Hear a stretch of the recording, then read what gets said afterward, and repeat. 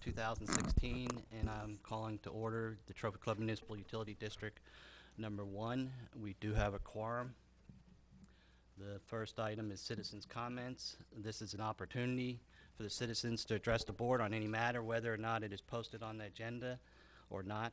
The board is not permitted to take action on or discuss any presentation made to the board at this time concerning any item not listed on the agenda. The board will hear presentation on specific agenda items prior to the board addressing those items. You may speak up to 3 minutes or the time determined by the president or presiding officer. To speak during this item, you must complete the speaker's form that includes the topics of your statement. Topics of the presentation should be limited to matters over which the board has authority. Presentation materials to be provided to the board or displayed in the meeting using district audiovisual equipment must be submitted in advance in accordance with District Order Number 2014-1204B. Is there anyone to speak? There's no speakers. Okay, I'll close that. The next item is reports and updates. Agenda 1, Fire Department's report for May 2016. A, operations report. B, volunteer recruitment report. C, status of fire station building materials. Maintenance. Not maintenance, maintenance, thank you. The first one is operations report. Chief, do you have anything on that?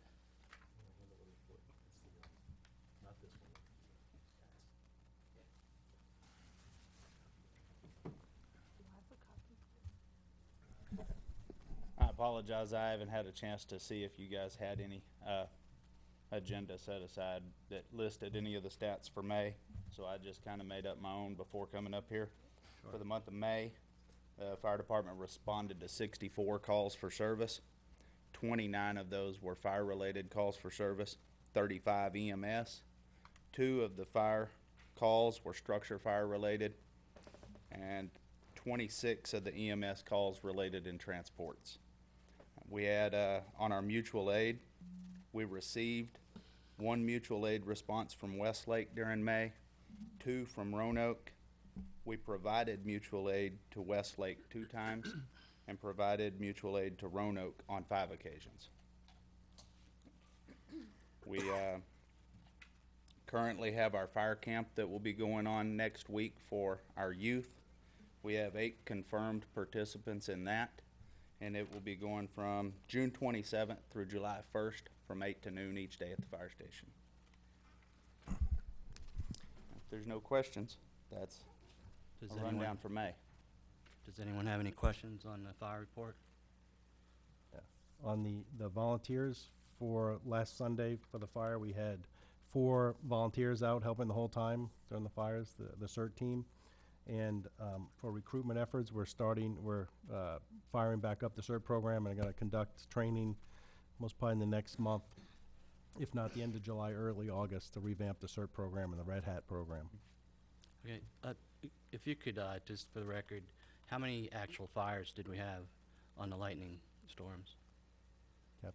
We had 3 actual fires that were related to the lightning. Yeah, I've heard numbers all over, that's why I asked. No, there were 3 actual confirmed fires. 1 was actually extinguished by the homeowner, and the fire department responded to that just to check, make sure that everything was good. And then the 2 that we had that were complete losses. Okay, and from this board, at least from me, I'd like to applaud the job you all did. I mean, there's like 3 or 4 calls within probably 15, 20 minutes of each other. We actually had 3 calls in the first 5 minutes. Okay. And they were the actual structure fires. The 4th one was, 2 actual structure fires in 3 minutes. And then 2 minutes after that, a fire alarm call. And within a total of 26 minutes, we had 4 structure fire calls. Wow. 3 of them actual structures. Okay, I noticed there's a staff memo in the packet from Donnie stating that all the fire gear has been inspected and compliance. That's correct. Okay. And how much gear do you have for each firefighter? 1 set. 1 set. So, I mean, I saw you out there. Everybody was soaking wet, so that one set of gear had, if we'd have responded to any more calls that night, everybody was in just nasty soaked gear. I'll address, there's an issue later, but I'll address the bunker gear at a later time. Director Wilson, do you have on item C? If, You have status of fire station building maintenance, who has Wilson? Yes, and we did get an updated list this morning, so let me pass that out to y'all. I apologize. Just take one and pass it down. Jennifer, can I ask Captain Sipes a quick question? Sorry? Can I ask the captain a quick question? Sure. How valuable was the automatic aid agreement? Did you have assistance rolling in from Roanoke and Westlake? Now, could you repeat that? Our automatic aid agreement with Roanoke and Westlake, how valuable was that to you with these fires? You know, it was pretty valuable, but I had to make some command decisions en route with the calls coming in. So I diverted Roanoke, who was responding with us. Westlake was not, because Keller had 2 structure fires working at the same time. So Westlake was already in Keller. I had other units coming. And it's, like I said, 2 of them come in together 3 minutes apart. So as we were responding to the Edinburgh fire, which was the first one that come in, the second one come in, and I diverted incoming units to it because Edinburgh had already confirmed over the radio that all occupants had evacuated, and we didn't have a confirmation of evacuation on the second one. So I sent units to that one because life safety trumps the property. You bet. Thank you. Mr. Director Rose? I want to commend the fire department and EMS for an outstanding job under what is clearly a very stressful event. I think you did extremely well. Thanks, sir. And I was out of town, but from what I've read, well done.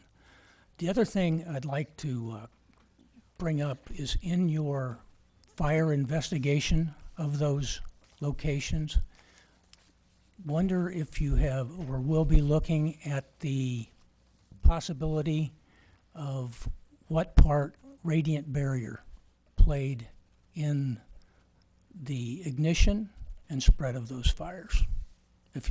I don't know if we have the capability to identify a source or that type of thing, but I would be interested. Okay. Point taken. Just out of curiosity, had the ladder truck. Do I I? saw, had the ladder truck do on the fire. I saw it on Edinburgh. It did well. Good. You know, I believe Flower Mound also had one up in the air on the Trophy Club Drive fire as well. It was either It was Flower Collie- Mound or, Colleyville. Yes, Colleyville. was it Colleyville? Yeah. We had a number of units, because I know when, on the Edinburgh fire, when I diverted units to the Briarwood, then I had to start calling. My second alarm was booked because Keller had fires going. So we just started calling units from everywhere we could, and everybody, we can't send anybody. Yeah.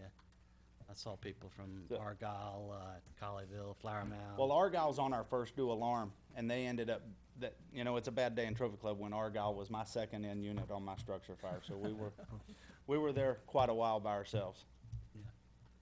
Okay, next item, does anyone else have any questions regarding A and B? Okay, next is 1C, status of fire station building maintenance, Director Wilson.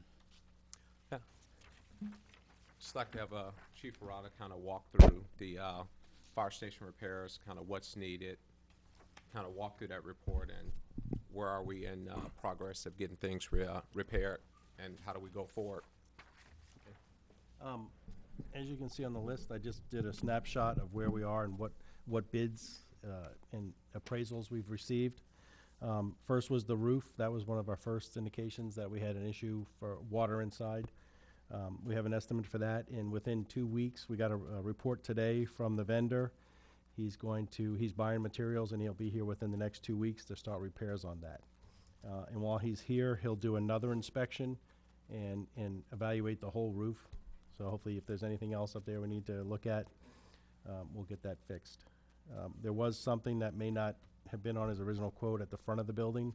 It's more of a roof venting system that's been leaking I think we've tried to caulk that, to slow that down, but he'll look at that for us. The air conditioning system, there are 4 active air conditioning systems within the building. One was for the server room. That was our first problem. We've addressed that. It was the coolant line that runs from the outside all the way to the unit inside the server room was uninsulated from the day it was installed. It's been causing condensation, dripping throughout all the insulation in the building from the kitchen all the way to the middle of the building. We've had that repaired, and it solved that problem. So we're letting the insulation dry out, and before we'll go back in and do some other work. But that unit, that single unit, has been repaired. The second issue we had was the upstairs air conditioning system was failing to cool the upstairs from day one. The air conditioner guy recommended expanding the return air vent from a 12-inch to a 24-inch opening, and immediately, once we cut that hole, the whole system changed upstairs. The restricted airflow was causing the unit to have condensation on itself, dripping water onto the floor right there in the storage room upstairs. So for the last 4 or 5 years, they've been putting buckets down to catch that. That has solved that problem. We had a little issue yesterday with somebody blocked the vent, causing the restricted airflow again, so we moved the box out of the way and we're back in operation upstairs. So the firemen are very pleased to have that fixed upstairs. Now all the rooms are cooling properly and that unit's been fixed. And that's what that $900 cost is. Actually, I think there's another charge. That's another $250. We're gonna get that bill paid here. So the total spent on the air conditioner system so far is about $1,150. Another issue was discovered with dripping water from the air conditioning vents. There are about 12 to 14 air vents in the first floor and 2 or 3 on the second floor that are restricted, have dual restrictions on them. They're this type, the small little grated holes. They, as you can see, these used to have restrictors on them, but they were taken out. So in the firehouse, they have 12-inch grills, and they were not insulated. They were the older type, and they have dual restricted. So the air was going into them and backing up there at the grills, causing condensation on the grills. And so they're all rusted, molded, and they need to be replaced with newer versions that are insulated. And the contractor is trying to locate those today, and we should have a quote from him in the next several days. But we're hoping that it comes in about $1,500 to $1,600 to replace all those, and that'll solve the condensation problem. So that's not on this list? That's that $1,500 you see in the estimate column for the air conditioning. Oh, thank you. And so, you know, that the only thing we've paid money out so far is the air conditioning and some plumbing issues. As you see, the next item is the sheetrock repair. We're holding off on that completely until all the items have been addressed and we can make sure that everything is fixed before we bring a contractor in to repair the sheetrock in the ceilings and do some painting to repair those stuffs. We've had a number of leaks, either from water damage from the roof leak or from the air conditioned condensation leaking through the roof. So once everything's dried out, we'll repair the sheetrock and then paint. So those are just estimates that we have. The electrical system, that's been the biggest. And the vendor, we've had 3 quotes ranging from $6,000 to almost $10,000. Now this includes the inside and the outside. All the lights on the outside need to be replaced. Inside we have 12 to 14 lights and several switches that need to be repaired. The contractors have advised us that these potentially go back from early on when we had the water leaks in the ceiling, water running down the cables, shorting out the light fixtures and or the circuits, the switches themselves. So they should be easy fix, but it's going to be expensive. So we just got our final bids in today, so that's why there's estimates here, but we can update that tomorrow. The lowest bid, I think, was $6,500 or $6,600. That includes the exterior lighting too. The locks, this estimate is just that. There's 2 doors that we would recommend securing with secured access, both keypad and key card. From the bay, 1 door by the laundry room, that would secure the facility from anybody entering the bay, cannot get into the main building. And the second one is the stairwell door leading from the administrative part of the building up into the stairwell and into the bay itself. securing that door. So if we left the hallway door open to give people using the training room access to a kitchen area down there, that small kitchen, they wouldn't have access into the living quarters or the bay from that. And then there are several locks within the building that are either wrong or not, have no internal mechanism at all. So we have 2 storage rooms that have locks on them, but there's no internal mechanism, so we need to replace that. And so that's what that estimate is. It could go a little bit higher on the key card access. That's just an estimate. IT is working on that now to get the system that our cards work on to make sure that we get the appropriate system. The vehicle exhaust system, that estimate is just that. Currently, we have the old system that was removed from the old firehouse and brought into this building. The system was designed for a single-story back-in building. We currently have a drive-through 3 times the size building. So we're under capacity to meet the extraction of the exhaust fumes from the building by the use of this system. The system is maintained annually by replacing the filters, but we're way under capacity to draw the air out that we need to make sure that the exhaust fumes do not flow into the main building itself. Was that just exhaust fans? They're filtering devices. There's 4 of them on the ceiling. We need a minimum of 6, possibly more, or go to a completely different system, which would attach to the exhaust pipes themselves, but with magnetic connectors. So when the engine pulls out, they're on a track. As the truck drives out, they pop off and it exhausts out through the roof. Yeah, I remember when we looked at buildings, and Jim Hayes was with me, went to Colleyville, and they had the drop-down hoses that pull up.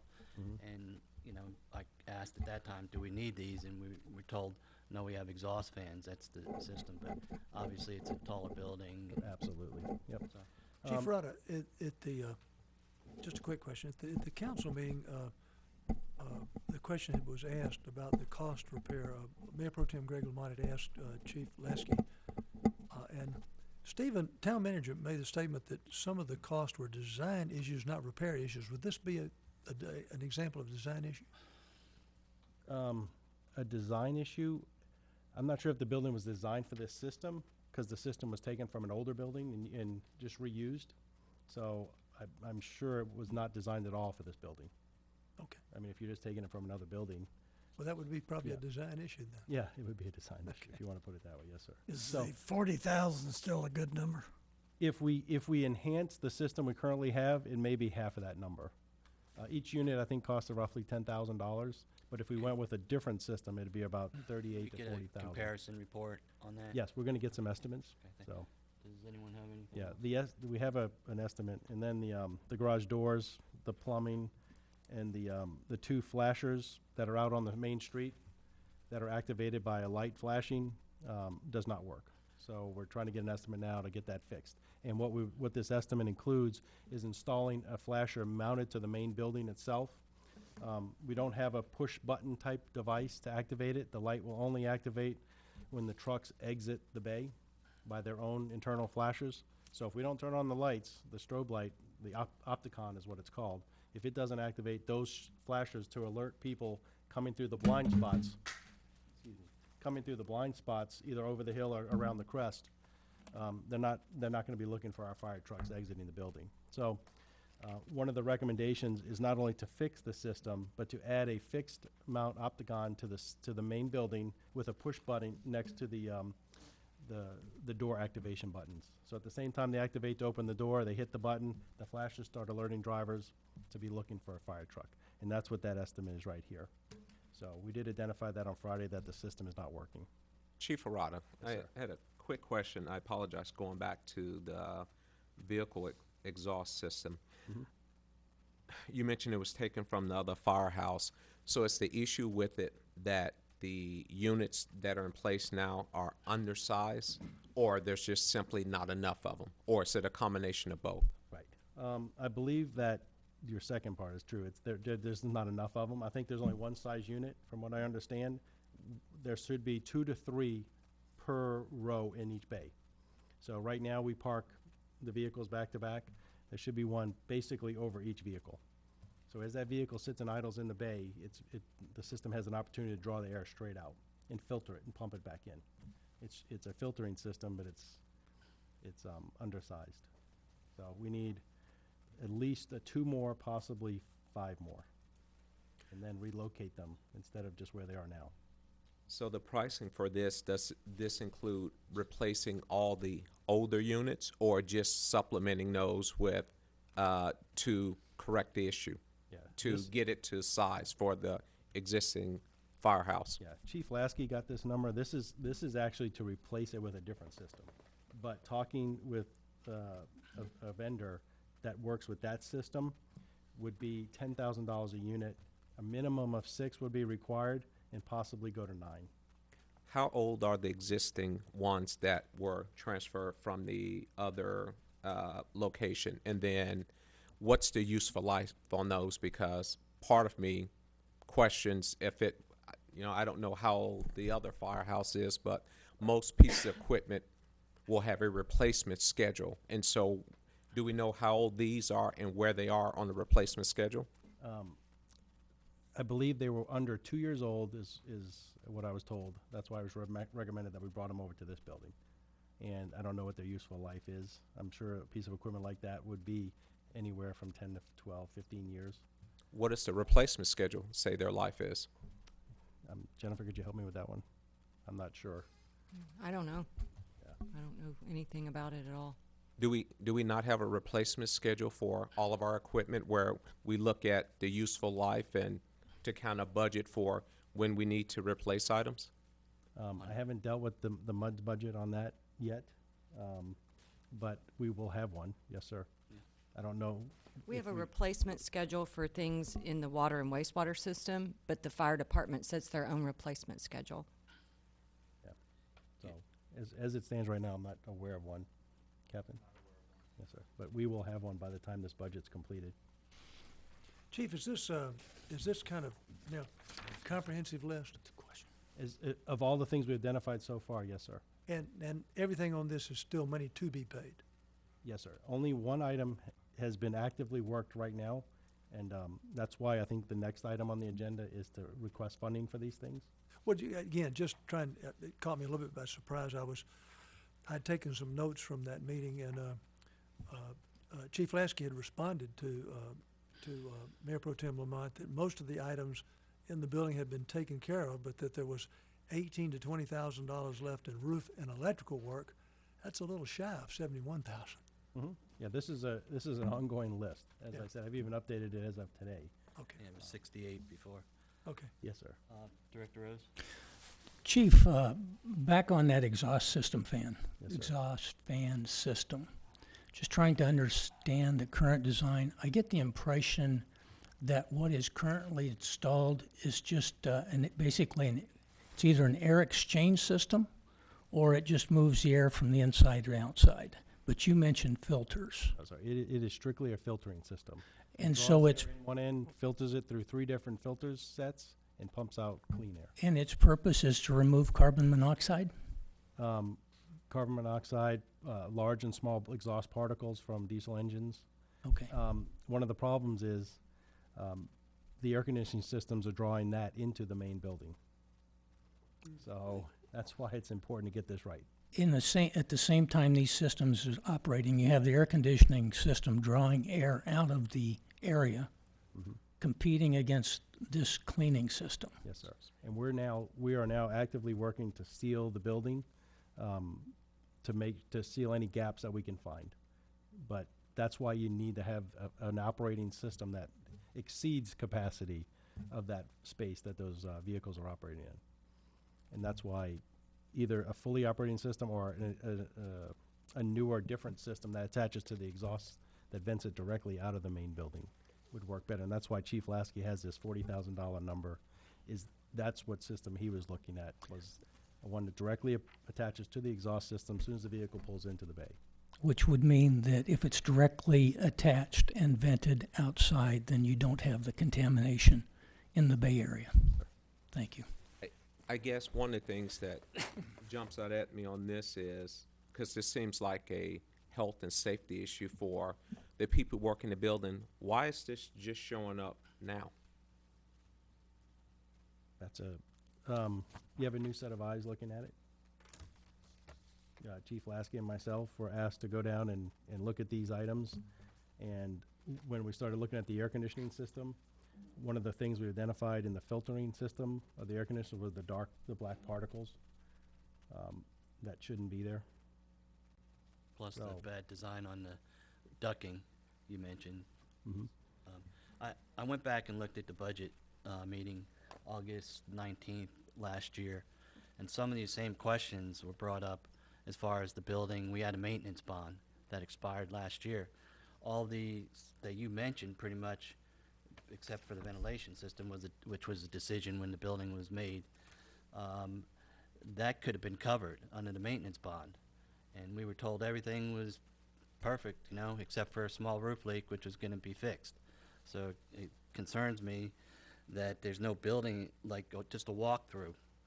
I mean, back in the military days, you go through, you do a walk around on planes, or you walk through the ships and stuff, and you fill out a report. Okay, hey, window leaking. You fill that in and run it through the channels. I think, are we looking at putting something like that in place? Absolutely. Okay, so We have it's already. reported, because, I mean, if I went down there and there's a big leak, which you mentioned on the AC, if that's a place I'm working, I'm gonna mention that to someone, not wait until, man, that leak's gotten pretty big, Yes, you sir. know? So it concerns me that people aren't reporting issues, and I've heard, oh, the neglect by so-and-so. Doesn't matter who's blame, let's No, get it fixed, but there has to be a process in place that those issues need to be reported and then, you know, checked upon, making sure they got taken off. There's a lot of money invested in that fire station. Absolutely. And we've set it, Chief Lasky has set in place, Captain Sipes, to be the maintenance person for the building, and not totally responsible for everything, but to make sure that we have a routine maintenance done, and any reporting up the chain goes through him. Any captain can handle any issue, correct? But he's to make sure that he's our point of contact when there are issues. Yeah. So everybody gets the same notification, management, everybody, and we're actually building a preventive maintenance schedule. Good. So all these things are included, all these things are taken care of, and nothing should go unattended. We do have a 5-plus-year-old building. We are coming upon some routine maintenance items, like the plumbing is routine maintenance. You know, like all of our homes, toilets need to be tweaked, faucets need to be changed. I mean, wear and tear items are being addressed also, and those are not mentioned here, but we are dealing with them, but they're routine maintenance items. Yeah, like So- filter changes or something like that. Absolutely, Yeah. yep. Yeah. Okay. I guess I just find it disconcerting. I've heard a number of items you've mentioned have been here from the very beginning, and I guess this is probably more for the captain. I guess how did these issues go along so long without ever being reported? I presumably, and I'm not sure, sir, how long you've been working in the firehouse, so it's somewhat presumptuous of me to assume you've been there the entire time. So I guess my first question would be, have you been there the entire time, or the majority of the time? And if so, how did we get to the point to where 5 years later, these things are really just coming to light? I have been here the whole time. I started with the fire department in 2006. Captain, need to come up to the mic.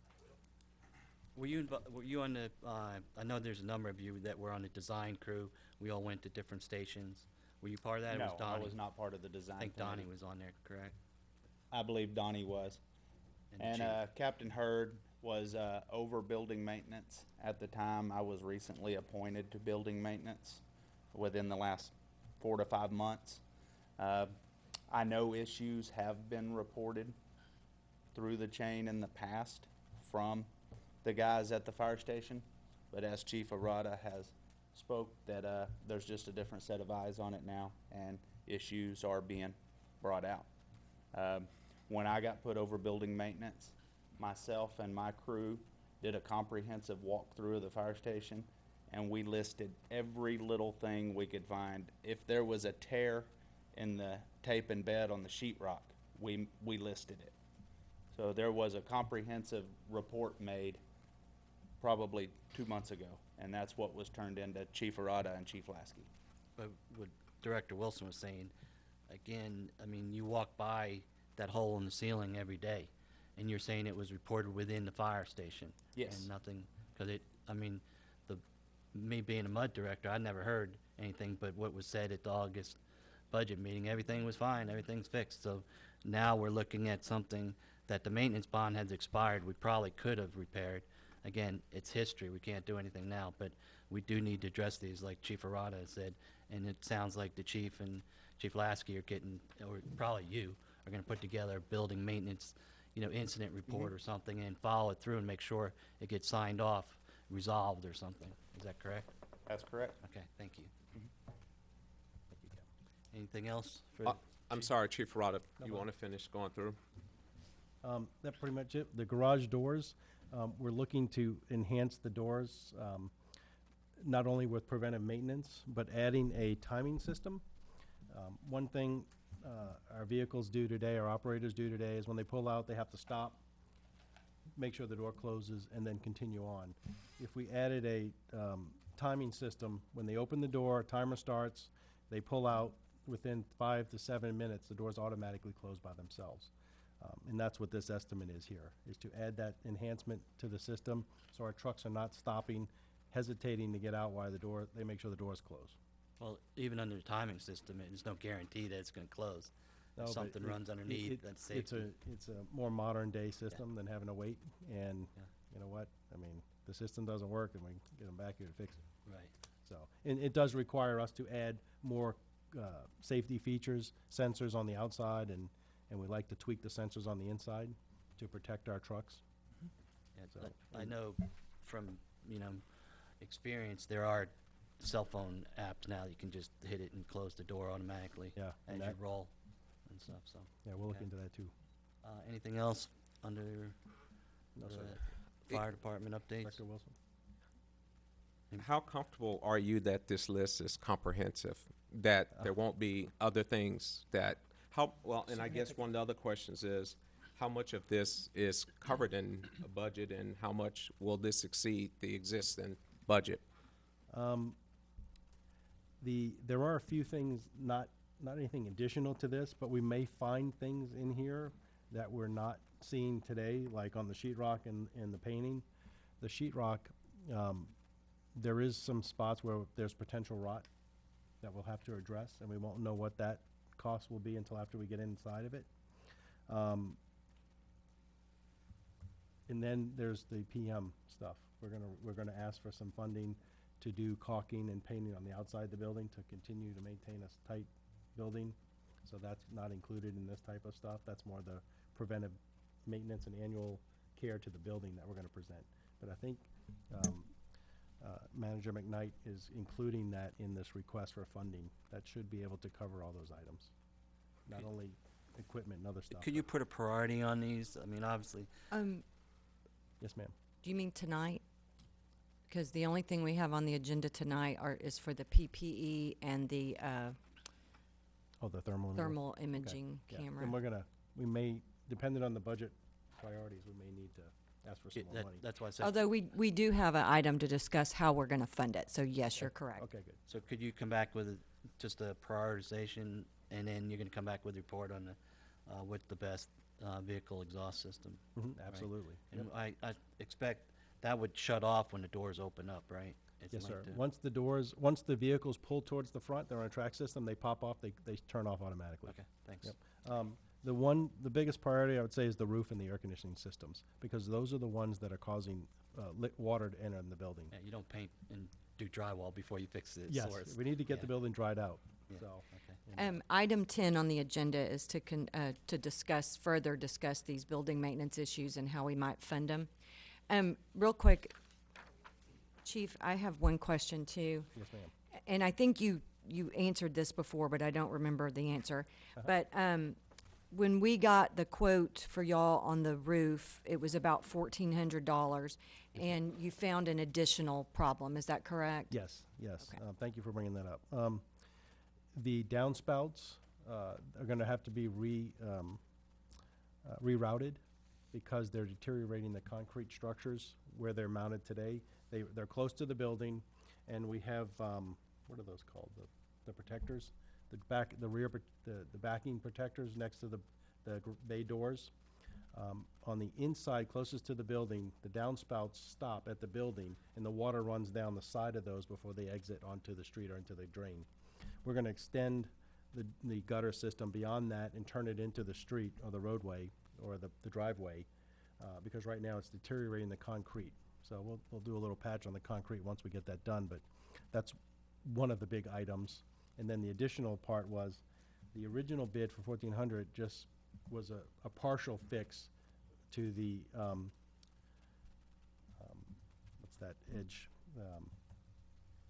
It's a metal roof, the flashing, to repair the flashing. The whole strip from both sides of the building, the flashing needs to be cut into the mortar and the brick to seal it properly. And so that's why the water's just running down that wall and into the building. Did they ever replace the ridge cap when it blew off during that one storm, or did they just bend it back and seal it? No, it was replaced. It's replaced? Okay. Yeah, we did find a lot of old damage that was done back in the beginning. And that's what when we paint, we'll fix those things. But those are not currently problems, especially in the bay. You look up in the bay, you see the paint peeling off where water had gotten there originally.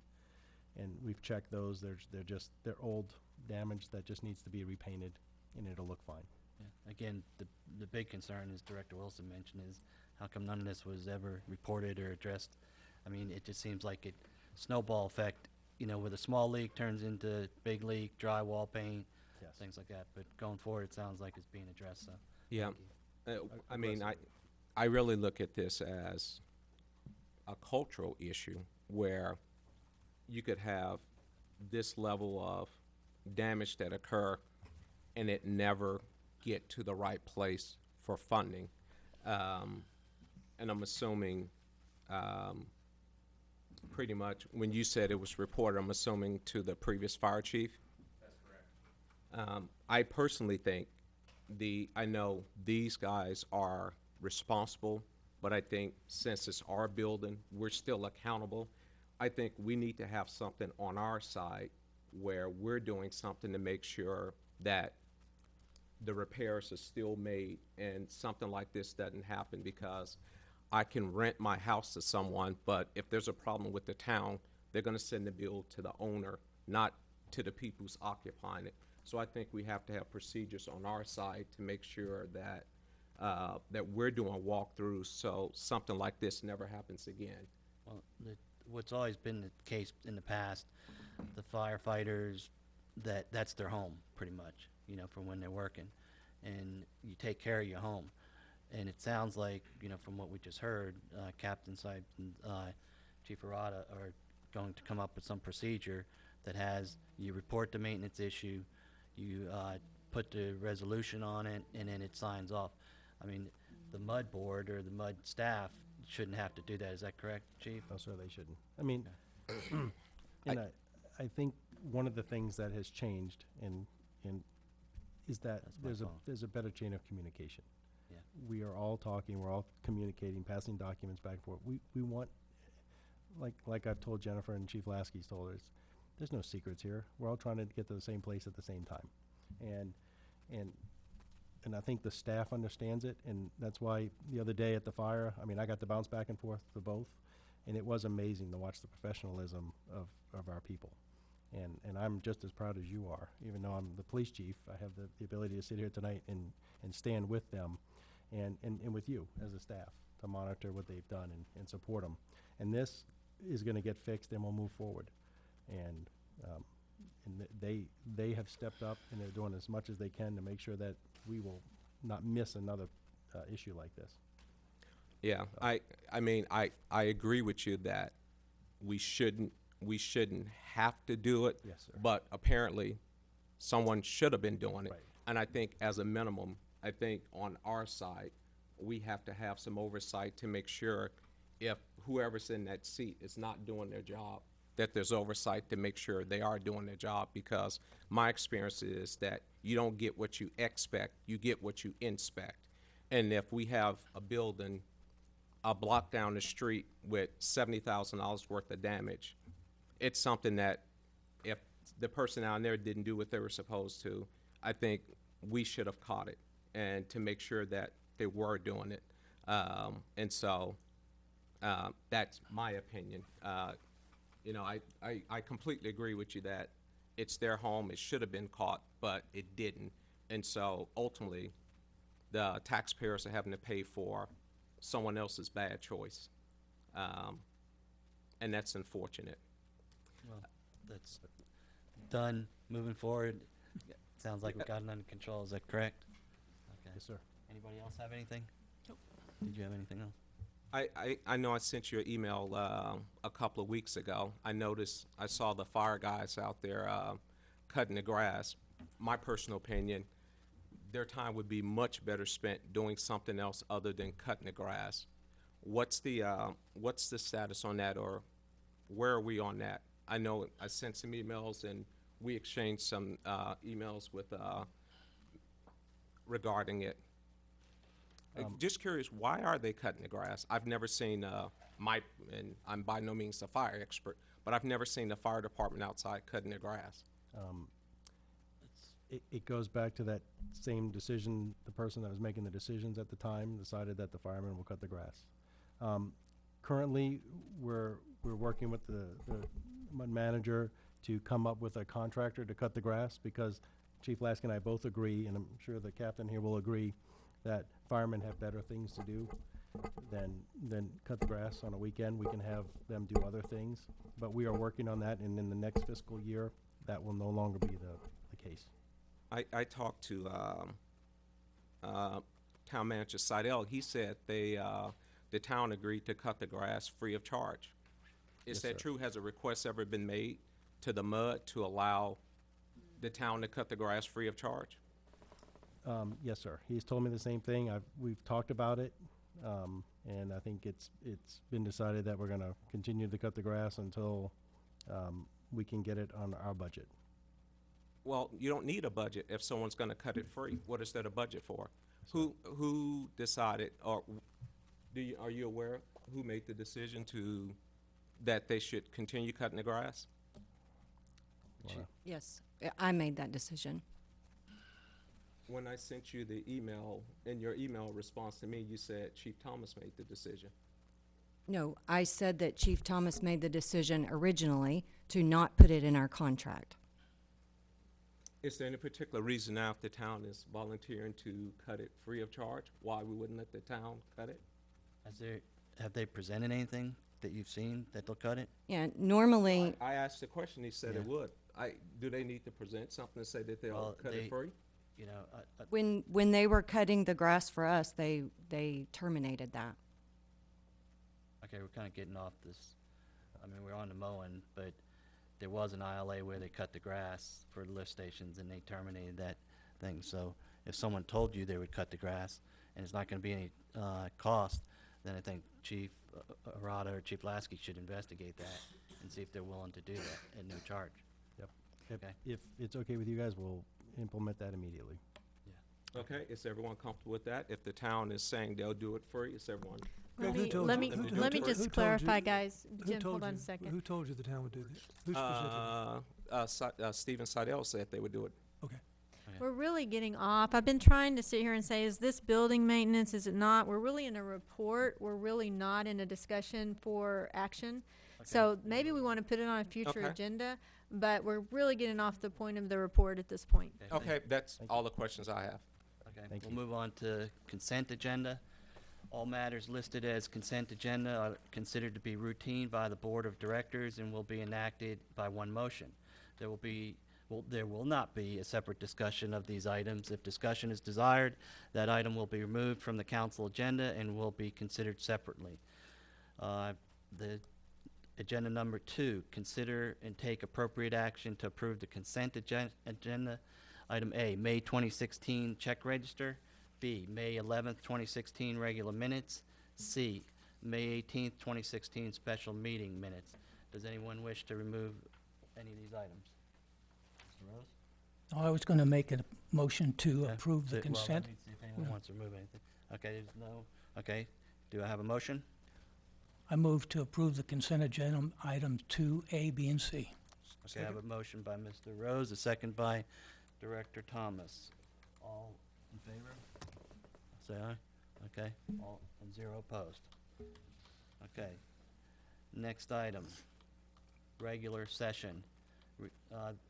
receive remarks from incoming directors, and that would be Director Rose and Director Wilson. This was actually, should have been done at the last agenda, so I apologize that it was, wasn't done, so. Mr. Rose or Mr. I will start off by deferring to the person in place one, Okay. Director. I just want to say thank you for all of those who supported me in my run for place one, and I will do my best to uphold the promises that I made when I ran, which was to make sure I act, and to the extent that we act in a way that inspires trust through transparency, and I would encourage you to hold me accountable if I fail to live up to that promise. Thank you for your support. Director Rose? Thank you. Well, 2 years ago, the MUD customers began telling me that I should be a MUD director, and I said, I don't think so. A year ago, those asking and telling me that I should run for a position increased dramatically, and I continued to resist. By the time I had completed the rate appeal petition filing, one thing was obvious. Our customers, and I say our because I'm here now, our customers were not happy with the MUD's attitude, direction, or performance. Subsequently, my lovely wife Dee and I had many discussions about MUD issues. She agreed that changes need to occur. Those changes had to start at the director level. Someone needed to step up. Let me be perfectly clear. Being a MUD director, just like being a town council member, was never on my bucket list. My I Love Me wall was completed 40 years ago. Dee and I both have a history of service, and she agreed that I should run for office. So I say thank you to my lovely wife and all of those who requested, encouraged, and supported my campaign. You wanted change, and you were willing to go to the polls and make that point abundantly clear. Considering the active opposition of several MUD directors to my candidacy, the ensuing successful results in the 62 to 77% range were frankly surprising. One conclusion is inescapable. Our customers are very unhappy with the old MUD. For me, that point was driven vividly home immediately after the polls had closed. I was out picking up signs, campaign signs, and a gentleman stopped me. He wanted to know how the election had gone. I explained that early voting results were in, and they looked favorable. Final results were not in. The very next thing he said was, "Great, how long before we can start seeing some changes?" The vote wasn't in, wasn't complete, and he's already looking for change. Gentlemen, our customers are looking for change. Change in our attitude, change in direction, and change in our performance. I made one promise in my campaign. My focus, my actions, and my voting will be based on three things: honesty, transparency, and fairness. There are a lot of things that the MUD can do, but just because the MUD can do it doesn't make it right. For example, we can charge for services we don't deliver. I don't think those charges are honest or fair. Charging for services not rendered is simply not the right thing to be doing from my perspective.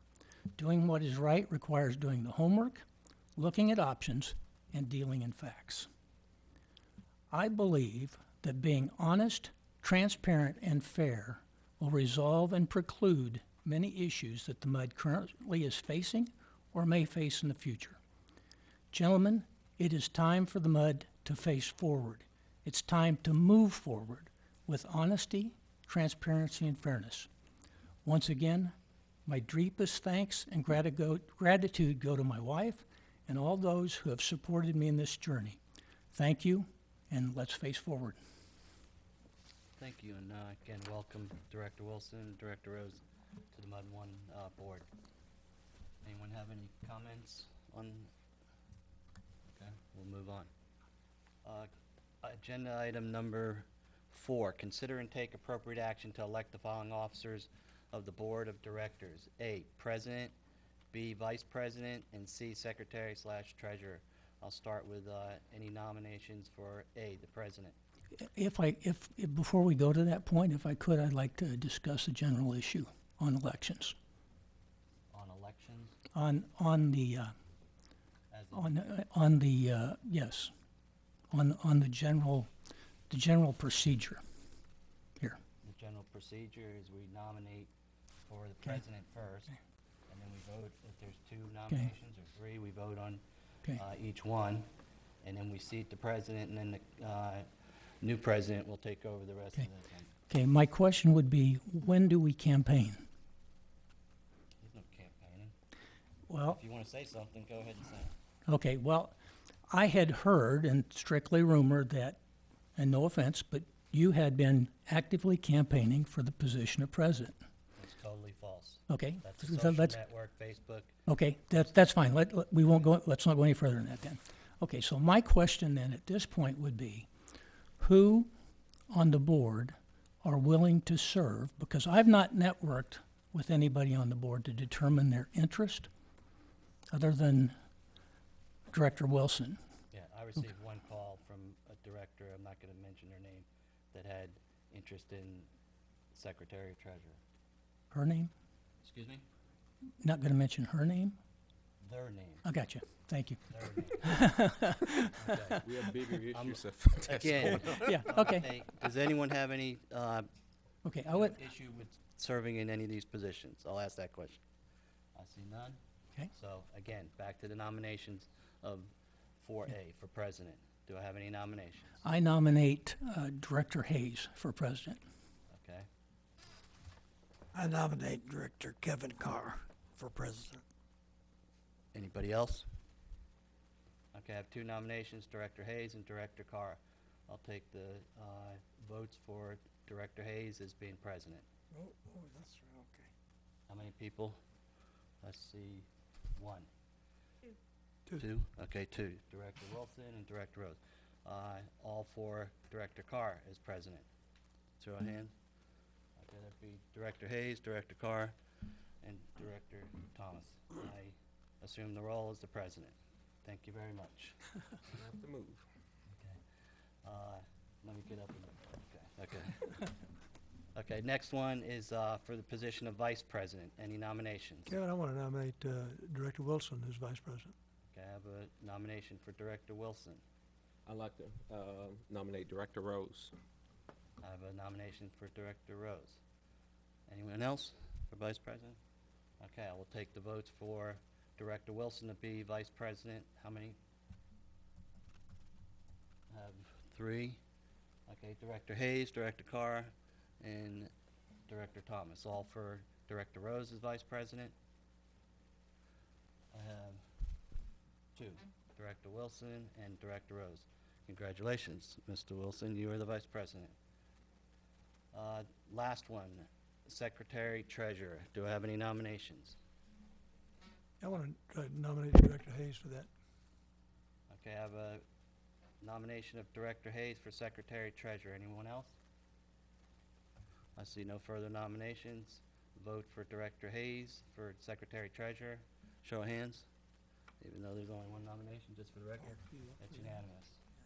Okay, so for the record, Director Carr will be president, Director Wilson will be vice president, and Director Hayes will be secretary/treasurer. Congratulations to you all. Kevin, may I ask a question? Sure. Bill, I'm real big on accountability. Who did you hear from that said that Director Carr was campaigning for president? Who specifically? I had more than one person give me that information, and I will not divulge it at this point. Thank you. Don't believe everything you heard, because I'm here to say it's totally false. Okay, next item, agenda number 5, obtain statement of commitment signatures from Board of Directors confirming District Code of Ethics. Do we have something on this, Jennifer? Yes, I have the statements of commitment for you all to, I'll just hand them out to you. You already have your names typed in, so I gotta find each person. Again, these are just acknowledging the Code of Ethics, or is that correct, Pam? Yes, it's a statement of commitment to the Code of Ethics. It's not agreeing with them, it's just acknowledging them, or? Well, it's a statement of commitment to them. You want a The signature? code of ethics has already been approved by the board. I can say that. It is in place as a approved policy of the board, approved code of the board. But this is a signature signifying that you are committed to those ethics that have been approved. I make a motion that this item, that no action be taken on this item, and that the following item be placed on the next regular agenda. Consider and take appropriate action concerning District Code of Ethics. Okay, I have a motion by Mr. Rose to basically table this issue. Is that correct? To one, table it, and two, to place an item on the next regular agenda to consider and take appropriate action concerning District Code of Ethics. If I get a second, I'll speak to it. Do I have a second to that? I'll second that. Okay, do you want to discuss it? Yes, Okay. I'll speak to it. I've read the Code of Ethics. One, I find items within it that, first of all, the question of, within the Code of Ethics itself, of possible Open Meetings Act violation.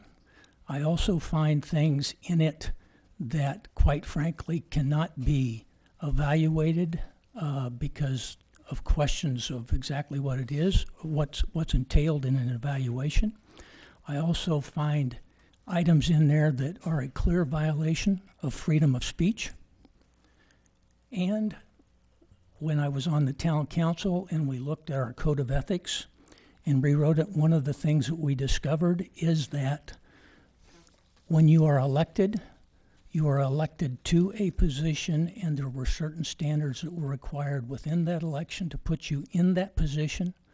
There is an ethics statement that you sign, if I remember right after you're elected. And anything other than that is a restriction on your ability to perform your responsibilities when you were elected. So for those reasons, I believe that this needs to be rewritten. And I quite frankly will not sign this. Any other discussion? I wanted to ask a question. I got the impression that it was spelled out in the water code that a mud board should create a code of ethics. Is that right or wrong? That's correct. It specifies that you will have a board, that you will have a code of ethics. Your board shall adopt one. Yes. So does it specifically say, you're talking about 49.199 or something? That's right. Okay. Does it specifically say what needs to be in those code of ethics? Certain things do. We have more in ours than is required under the water code, but certain things do have to be there. Can you articulate what those certain things are, please? At a minimum, a policy relating to travel expenditures and a policy relating to district investments. That the general provision applies to district officers, directors, employees, and persons who are engaged in handling investments for the district. So you've got this specification regarding travel expenditures that would pertain to everybody.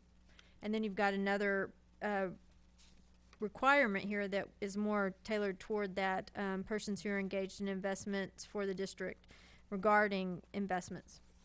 So it appears to be primarily financially related, people who have a fiduciary responsibility as it relates to handling the MUD district funds? Not primarily, but partially.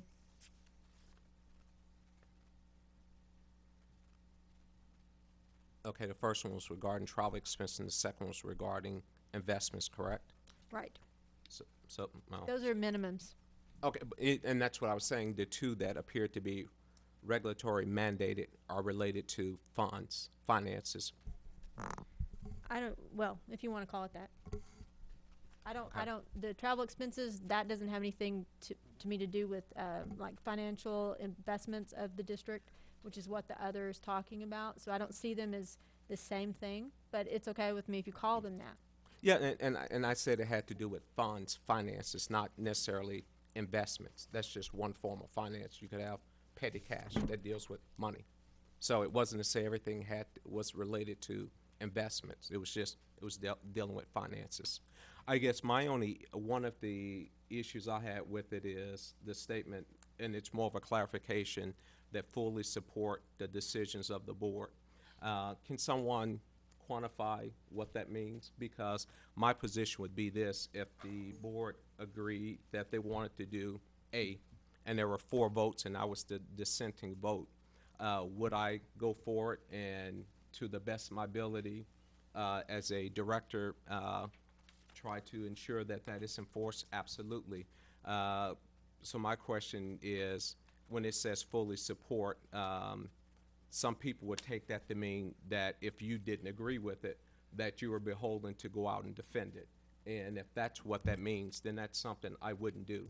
So if 4 people said, I want to go do A, and I felt A was the wrong thing to do, and someone asked me, what did the board say? I'd say, well, this is what was voted. And they said, what was your position on it?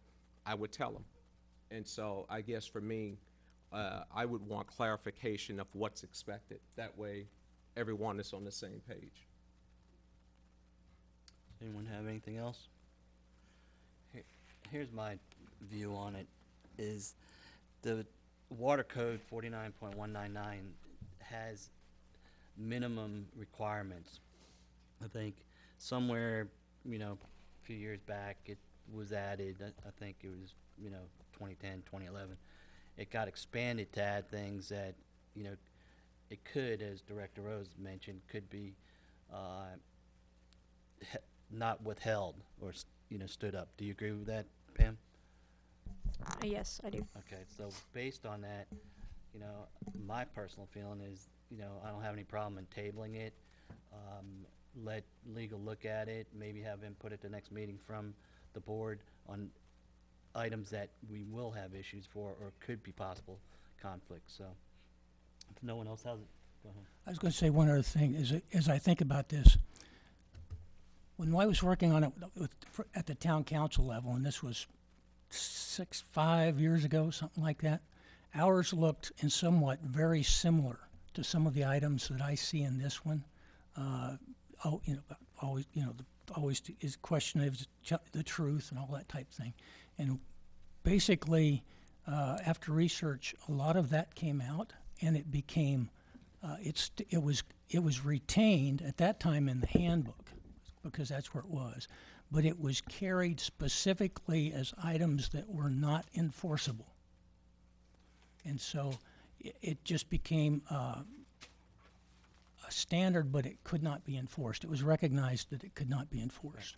And so I'll be more than happy to work it. That's Yeah. why I said, if we come back next meeting, bring up the issues that you have, the items, and let legal look at them. Okay, can you go into a courtroom and make it stand? And that's, so if anyone else have any more discussion? Yeah, but I think Bill's making some really good points. And, Bill, if you'd be willing, if you could feed your comments over to Jennifer to give to Pam, I think that would be helpful. Just to carry, I could draft, basically take the town's draft and give it to you. The question that I have between what the town has and what the Mudwoods have is we put in the charter an ethics commission, and the Mud doesn't have that, but there are cities around South Lake, for one, that doesn't have an ethics commission. So I'm looking at that point at the process that goes through. The one thing that I'll return to, this is a mud board. We have to do what the water code says. The water code in the chapter that I mentioned has the requirements. If we stick with that, the town, from what I've heard from a couple people, is their ethics policy there can't even hold water. There's a lot. So we need to come up with a document that is sound and that we can go into a courtroom and, not have any issues. Does So anyone- it's not necessarily a matter of what would be a document at litigation, although it could be when you talk about going into a courtroom. You're going to find across the state all kinds of variations in code, what's considered a code of ethics.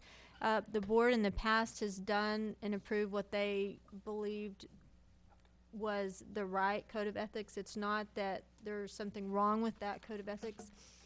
Jennifer had mentioned to me about redoing the code of ethics, and we certainly can do that, and we can make it a minimum of what meets the water code standards. We certainly can. And there are a number of things, I mentioned I think 2 of them, but there are a number of things that have to be in there. and we certainly can trim it down to that if we choose to do that. I'd rather us have a discussion and the board give direction Okay. about it, and then we can go forward with what this board wants to set in place. My experience from the state, at the state level, was that when you use the term ethics, it's basically financial or nepotism, if I remember right. And when you get to the code of conduct, the other things come in. We have a That's it. motion, we have a second. Did you understand the motion? Okay. Any other discussion? I'll call for the vote. All in favor of tabling this, and I'm shortening the tabling to the next meeting. I have that we Chair were moving it to next regular meeting for discussion, further discussion. Later said The motion was move that no action be taken on this item and that the following item be placed on the next regular agenda. Consider and take appropriate action concerning district code of ethics. the vote was unanimous, so passes. Okay, next one. Item 6. Let me say on that item, there's no problem, because the water code mandates that you will have a code of ethics, you still have a code of ethics. I want to make sure everybody rest assured the code of ethics is still in place, and we're just going to talk about revising those, and then when directors are ready to sign those, they'll do that at that time. And you have a note to bring it up on the next agenda, correct? Okay. Okay, agenda number 6, consider and take appropriate action regarding the hydraulic model and distribution system capacity study performed by CP&Y Inc. Mr. Rose. Let's start with a motion. I move that the general manager is directed to have the hydraulic model updated. If I get a second, I'll speak to it. I'll second it. Okay, Director Rose made a motion, or Vice President Wilson made the second. Okay. I think most of the board, at least, are aware that I feel that the current hydraulic model and distribution study that was accomplished is, I'll say, incomplete or inaccurate in several areas, one of which would be the relationship of population and the number of connections that are used. I could pull up the document and go through it page by page and explain the items. Maybe I should do that.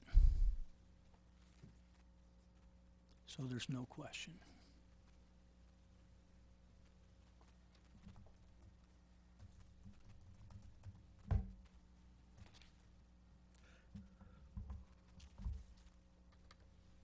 Jennifer, didn't those two numbers come from the town manager? No. No? Originally, the population did, but then the committee revised the population and the number of connections and went with less. Yeah, the population, from what I remember, was incorrect based on the prior years. Okay. 8,000 to 13,000 one year. On page 7, I'd like to see that the population connection data is corrected and accurately projected. On page 8, I have a note that the connection points must be accounted for. On page 9, we need to use multifamily data where it's appropriate and get granular in our calculations. Also on page 9, there's no allowance in this study for conservation measures that could be implemented to reduce the requirement for the water. I think we need to be addressing conservation measures. I think we have a goal, but conservation is always less expensive to do than to put in new structures, and so I think we need to factor conservation in this. On page 10, there is no discussion of peak hour flow from Fort Worth. We talk about, I'm going to do some of this from memory because I'm not going to pages, I'm just pulling notes. Bill, please forgive me. I'm sorry. Okay. I didn't understand what you said. No discussion of peak hour flow from Fort Worth, Thanks. which drives capacity in the line. I'm looking now at the capacity. I'm looking at two things at the capacity related to the line itself from from the Westlake tie-in, our line over to here. There's, I believe that, Gil, you calculated 6.6 as a max on that line. In discussions on a tour that Director Wilson and I took a few days ago, was made mention that the max hourly flow that had been achieved was 10 million gallons per day, that flow rate. If you can do that for a day, for an hour through that line, then you should be able to come close to that number during a 24-hour period. You should be able to get that 10 million gallons a day, which causes, Can you, I mean, rather than go into detail, can you summarize the point? yeah. Okay, so looking at the line, 2 points. One, you talk about age, 40 plus years. I need that validated against that, and that it's reaching a lifespan. I need that validated against industry standards because I've seen things talking about 150 years. Page 10, update with current information. Once again, talking about max gallons a day. We'll forget the question on page 11.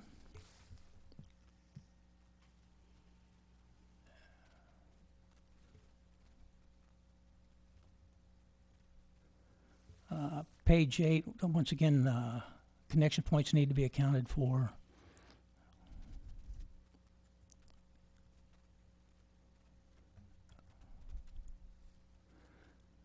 On page 13, once again, we're getting into the granular needs, looking at granular requirements.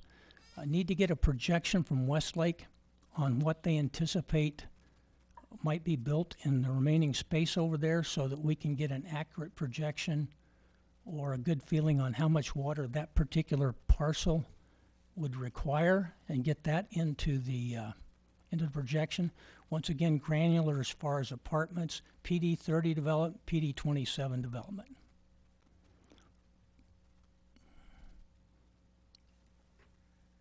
I'm concerned that the questions you've raised don't come for free. Well, And is it, if I may continue, I have a few more. okay, go ahead. Page 14, well data.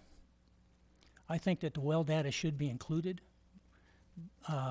Barring data should be included unless we have data showing that that aquifer is going dry. If we don't have anything showing that that aquifer is going dry for us, then I think that well data should be included. It's a known fact that surface water in North Texas is insufficient to supply future demands, and I've found that as cities move off of wells to surface water, some areas are reporting that aquifers are refilling. Yeah, you going into detail, if you could just list the items and rather than what you found or. Okay. Kevin, look, the aquifer is not the issue, it's the pumping ability of our pumps. We can only pump so much, Again, so we're not, much per day. yeah. I We're think not the other debating. thing about aquifers is that the shallow one is going dry, the deeper one still has water in it, but it's not fit to drink without mixing it with more fresh water.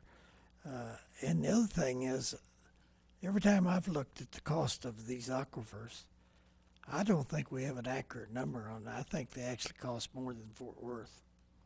I think you and I have talked about this before, Renee, and you know we had what's the fellow's name that left, lives down Roanoke, used to be superintendent of Adrian. Adrian.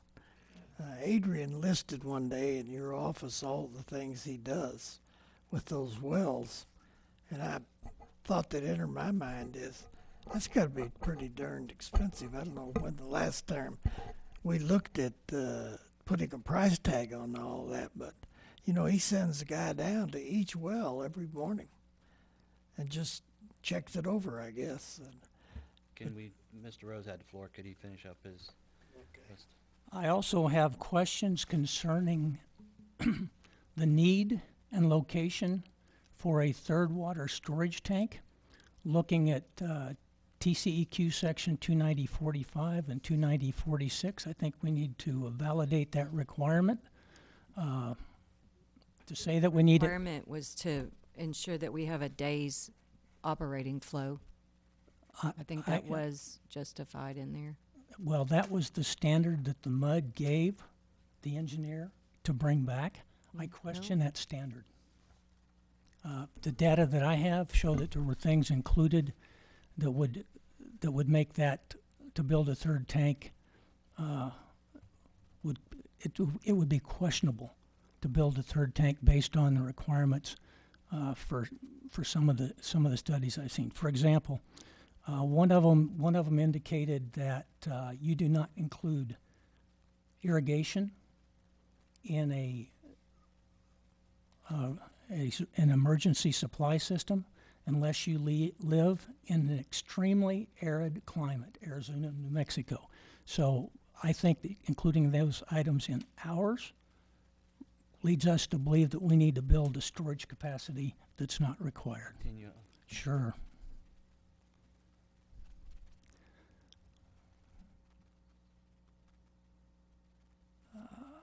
So, and also looking at the location, if we need to build a ground storage tank, we need to look at the size and also the location. I know you were told a location over here by where the current police department is. My question is that the only location that's available that we would be able to put a ground storage tank? For example, could one go in the fenced-in area if it was reconfigured, the items that were in there? And two, could one go over by the east ground storage tank?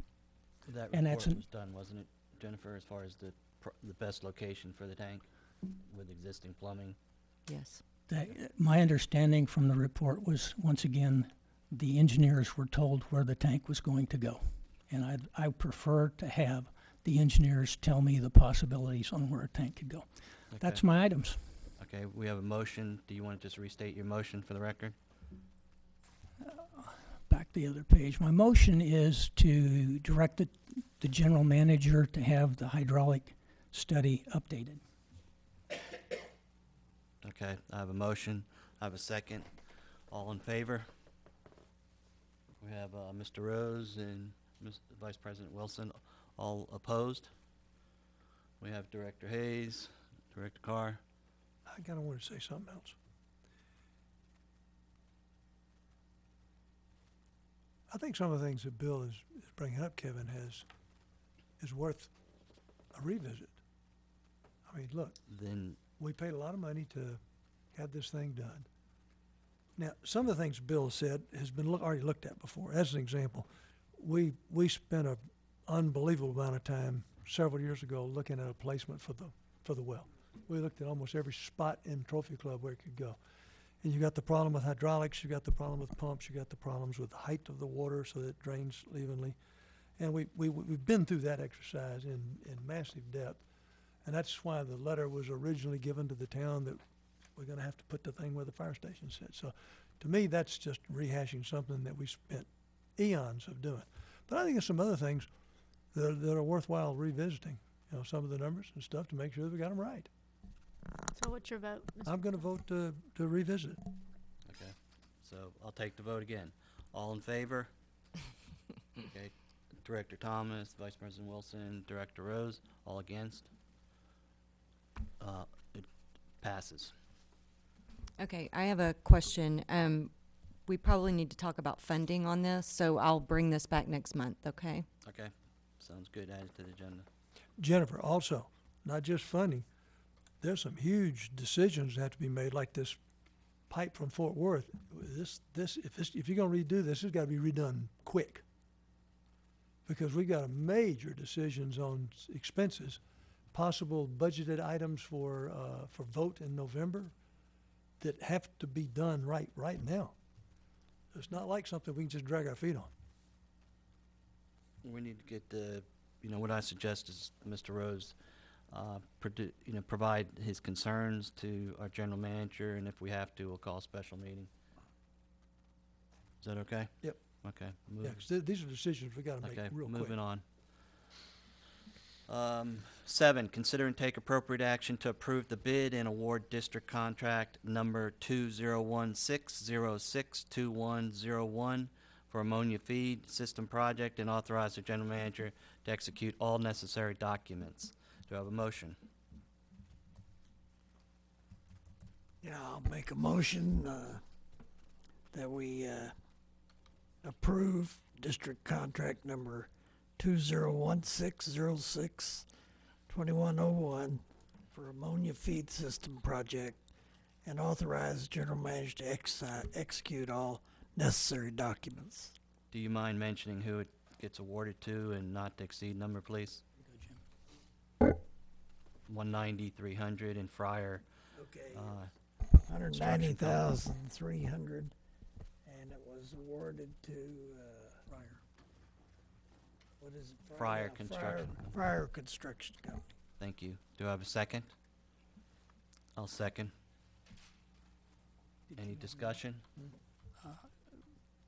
Could I have the motion again? I want to make sure that we need to include authorized general manager to execute all necessary documents. Was that included? Yeah, Yes, that he was said in the Okay, motion. thank you. Okay, I have a motion by Director Hayes, a second by myself. And any discussion? Yes, Okay. let me scan this thing up. The one question I had was the location where it was going in the storage area. I wanted to make sure that that was located in a location that was pretty tight to the current buildings. We were out there during the display the other day. I wanted to make sure it's located in tight because I don't want to create a possible conflict for a future water tank location. Mike, you want to explain why you It's chose actually that? right now our location is actually between one of our water tanks and our barn, so there's nothing else that could actually you Okay. couldn't fit a water tank in that area. But it's going to be on the, let me get my directions. It's going to be on the south side north of the side. road, Or- but it's going to be close to being adjacent to the current building where the Pretty close, I chlorine would sto- say, within Out 50 by feet the of it. curb there. Yeah, but it's on the same inside part of that curve. It's not on the other side where the storage barn's at. No, the well and the storage barn on the other side of the curve. It's the over road. on the side where the existing building and the tanks are now. Thank you. Any other discussion? Okay, I'll call for the vote. All in favor? That's unanimous. Okay, agenda number 8. Consider and take appropriate action regarding design and construction of 9/11 Memorial at the District Fire Station. I believe Councilmember Pero, you had something? Could you just Mr. state, President, could you just state your address just for the record? Jim Pero, 8 Brookfield Court, Trophy Club, Texas. Can I interrupt just a minute? Yes, sir? Did you all get agended for this meeting? Yeah. I mean, you have your own agenda? Thank you. You're posted possible. That's good. And Thanks. I'm here today as a resident, not as a council member, just to be clear on the record. As some of you know, this particular project has been something I have been involved with since January 25th, when I contacted Congressman Burgess and sought his intercession to secure a artifact from the 9/11 steel that was still left in New York, if any. And working through Melanie Torres in his office, over some weeks, I was able to work with your general manager, Jennifer McKnight, to get the appropriate paperwork submitted to the Port Authority of New York and New Jersey once the council had determined that the Veterans Memorial and the new town hall were not the best locations for this artifact. And so we have been pursuing that ever since February the 10th, when the initial request went in. And I want to begin by thanking Congressman Burgess first and foremost. I am confident, were it not for his intercession, after 15 years this September of this steel being distributed around the country, that there wasn't a whole lot left. And that were it not for him getting involved, we wouldn't have that artifact that we have on the table here tonight and being prepared to be installed permanently in front of our firehouse to remember the 343 firefighters who died, along with the thousands of others whose lives were taken by the radical Islamic jihadists who flew into the buildings. In any event, I am hoping I've been talking with Jennifer, and we had a meeting on the 16th in which Jennifer and Carrie Schultz were in attendance, and we talked about the creation, the design, and the building and installation of a memorial to be in place this September 11th. Even though the MUD didn't have the financial resources to do so, I committed to her and to you tonight that it will be paid for, and you do not need to worry about where the money's coming from. Most of the work I have been able to secure will be designed and installed at no charge by Tignall and Perkins, and Tom Rutledge and I have been discussing it for some weeks now.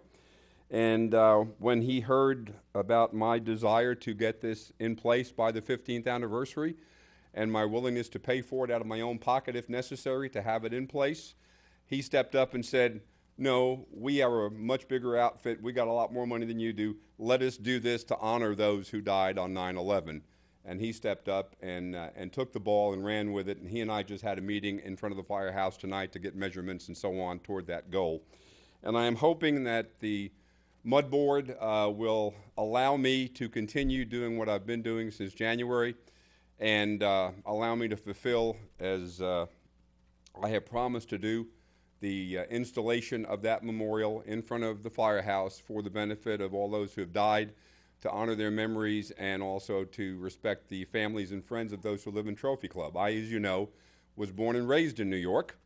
I spent many days and hours at the World Trade Center while it was still standing.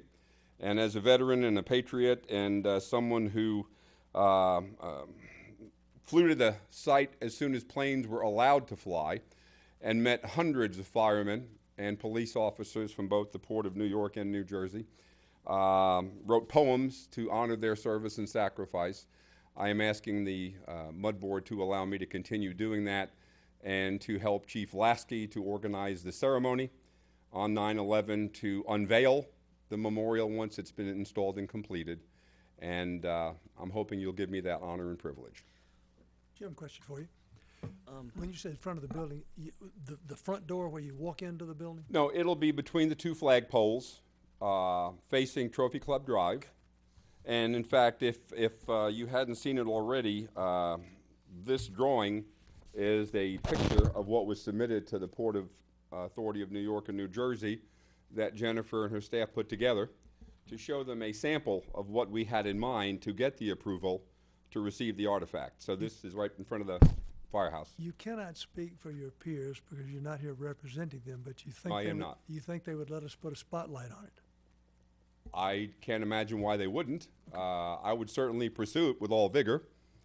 And we can either spotlight it with solar panels, solar lighting from the flagpoles shining down on the artifact from above, or possibly some solar lights and some proposed decorative bollards that would sit in front of the artifact and shine up on the plaque and the artifact itself. And Jim, what I'm thinking, it's such a neat piece of, I mean, I just really compliment you for going and getting that thing, and it's such a neat recognition.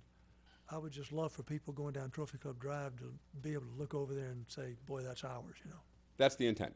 That's why we picked that spot, because it is so visible to everybody coming and going in and out of our town. Yeah, I don't know if you mentioned, but it's sitting on the table there. Yes. Yeah, so, do you have anything else, Jim? No. Okay, first I appreciate the work you've done on this, being born in New York and lived in Long Island for a number of years. You understand? Having friends that were lost in that, you know, it really is touching. I make a motion that we authorize Jim Perro to obtain a draft design and bring back to the board for approval with any expenditures that will be involved. Second. There will be no expenditures, I assure you. I've made the commitment to take care of Just in it. case, I put it in there. Okay, Second. I made a motion, Director Thomas seconded it. All in favor? Discussion? Discussion, go ahead, sorry about that. In our, there was a design in our packet which resembles the picture that you held up.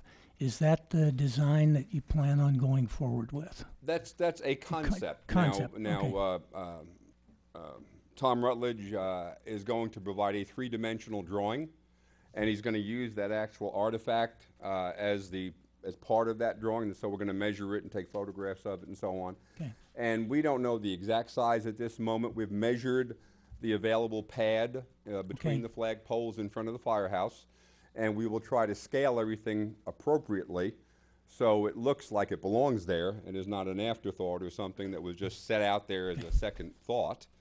I'll make sure that what we present to you will be something that everybody in this town will be very proud of once it's installed. And as Thank you. Director Thomas mentioned, if you could include any electrical or spotlights or anything like that in your design, full design, that's what's gonna be in place, if you would. I just saw Tom back there too, I didn't realize. Thank you very much, Tom, for stepping up. Yeah, we're considering solar right now because I know I've had solar lights in my backyard right now. They're 32 bulbs each, and they light my statuary in the backyard as bright as any electrical lights that I've ever put in, and I've had them now for 4 years, and they're as bright today as the day I put them in. Whatever, Tom, and you come up with, just bring back to the mud board. Yes, sir. There's Absolutely. a motion, there's a second. Any further discussion? And just to let you know, too, as a matter of fact, Carrie had made a wonderful summary, which I don't know if Jennifer has sent to the whole board yet or not. But it talks about the fact we're going to submit this on the websites and Facebook to allow the public to kind of give some inputs as to what their thoughts might be. So if we have to tweak it in some way because someone found something that should be improved or enhanced, we're going to try to step up and do that, but the reality is we have 82 days from today to unveil that memorial. So we're going to work pretty quick to get it done, but I assure you, there'll be a monument out there on 9/11. So my The birthday's plan 81 is to days bring then. the design back to y'all at the July meeting. Okay, moving on. Thanks again, Jim. Thank you very Thanks much, again, gentlemen. Tom. Okay, Thank you very much. we have a motion, we have a second. I call for the vote. All in favor? Okay, unanimous? Okay. Going on, agenda number 9, consider and take appropriate action regarding purchase of fire department equipment and declaration of salvage, including purchase of bunker gear at a cost of $43,033.50, purchase of thermal imaging cameras at an estimated of $7,918, and that's with the trade-in, is that correct, Chief or Gary? Okay. And then C, declare the 1999 thermal imaging camera salvage and authorize disposal by trade-in. Do I have a motion for this?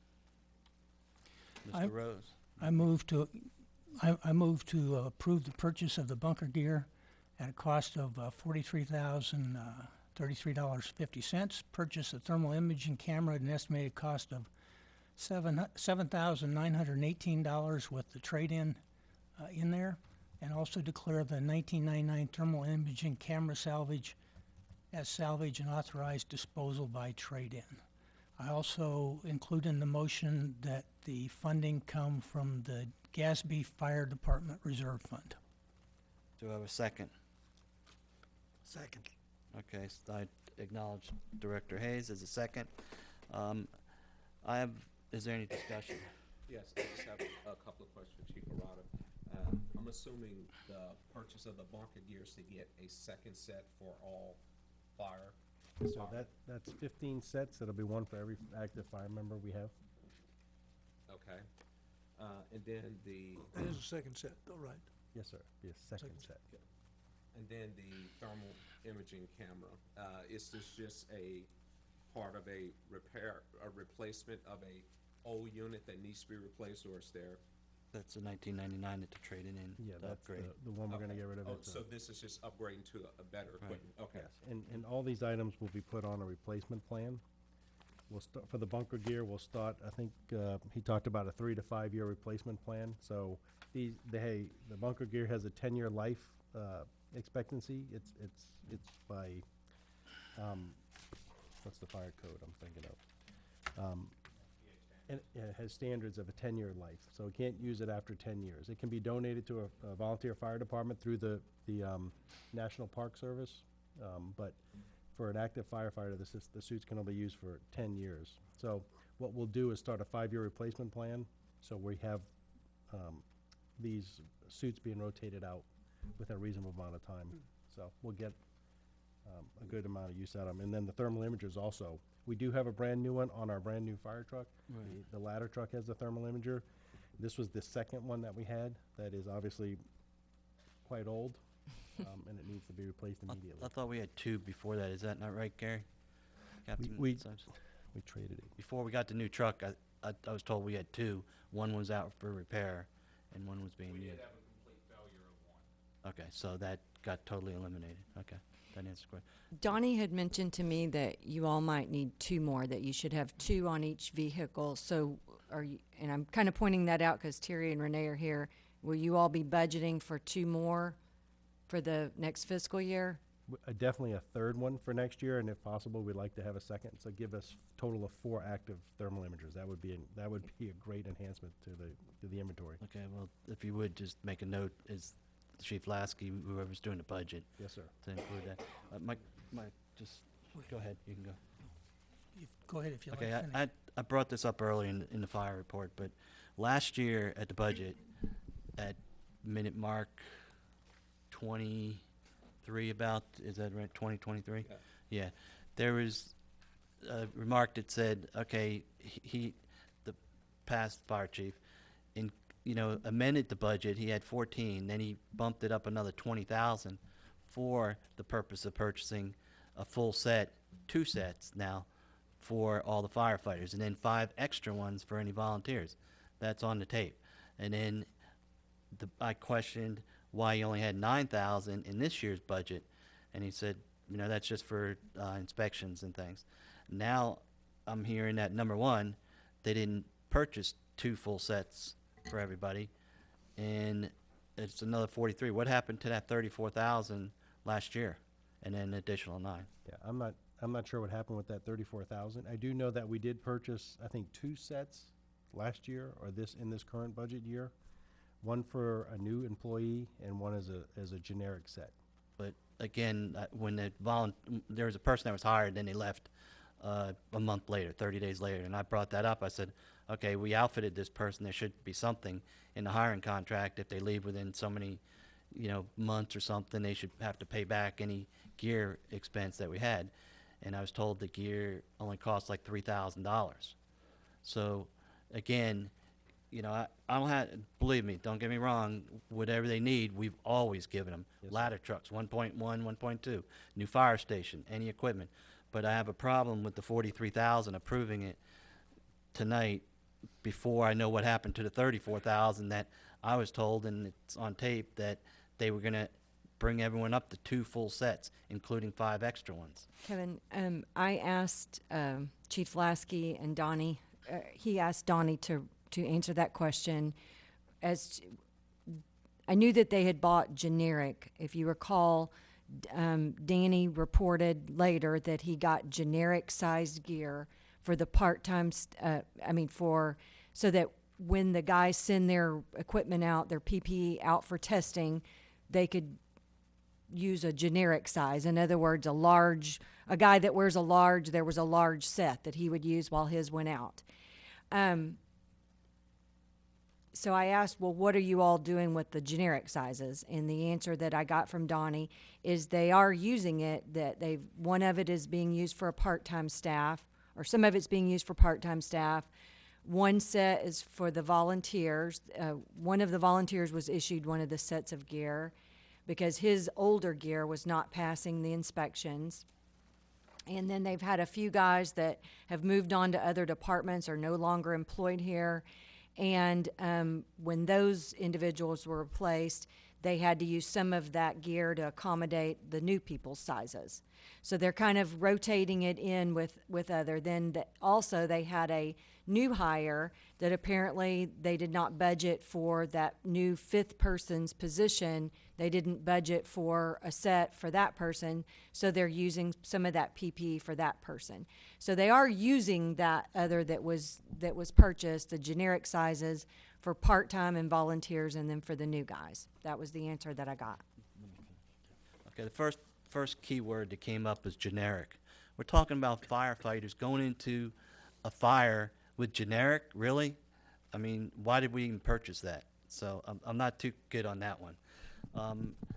The second question is, you said that I think your motion was using the Gatsby fund. Do we have money in that to cover this? We have 125 in the GASB fund. Okay, and then we have those other repairs the building maintenance, where's that gonna come from? That'll have to be brought back next month, and we'll have to decide the priorities on that because there'll be 65 left. Is it possible to, Kevin, it's the next item on the agenda, yeah, number is 10. it possible to split that 43 in, because from what I understand, you have a set that fits you, correct? And then the second set was generic. Can we possibly move it to like the beginning of next year's budget? If, Or if is you're it- talking about, we buy 7 sets today and 8 sets in October. Whatever, do we That get would- a that- discount if we buy 15, or is there a volume discount? I don't think. Because we you can have look a at the set, quote real quick. The quote is attached. I don't think there's. yeah, a- you have a set that works right now. I just saw a memo, as I mentioned earlier, from Donnie saying everything's been inspected, cleaned, 100% buy off on NFPA, is that correct? Okay, so is it possible to split that, like, whatever you want to do, say, I think But- one of the issues that I had even last year with all of this is if they go out, and a good example was the lightning strikes, they went out, they all got yucky and wet, and they get a lot of soot and things on those those uniforms or the PPE. Then, if another lightning strike happens and they have to go back out, they have to put that gear back on. And I'm sure that Gary could explain a little better than I can on how they have to clean it, but they should clean it between each use. Rinse it down, and then it's soaking wet if it's not already soaking wet from being out there. So I do think, and I thought that last year, and I still say this year, each person should have 2 sets of PPE, and it should be fitted to the individual. That's how the majority of, every fire department that I'm familiar with does things. And I agree that it's aggravating that we spent money last year and it wasn't spent how we hoped it would be. But I do think it's important that we get the guys the second set of bunker gear this year. As far as, and so, guys, you guys can disagree with me because you're the ones that live with it. But in my opinion, it would be better to prioritize some of those repairs to the building to start in October. If that's to me, that's not as important as making sure that when they go out to a fire, they have the equipment that they need when they go in that fire and not have to wear something that's just been used a few moments ago. And it may be another 10 years before we have 3 lightning strikes all in the same 5 minutes. I hope it's another 50 years before that happens, but it could be next week too. So I think it's important that they do have that PPE. And I guess Chief Arata, maybe you could speak to what you think next on the building maintenance needs, if maybe some of those could be budgeted for next year. we can talk Can I- about that in the next agenda Can item. I ask a quick question on this? Well, Mr. Rose was first. Oh, go ahead. Chief, how many sets of the generic size gear do you have? I think he bought 6 or 7 sets. 6 or 7 sets. Now, when we, or if we fund the second set, those generic sets will still be used for volunteers, that type of thing, correct? Volunteers and the part-timers. Okay, volunteers and part-timers. Would you, for the purpose of the audience that watches this tape, explain why it's important that the gear be clean when the firefighters go out to a site? Because what I've read, it's safety. And would you talk about that for a minute, just so people understand the importance of I'm it? going to touch on it for a second, but I'm going to ask Captain Sipes to step in. Okay. Chief Lasky and I have had very long discussions about this, and so has General Manager McKnight and I, and Chief Lasky. It's going to become a requirement within the next couple of years that every fireman have 2 suits. In the primary function is not only because of carcinogens that are landing on the outfits during fires and everything, but it's the moisture that's trapped inside during the fire. They go in, they come out, they take them off, take them on. But when they would go to a second fire, soaking wet, and go into a new hot fire without changing that gear and getting dry clothing on, then you start to have steam burns and other things that can really injure the fireman.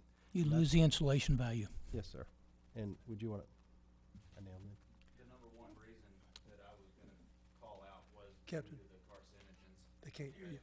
You carry on the equipment from one scene to the next, you know, primarily around your hood, you know, gloves. and then the trouser area where the carcinogens and the number one cause of the cancers that firemen are seeing today. And that's, you know, we're having to wear those for extended periods of times.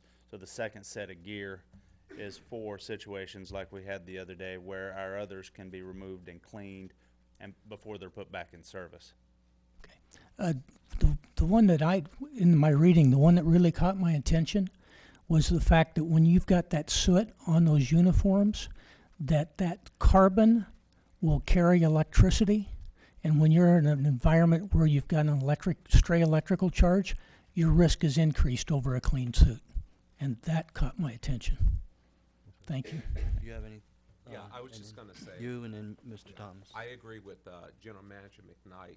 This, to me, is the highest priority, and if there are things in the building that are causing additional damage to be done, then that would be the next priority. But some of the other things that are beautification, making repairs like replacing locks and things of that nature, if we have a funding issue, I think those things should be moved into the next fiscal year to allow immediate purchase of the health and safety items. So I completely agree with General Manager We're gonna McKnight. talk further on that on next agenda item.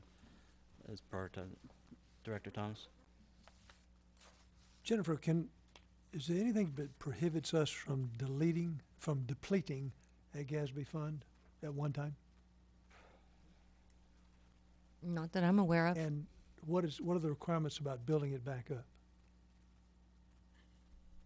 It's a budgetary item. That's a Well, let me tell budgetary you where I'm headed item. with Yeah. this. Did I hear you say correctly you have $122,000? It's like 125, right around 125. These two expense items together are $122,000. We have enough GASB money to do both of them, if we can deplete them.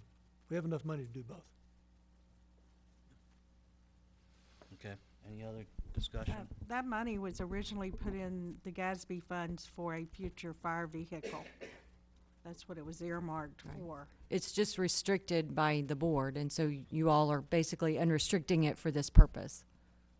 What- Special motion to do it if we Do- need to. Okay, do we have, I did research these thermal imaging, and there's grants available to get some of this equipment.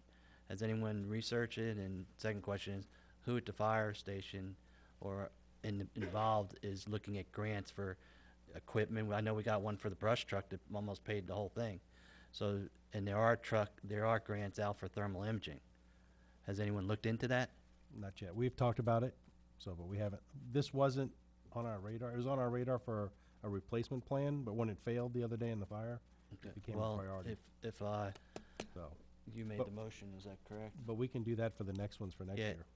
if we could possibly look at possible grants if it's out there, obviously it's probably gonna take months to get the grant approved, and I don't wanna wait that long, but in the future, for things like the thermal imaging, you know, on the next ones, could we, look at that, please? Absolutely. Okay, and, the thing, again, back to the generic term, now you're saying, you know, we all agree, and the standards are, the bunker gear must be fitted to a person. But you're saying, okay, you can throw volunteer in there with generic gear? I don't really feel I comfortable. do want to say that I coined the phrase generic. That may not have been a good term. That's what I it didn't is. know what else to call it. I mean, It it's wasn't basically, it's made, not so- fitted like a suit. You go to a tailor and get something fitted. When you're in the fire, obviously you want it tailored to that person. So it's all sealed up. It's not feeling heat coming up through like baggy pants or something like that. So, you know, if you're gonna purchase bunker gear, and it might be next budget or something, but I think if you have volunteers, and I hope the volunteer level increases, that's another thing that was told, there's gonna be 2 to 5 more volunteers this coming year. Obviously, that never happened. Yeah, Chief Lasky is reviewing the volunteer program, and he is going to work on that in July. Great, great. So But- in that whole review will include how we outfit those individuals. Yeah, what I'm getting to is the volunteers should have the same equipment Oh, that absolutely. the regular Absolutely, firefighters sir. do. Okay, so we have a motion, we have a second. Is there any further discussion? Okay, do you mind just reading the motion one more time? Sorry about that. Okay, I move to approve the purchase of bunker gear at the cost of $33.50. Purchase of thermal imaging camera, an estimated cost of $7,918 with a trade-in, and declare the 1999 thermal imaging camera salvage and authorize disposal by trade-in. Also move that the approve the funding from GASB Fire Department Reserve. And you have the second, right, Lori? Yes, Okay. Have a motion, have a second, all in favor? Show your hand. It's unanimous. Okay. Thank Good you. luck. Hope. Thank you. Okay, next item, agenda number 10. Consider and take appropriate action regarding fire station building maintenance needs and available funding for repairs. A lot of this we talked about in the report, so I'll, take a motion. We talked about putting it off, but do you want to do something, Vice President Wilson? Make a motion? I make a motion that, that we approve the required repairs for the fire station maintenance that have been presented by, Director Rada after it goes through whatever the appropriate procurement process is. Okay, do you want to, you mentioned prioritizing. Do you want to come back and prioritize it and What's the possibly amount carry on things that? over? Well, I would say up to the amount of 71,000. If we have enough funds to cover it in the existing Gatsby account, then I'm comfortable with doing it now. But obviously, if it Okay. exceeds that amount, then we would have to look at doing some Point of order, prioritization. point of order, Okay, point of order. We're into discussion without a second. I'll second your he's still primary. going through his motion. Go, No, So, I okay. take that. okay. Make your motion and then. I make a motion that we approve the fire items that have been presented up to the estimated amount of $71,000. second. Okay, In motion, the use motion of made cash. by, And through the, I'm sorry, I apologize. Through, and the funds to come out of Gatsby account. Second. okay, we have a motion, we have a second by Director Rose, and discussion. Any discussion? Okay, we talked about on the ventilation system, you're going to do a comparison. And so that's the only issue. If you want to amend your motion to, pending, you can say not to exceed 71, but I'd rather not just say, okay, buy everything that you listed. I'd like to have a comparison on the ventilation system. Do you wish to amend that? Yes, amend it that we do a comparison on the ventilation system and get the one that best meets the needs for the station. Okay, have it amended. Do you- I'll second it. Okay, second, can we So- vote on the amendment? Got a point for possible second amendment? Okay, Can we talk to this amendment first? yeah, let's vote on this amendment first, okay? Everyone, do you want to discuss this amendment? Okay, let's vote on the amendment that was made. Everyone in favor of the amendment? Show of hands. Okay, unanimous. Okay, that passed. Now you can talk about your second possible amendment. Tell you what, go ahead, it'll come back to me in just a second. It was a question that, Where we going? it's a question, it's more of a question that I've got for Jennifer, and it just slipped my mind, I'm sorry. Okay, well, the only thing left to vote on the item. Oh, thank you. Jennifer, do we need to include into this motion, since we had the Gatsby funds earmarked for a vehicle, do we need to remove that earmark? Do we need to officially do that? No, you really did because you said to have the money, the funding come from GASB. So that works. But, okay, so the fund was not earmarked for a vehicle. Well, it's actually listed as for a vehicle. Yes. That's how it's been listed. Listed. So I'm asking, do we need to remove that? No, I mean, I don't think, no, you've said to use that funding. That means that you've lifted it. So I think that's clear. Was that designated GASB or restricted GASB? Yeah, It's assigned for future replacement. Okay, I understand. Okay, any further discussion? Okay, Pam, just to make sure we're on the same page, we go back and vote on the original motion. That's correct? Okay. As amended. Thank you. Okay, I'll take, all in favor of the original motion as amended, show of hands. Jim? Jim? Pardon? All No. in favor? Okay. Okay, unanimous? Okay. He was abstaining, Pam. Well, we had to be sure. Okay, moving on to agenda number 11. consider and take appropriate action regarding fire protection services, including A, options for ownership, management, and operations of district fire department. B, letter from Town of Trophy Club dated June 9th, 2016 regarding offer to purchase fire department assets and assuming all responsibilities for the fire department operations. C, second amended interlocal cooperation agreement for fire protection services with the Town of Trophy Club to amend Section 3.01 funding as outlined in letter of agreement dated May 2nd, 2016. D, interlocal agreement for fire department personnel services with the Town of Trophy Club dated January 7th, 2013, and previously terminated to be effective October 1st, 2016.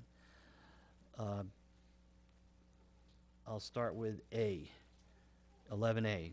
Does anyone want to make a motion on that one?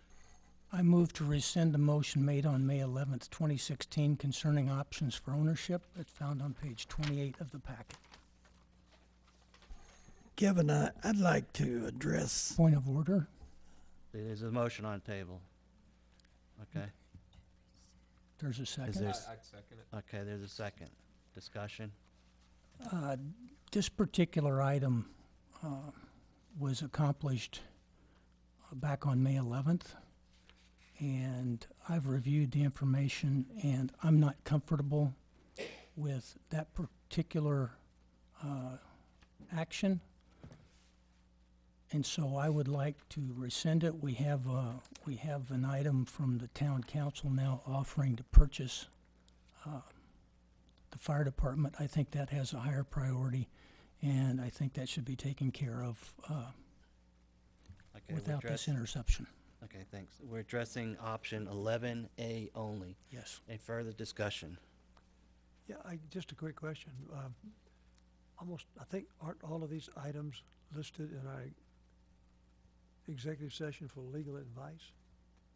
And why would we vote on something before we take advice from our attorney?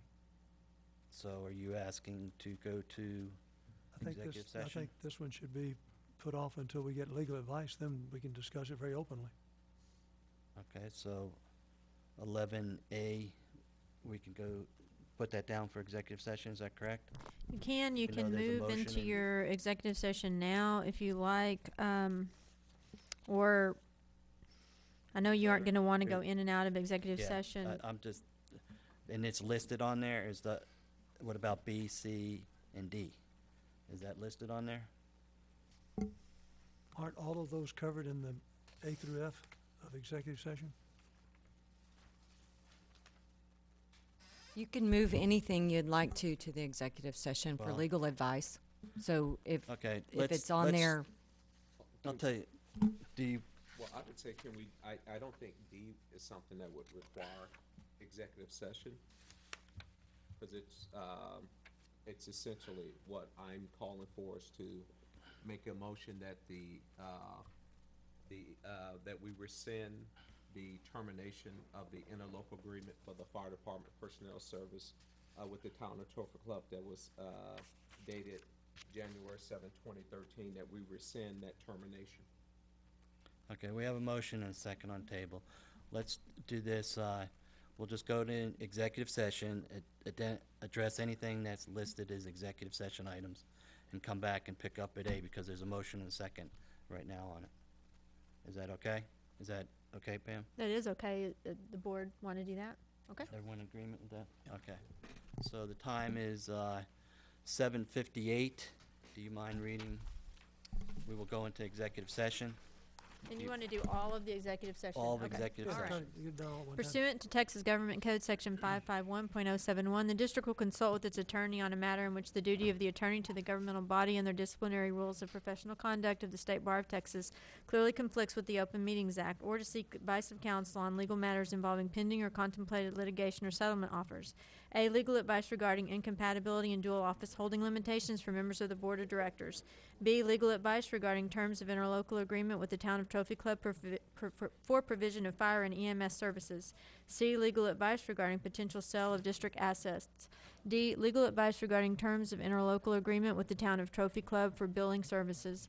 E, legal advice regarding terms of interlocal agreement for non-standard water and wastewater services with the Town of Trophy Club for the development known as Town Hall.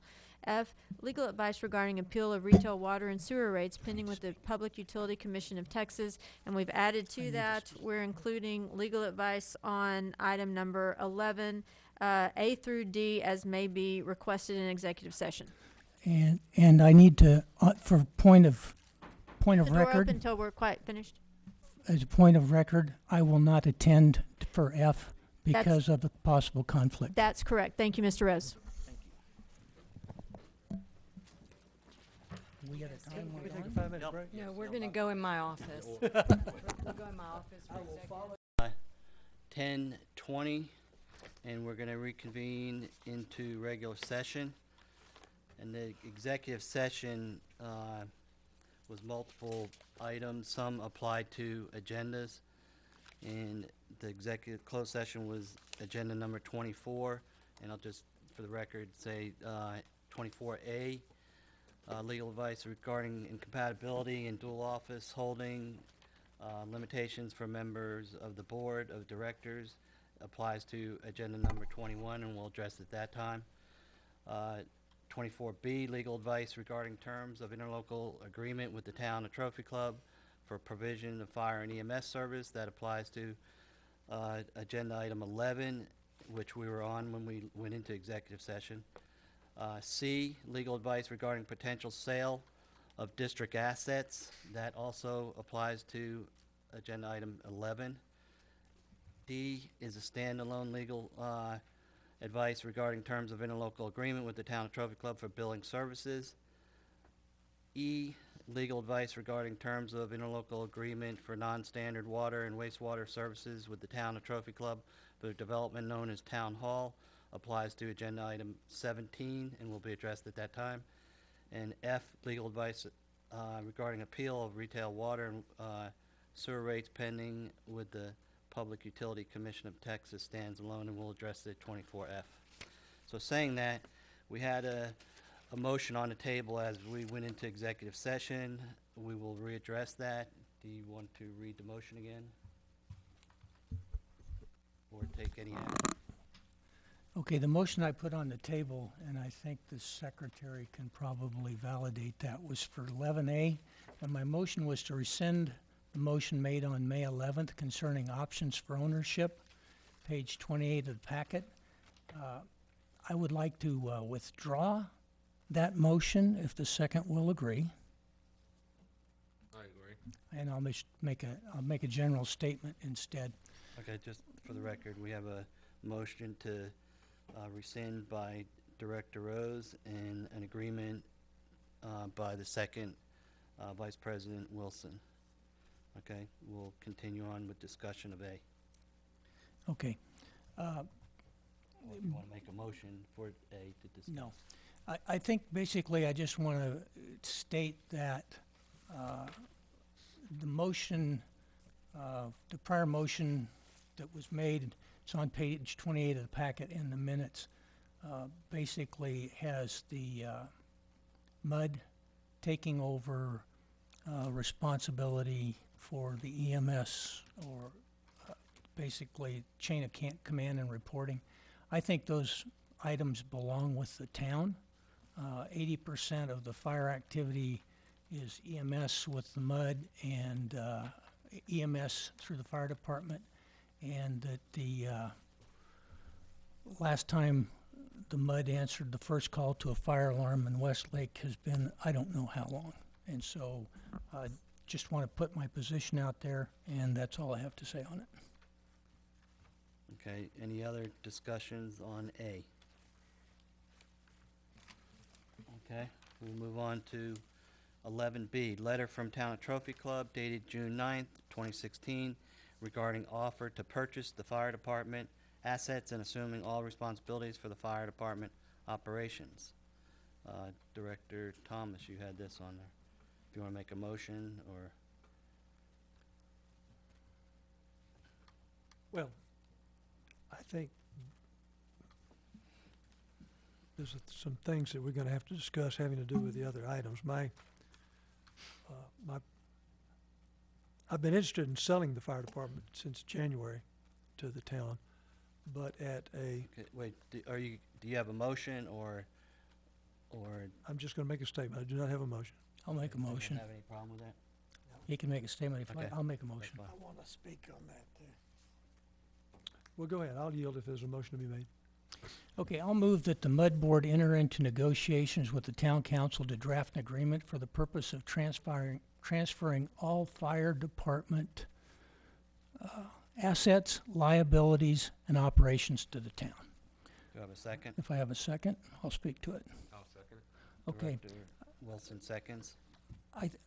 the purpose of this is to reach a document state where we have all of the items of contention on the table and negotiate a best possible agreement.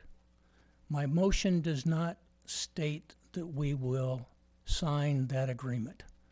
I have absolutely no idea what that agreement might look like, and I know that there are a lot of items that need to be discussed, and needless to say, some of those will go easily, and some of them will have contention. But I think it's important that we get around the table and put everything on the table, and that's the purpose of the motion. Further discussion?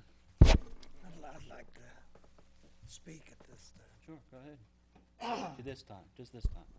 Okay.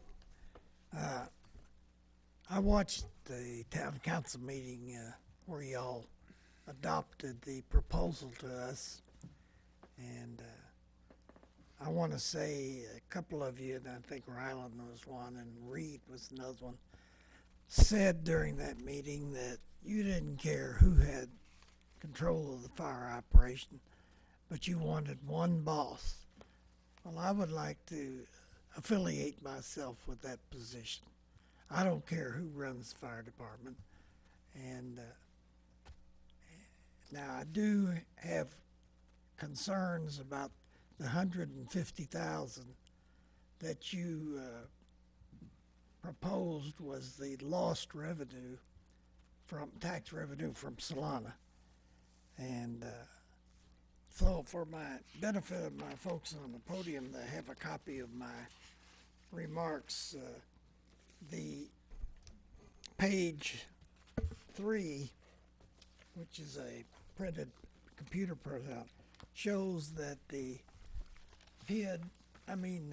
Solana complex will contribute, when they finish their expansion over there, about 30% of the BUD revenue for fire. And the last page shows the forecast of the cost of operating the fire department. Both of those numbers over a 20-year period. And they came from, some of them came from the Citizens Advisory Committee, where we worked in conjunction with Blue Ribbon.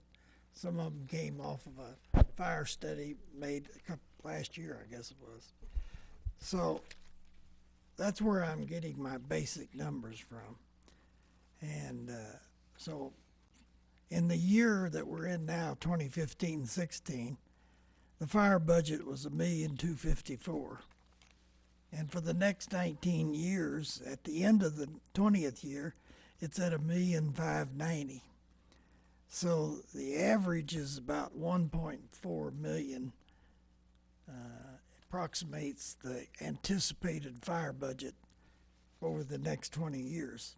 If you take 30% of that, which is the amount of revenue they generated out of Solana, it's 420,000. It's not 150, and so what I put in my calculations, I put 150 in there for this year and next year, and from starting third year out, I put 420,000, which is what it would be.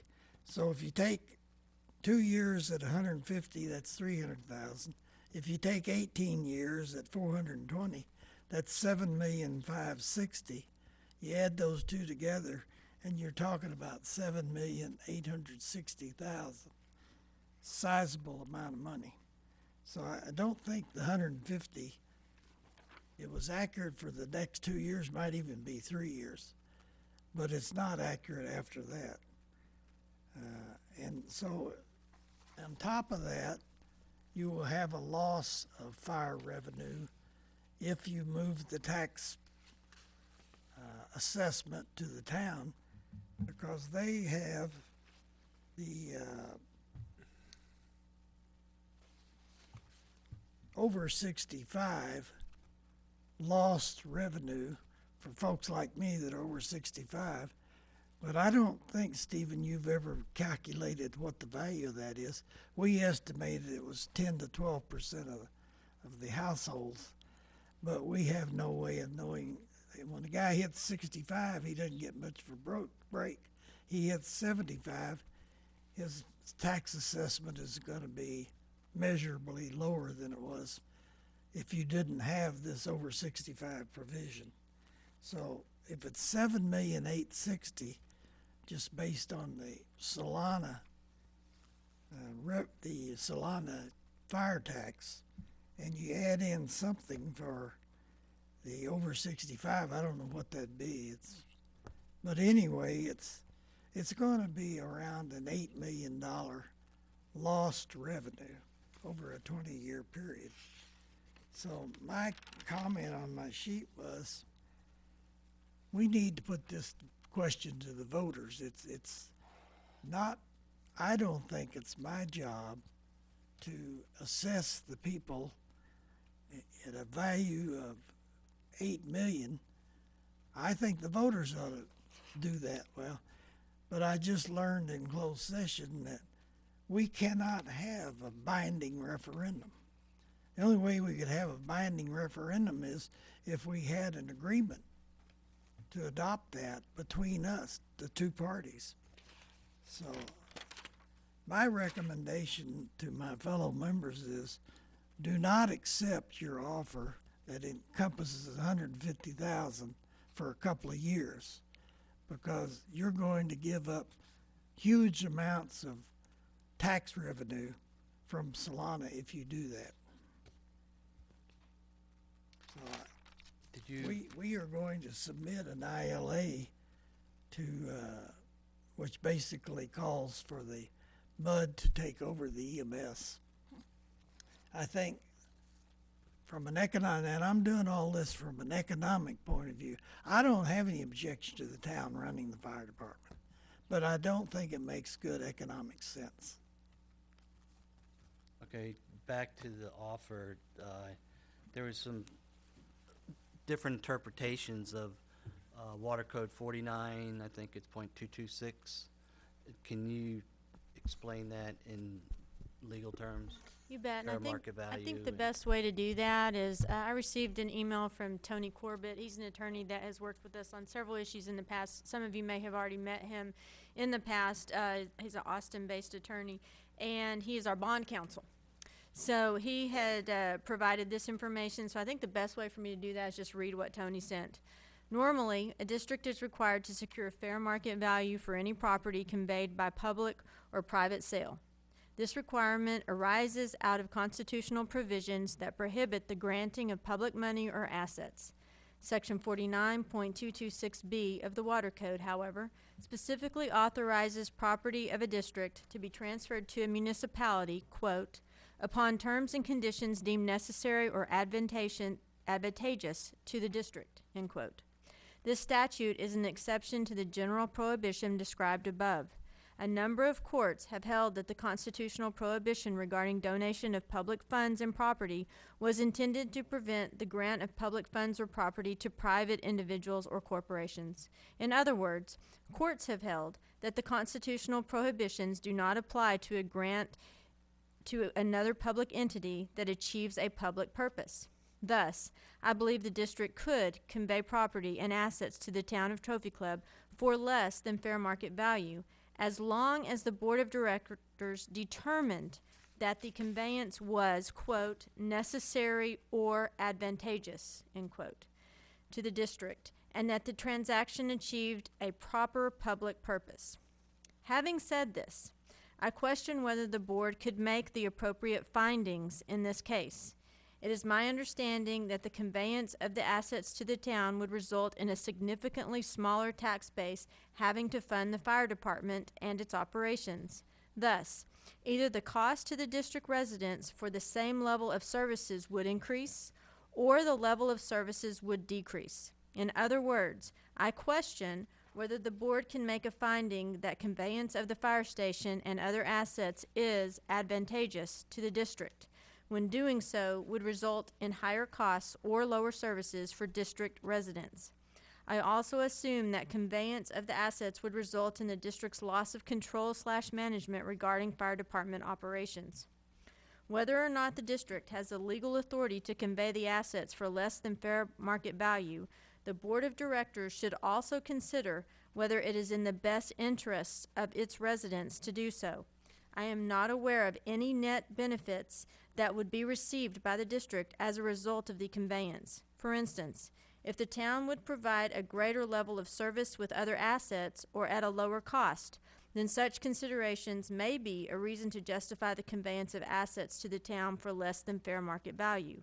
In this case, it appears that the town is asking for the district to convey assets at less than fair market value so that the town can provide the same level of service at a higher cost, i.e. smaller tax base.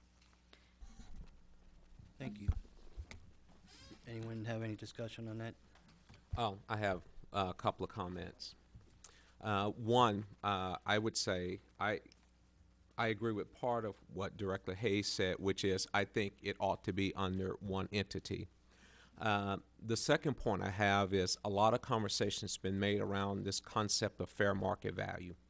Fair market value is how much a asset would receive in an arm's length transaction. If we look at what we're talking about selling here, I don't think there's a whole lot of market for people trying to buy a fire station and Trophy Club. And so I think to come up with a number $6-8 million, to me, I think it's unreasonable. Now, Director Hayes does have a point with future revenue loss, something that needs to be considered. But I think we need to be realistic when we're talking about fair market value. There's not a market for that fire station other than Trophy Club. No one's going to buy that building and do anything else with it. So its use and purpose is limited. So therefore, I think some of the numbers that I've heard for the building is inappropriate. The other thing I would say is that regardless of what number you use, you look at the participation of Solana now or in the past. I've seen anywhere from 14% to 30%. The fees that have been paid to pay for the building have been paid by the citizens who would ultimately own the building if the asset were to transfer to the town. And so, to me, you would have to take that into account as well. I think if we're going to really look at what we're talking about doing, we have to really have a real desire to come to agreement, because in my opinion, what we're doing is we're playing footsies. We're both going back and forth, and no one's really serious about making something happen. And to me, it's a complete waste of time and the taxpayers' money to be playing this game. So let's actually really get serious, come up with real numbers, things that will really work, to actually try to come to a resolution. And I think the town has made an offer. If we don't think it's a great offer, let's come back with something and that's reasonable and counter it and see and let's get to the brass tacks and get this thing done. We've been arguing about this thing for years, and it's time to stop. Okay, thank you. Okay. I just have a quick comment regarding there wouldn't be another use for this station. There's communities that have used old fire stations. And again, I'm not advocating, because to me, we just built it in 2010, and it shouldn't be used for anything other than a fire station. But as far as not having a value, Carrollton example, I think on on Beltline. They made their fire station into a movie, kids movie theater. There's other people that have used older fire stations as community centers. They had a big open bay area with tables and pool tables, and then they had study rooms where the berthing were, and then they had the movie area where the TV and stuff were. So there is use, there is value to the land under it, there's value to the property. But again, my personal opinion is it shouldn't be used for anything other than the fire station. I'll let you talk on something. I'll make Director one Crowe. last statement in reply to that. I agree with you. There is value. My point is, it's not worth $5 million in my opinion. Because if we sold it and someone's going to put a movie theater there, that's an awful lot of popcorn that you got to sell to come up with the revenue to cover the loan on that. So I completely agree with you that it has value. I just don't think it's the value that I've heard people throw out. Yeah, and I think everybody agrees, and that's where the fair market value, whatever it can be sold for someone to use. Okay. Director Thomas, you had, Yeah, those in the audience, I went in front of council back in January and said, I think it's a great idea for the town to buy the thing. Let us get out of the fire department business. Completely agreed with Philip that, you know, you need to have one boss, you know, and however we make that happen. Now, I used the words, buy it from us for a fair and reasonable price. And Nick in the last meeting kind of added the fair market value to my name. Actually, that's not the term I used. I think that came from another director. But I was talking about, you know, if you buy it for a fair and reasonable price. Now, Nick sent out an email to, I think he probably sent it to everyone. He certainly sent it to me with the original letter that was eventually given to us. And I sent him an email back, and I said, Nick, I think this is a step in the right direction, but this is nowhere near a fair price. And you know, if you just take this is a pretty good document we just got. If you take the district-owned assets, considering the fire station, the land, the truck, the pumper truck, the brush truck, the parts, the aerial ladder, the Ford Expedition, the thermal engine camera, the stuff we just agreed tonight to spend $50,000 on. You know, unless it's depreciation, it has a value of $4.193 million.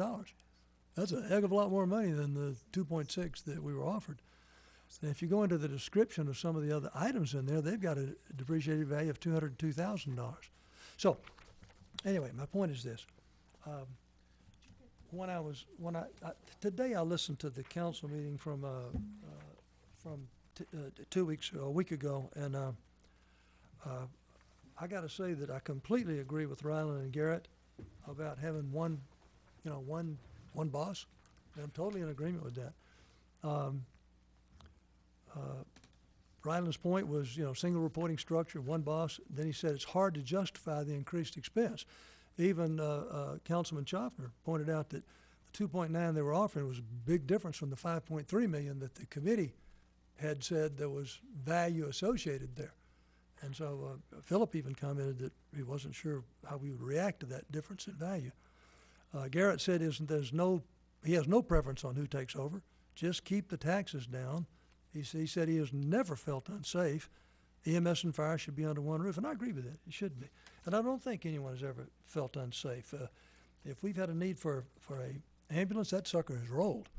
And people have gotten, Chief Arata would tell you, Citizens Trophy Club get great service. When we had 3 fire hits in a 15-minute time frame for lightning, we had equipment and people own those things. So, the department works great. We have issues with the dual reporting. So when we get into this, look, I think we have got a great starting point. If we can come up with something that makes more sense than what we've been given. This big statement hit me in our closed session. I had not heard this term before. We have a fiduciary responsibility as MUD directors to the members of our district. Now, the members of our district include about 60% of Trophy Club and Solana across the street. That's our district. And that's who we have a fiduciary responsibility to.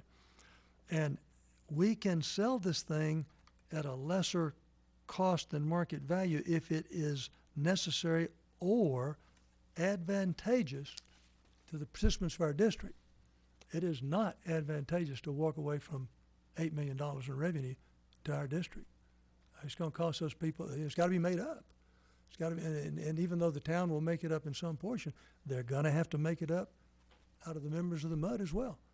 I don't see a scenario, even though I wanted to do this, that makes it advantageous. Now, I guess we're gonna present the ILA that was drafted. Well, there's, yeah. And there's another scenario where it reports to one boss. It's different from what we're looking at, but it does keep the taxation from going up. It does keep the revenue of Solana intact. We'll And- get to the counter offer here in a minute. Okay. Does anyone else have any? Yeah, I want to say, one other thing. I'm not a big fair market value guy. I would be willing to look at a different way of looking at fair market value, in the sense that if the town were to run the fire department, that's fine with me. And if that's what the people want us to happen, that's also fine with me. But I am more concerned about the lost revenue, fire revenue from Solana, because basically the numbers tell me this: about a third of the tax for fire comes from the PID. About a third comes from Mud 1 on this side of 114, and about a third comes from Solana. Now, some people might say, well, we don't know about the accuracy of the numbers over at Solana on a long-term basis. We've been told by the developer he thinks it's a $500 million project. We currently have $200 million worth of assessed valuation in Solana. So that's going to go from 200 million to 700 million in a couple of years. I think that to ask us MUD directors to agree to forego that third of the income that comes from over there is putting a pretty heavy burden on us. And are we doing a disservice to the people of Trophy Club? Because you guys, if you were to take over the fire department, you have to come up with that other third. And now you might say, well, we got growth going on, that'll cover. That might have covered 150,000. It won't cover 800 million over a 20-year period. It won't even come close. So these people in this side that live in Trophy Club, they are going to get hurt. And that's what I worry about. Director Rose? I have probably a slightly different take. I look at the residents of the town or of the MUD and MUD/town and the residents of the Solana businesses, the Westlake businesses. And I consider them shareholders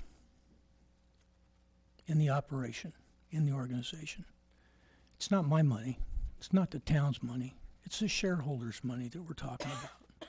So by and large, the shareholders in the discussion are the same. It's right pocket, left pocket, and what it takes to get it from the right pocket to the left pocket. I don't need to make, personally, a profit. I'm not in this to make a profit, because the profit that I would make comes out of my shareholders' pockets on the other side of the equation. So what I'm looking at is a net zero maneuver. That would be my optimum. Now, I appreciate Director Hayes' work. I appreciate his work on the CAC. I have a problem with the numbers. The numbers themselves may be accurate, but when I look at honest, transparent, and fair, what we're looking at is charging or gaining more money from Solana for services that we're not providing. And I'm not comfortable with that. So, as I look at the end equation here, one of the problems I see is where do the businesses in Solana and where does Westlake fall in this equation? If the businesses in Solana and Westlake say, fine, go away, here's your hold harmless agreement, no liability involved, then it's fine. I mean, that solves a lot of the problem. But if they say, oh no, we want some particular value for what we have invested, then the dynamic of the equation begins to change. And as I look at it from where I sit, I can say, well, either I have to get a release from those folks, or I have, and maybe also have to get an agreement with the town that's rock solid, that the town is going to assume that liability in case someone comes over there and comes over here and says, oh, by the way, I want my percentage. So as I look at the big picture, these are all things that I think that the council and the mud board, we need to get all of our information and sit around a table, like my motion, and talk about this and see where it all lays and what we can get for agreement. Now, a lot of this we can go to the staff and get the staff to do the legwork on it, but ultimately, it's no different than the 99-year agreement. We need to sit around a table and talk about it. That's the reason for my motion. Okay, a couple things you said. First off, you're director of a district. The district has the responsibility to provide fire service. We have since the inception of it. So what Westlake, as a city, to consider, okay, their benefit, that you should be looking at what is best for the district.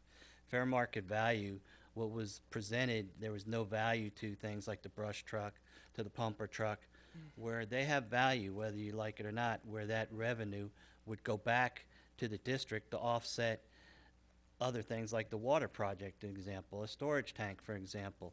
We've used reserves to buy down. We bought the current ladder truck to prevent taxes going up. We bought down like 250 out of reserves. There's no value to that, and if the fair market value doesn't include that, it is what it is. But back to the example, fair market value, if you use the same philosophy that you didn't give us anything and we still had the old Quint, it would be valued zero in the town's offer. We were able to get $60,000 that's being applied to other things in fire to use, so it does have value, some things. So if, to me, what's fair is just give us what we could auction it off for, because we would get that money, and that would go into the district funds. And left pocket, right pocket, I agree with you, but it's two different entities, and they each have their own budget. If the budget was one, it would be left pocket, right pocket, because it goes to the same thing.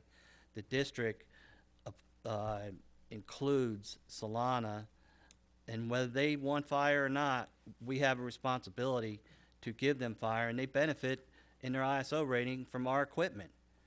So they do get benefits. They chose among themselves to, be the first one out on the call.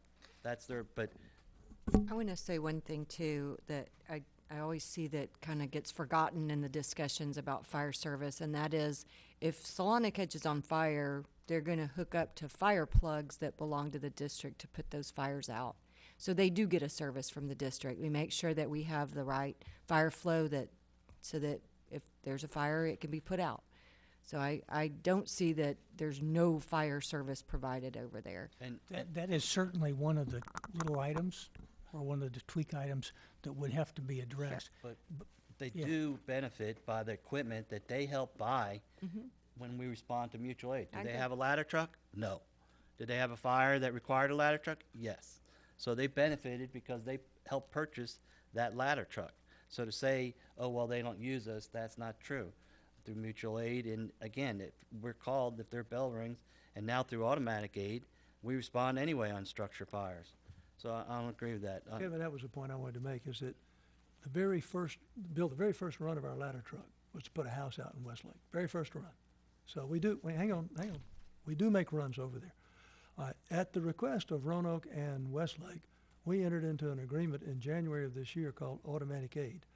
Now, what that does is Denton County dispatcher, if they get a call in Roanoke, Westlake, or Trophy Club, and if it is I smell smoke or I see flames, they hit a button which says all three departments scramble engines and people.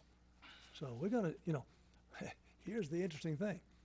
If it's the town of Trophy Club running it, we're gonna send a fire truck. But we can't derive any revenue. If it is the mud, we're gonna send a fire truck. But as Jim said, there's $8 million of revenue. So when you look at advantageous, it's not a real good deal for our residents to do this. Let me, if I could, just address automatic aid, mutual aid. When we respond to Roanoke, when we respond to Southlake, when we respond to Grapevine or any other city, we don't send them a bill. They're not taxed for that service. We tax Westlake for the same service that other cities we provide for nothing. Roanoke with the automatic aid would be another example. So it's the not district fair. was created providing fire service. I paid Northwest taxes, ISD. I don't have any kids going there.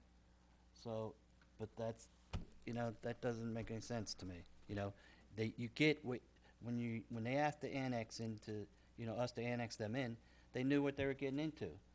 And they participated for many years, and then when Chief Tucker, who used to be the DPS chief, he went over there, created the fire department, and they said, okay, from now on, we have enough people. Well, I think they only have like 9 full-time firefighters and 20-something volunteers. So if you go by our standard of 5 per shift, they don't even meet that for 2 shifts. So they need the fire service. They just choose to respond and rely on mutual aid right now. And they, as I said, they provide taxes or revenue to purchase the equipment that we have that also benefits them too. I'd like to say one thing that I don't want us to forget in the overall discussion, and that is the TCEQ approval that is vested with this board regarding fire protection, and the fire plan that was approved that would have to be redone with TCEQ. That just can't be lost. We can't forget about that. It's not just what we want. TCEQ also has to provide input and permissions as well. Okay, since you have the floor right now, could you go into defeasements? Sure. Because that wasn't addressed. I think the town offer was, well, 2021, we'll work up to that and pay, the town or something like that. Okay. So if the board elects to proceed with the asset disposition, Section 11E of the order authorizing the issuance of the District Series 2010 bonds will require the district to secure an opinion from nationally recognized bond counsel that such sale or disposition will not adversely affect the tax-exempt status of the bonds.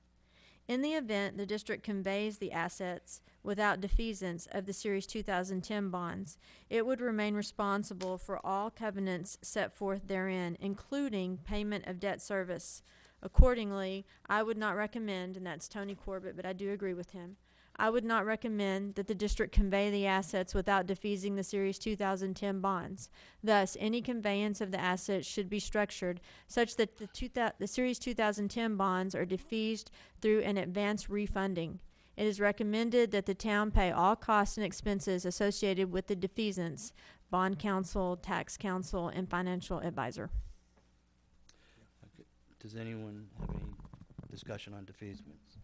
Do you have any rough feel for what that kind of cost is? Is it a percentage base or? It is, I don't have the numbers to give you, but I mean, it's not very satisfying for me to say a lot, but it would be a very large amount of money, yes. The other issue that I heard a lot from the council meeting was the pension plan. And we all were giving out handouts just now regarding a study that was actually done by the State Legislative Board in December of 2014. And there was mention by, I think, Chief Lasky saying, oh, TRMS is one of the best in the state of Texas, and not only Texas, it's one of the best in the country. Well, with that said, the performance numbers and the situation, that would cost the town too, because they're currently, as of 2014, now things may have changed because they changed their COLA to, I think, 30% or something like that, but don't quote me on that. But they brought it down to correct an underfunded. There's a 2-to-1 match. The employee gives 1%, and then the town would contribute 2% of their salary. So you can say 7 and 14. Well, at one time, a couple of years ago, the town was having to fund about 18%. In 2014, off this study, I think they're down to, again, this is a 2014 study, but it was over 15.69. It's on page 57 of the study. I'll wait for you to get there. 57, if you're looking at page 57, that's the district. The 8.69% is the employer match. Yeah. You probably know this better than I. Do you want to go through it, or? No, you can, Well, but I mean, I'll be happy to, sure. Yeah. No, just real quick, I don't know if you're going to mention it, but they say, oh, all these cities have TMRS, but when you get down, within the cities, they have fire.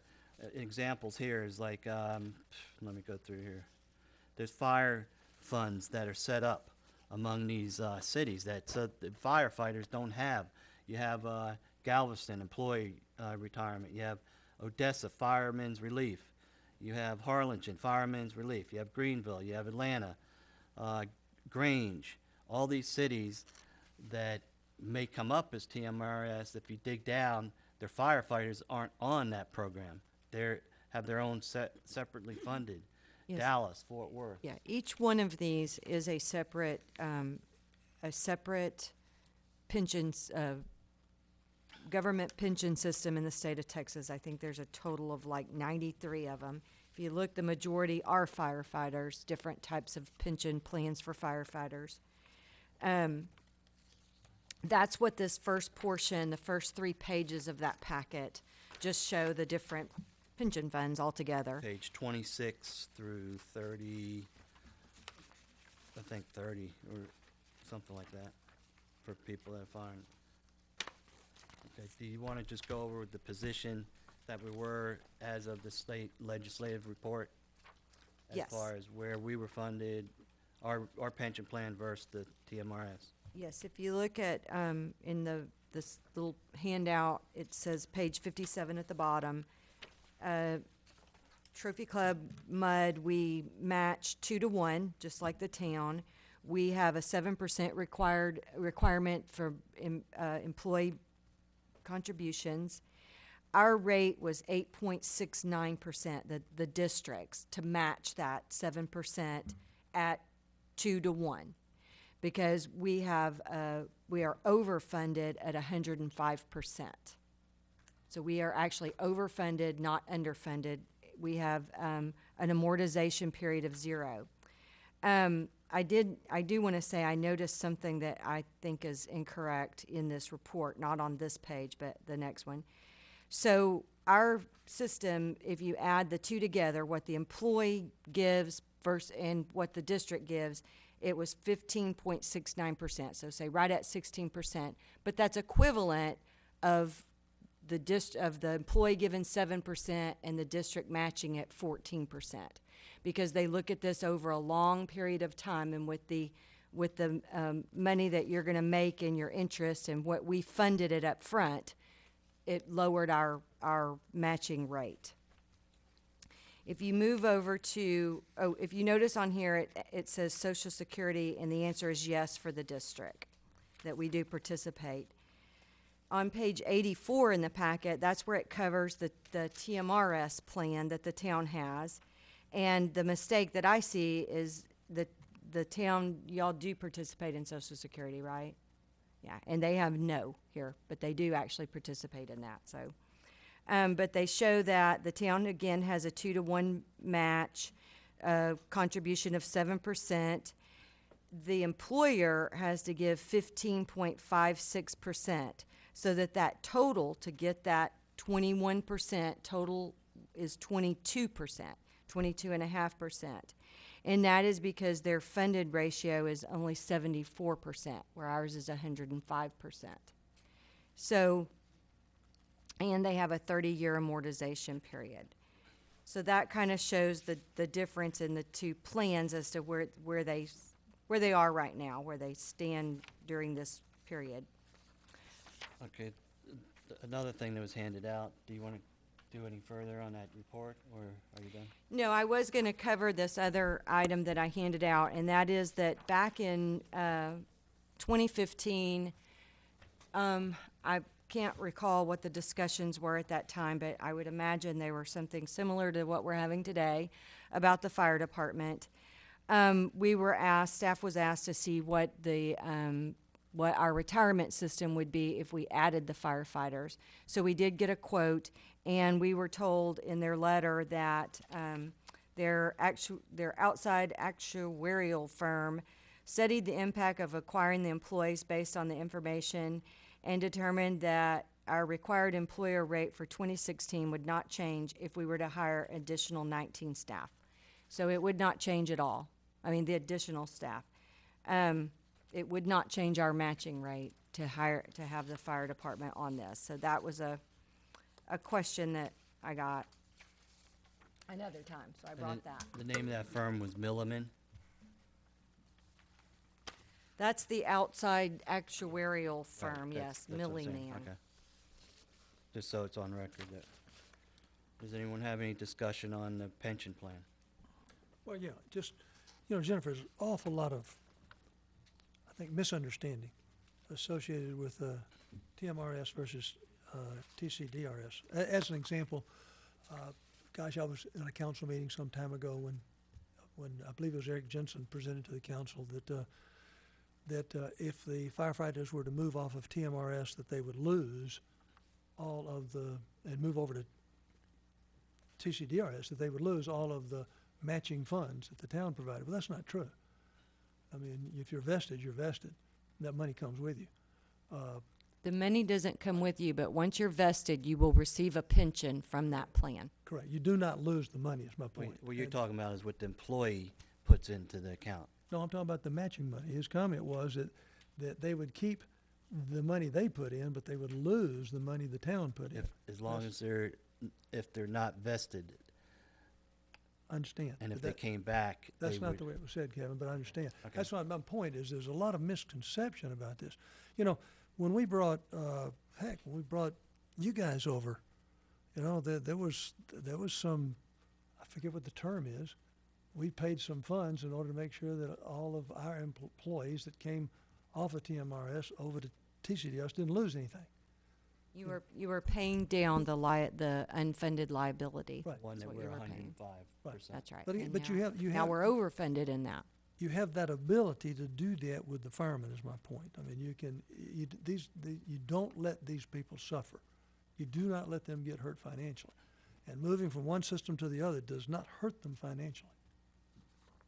And the money they contribute, a firefighter has 3 years in, and correct me if I'm wrong, but if he has 3 years in and he's moved over to the TCDRS, then they move their time over, and the contribution they made in TMRS stays there up to, I think, 5 years, and then they have the option to roll it over to a 401k or whatever is approved by them. Yes, if Is you're that- not vested, you can only leave your funds in any retirement system or 401k. If you're not vested with the company or your district, you have up to 5 years, and then you have to either roll it over somewhere and then you have no tax penalty, or you can take the money and pay a tax penalty. And Jennifer, just one last thing.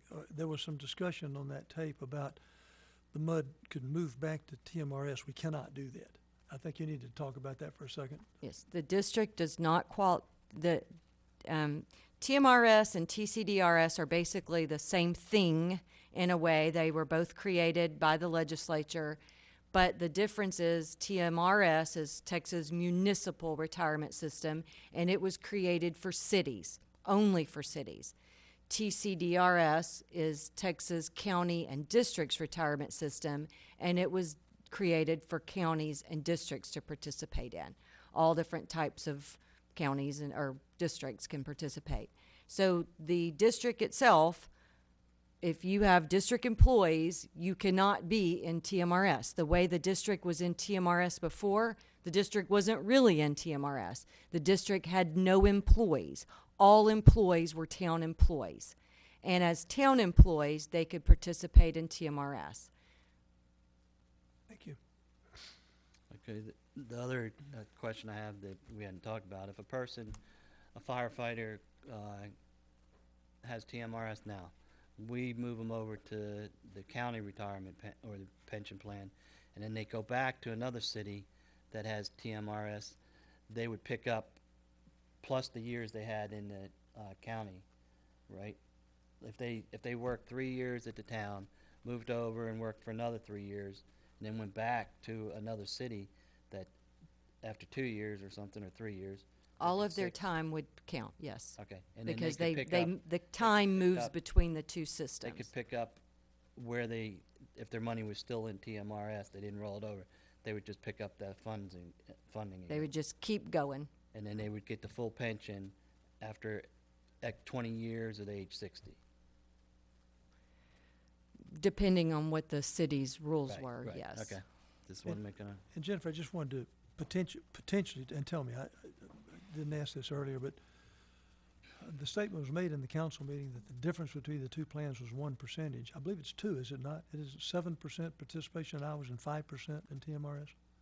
No, both entities do Talking about- 7%. he's talking about the return, the investment ratio, I think. The uh, guaranteed Stephen Glick- investment Yes. return on TMRS is 5%, and the guaranteed on TCDR. TCDRS is 7%. Yeah, that was my point, is that the comment the other night was it was a 1% difference, it's No, actually 2%. he was speaking of the performance, I believe. I don't want to put you on the spot or identify, but from the meeting, I think he was talking about the performance, if I'm not mistaken. I might be wrong.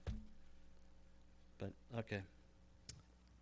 Anybody else have I any? wanted to go back and say something about the idea that MUD doesn't provide any service to the Salina. What happened with that was Chief Tucker came over. He was standing back in that corner. And he came over one night, and Chief Tucker was a beloved person around here. He's beloved in Trophy Club. And he eventually died of cancer, and we had a benefit for him. Somebody here in Trophy Club contributed $50,000. That's to the not anything relevant to this, but he came over and we liked the guy and he liked us. And he said, "I'm trying to get a fire station started over in Salina, over in Westlake." And so our annexation agreement requires us to provide fire service to Salina. As long as that annexation exists, we are responsible for fire service in Salina. He simply asked us to let the bell ring at his station first so he could get his fire station started. We were happy to do that. There is no written paper that record anywhere what happened that night. We just agreed to let it ring because we thought he was trying to do a good thing. And we never wrote it up. He never wrote it up. But we did not lose our responsibility for Salina. We are still responsible for Salina Fire Service. That's true. Okay, moving on, we're still on the same agenda item, but we were handed a counteroffer, interlocal cooperation agreement for administration of fire protection. Does anyone want to, do you want to? I think you got a motion on the floor. Well, it's still discussion on the same item, I would consider. That Is that other one. different? This is the second, is that the second amended? C, yeah, we did, we're on B, Is this considered C second amended, yeah, second amendment. Sorry, you did- Yeah, with the town? yeah, I think we're on B. We've got a motion and a second on item B. Okay. MUD to enter into negotiations to transfer all assets to town. Bill Rose moved, Greg Wilson seconded. Okay. Anyone have any more discussion on that item? Okay, I call for the vote. All in favor? All opposed? Okay, I had Mr. Wilson and Mr. Rose in favor, Director Hayes, myself, and Director Thomas opposing. Fails. Does anyone have any other motion on that item? Okay, we'll move on to C. Second amended interlocal cooperation agreement for the fire protection services with the town of Trophy Club to amend section 3.01 funding as outlined in the letter of agreement dated May 2nd, 2016. Mr. Rose. I needed a refresher on that. Was that approved at the last? No, that was not the approved. Oh, one that was, okay. So this was the one that was brought back? Yeah, it deals with Yes. the fire assessment money that people have Okay. different interpretations on. I'd like the general manager to address exactly what it is in your conversations with the town manager. Sure. On page 137 of your packet is the letter of agreement that outlines the discussions that Stephen and I had. The issue is the contract. This is regarding the contract for the district to provide fire services outside the district to the public improvement district. And the agreement, we have a fundamental, theoretical, philosophical, whatever you want to call it, disagreement as to what the ILA says as to how payment is to be made to the district. But setting all that aside, we agree that we needed to do something to fix it. And so what we came up with is that everything that is collected as far as the PID assessments through January 31st will be paid thereafter. Then, basically on a quarterly basis after that, anything that's additionally collected would be paid to the district. So that there's a payment date on January 31st, March 31st, June, and September. Because not all of the assessments are necessarily collected by the end of January. Sometimes people pay a little late. And, but I would say, and Stephen, I know from the MUD tax side, probably by the end of that second quarter, right, June or March even really, probably just about all of it's collected, probably 90% or so. Yeah. So as of March, that would be pretty much the rest of it. But as it stands right now, the town has paid us for what they collected through January 31st. And since that date, I think it was about $32,000 that was still owed. And so with everything but $4,000, you said, so that means they've collected $28,000 more that we would be setting additional payment dates is what this agreement would do. And so that is, that's kind of the key points of this. It would say that the town is not responsible for any funds that they don't collect. So if they never collect it, they won't pay it. But that they will also be responsible to pay and remit the funds for out-of-district or out-of-PID properties, as well as the former guest well site. So that was what was outlined in this agreement. And last month, this was actually tabled. Jennifer, was there any language talking about the town making best effort to try to collect uncollected funds? I think back to, Mud Board hired agency to go after, taxation that was not paid. I don't remember that it said that, no. I mean, if you don't try to get it, you're never going to get it.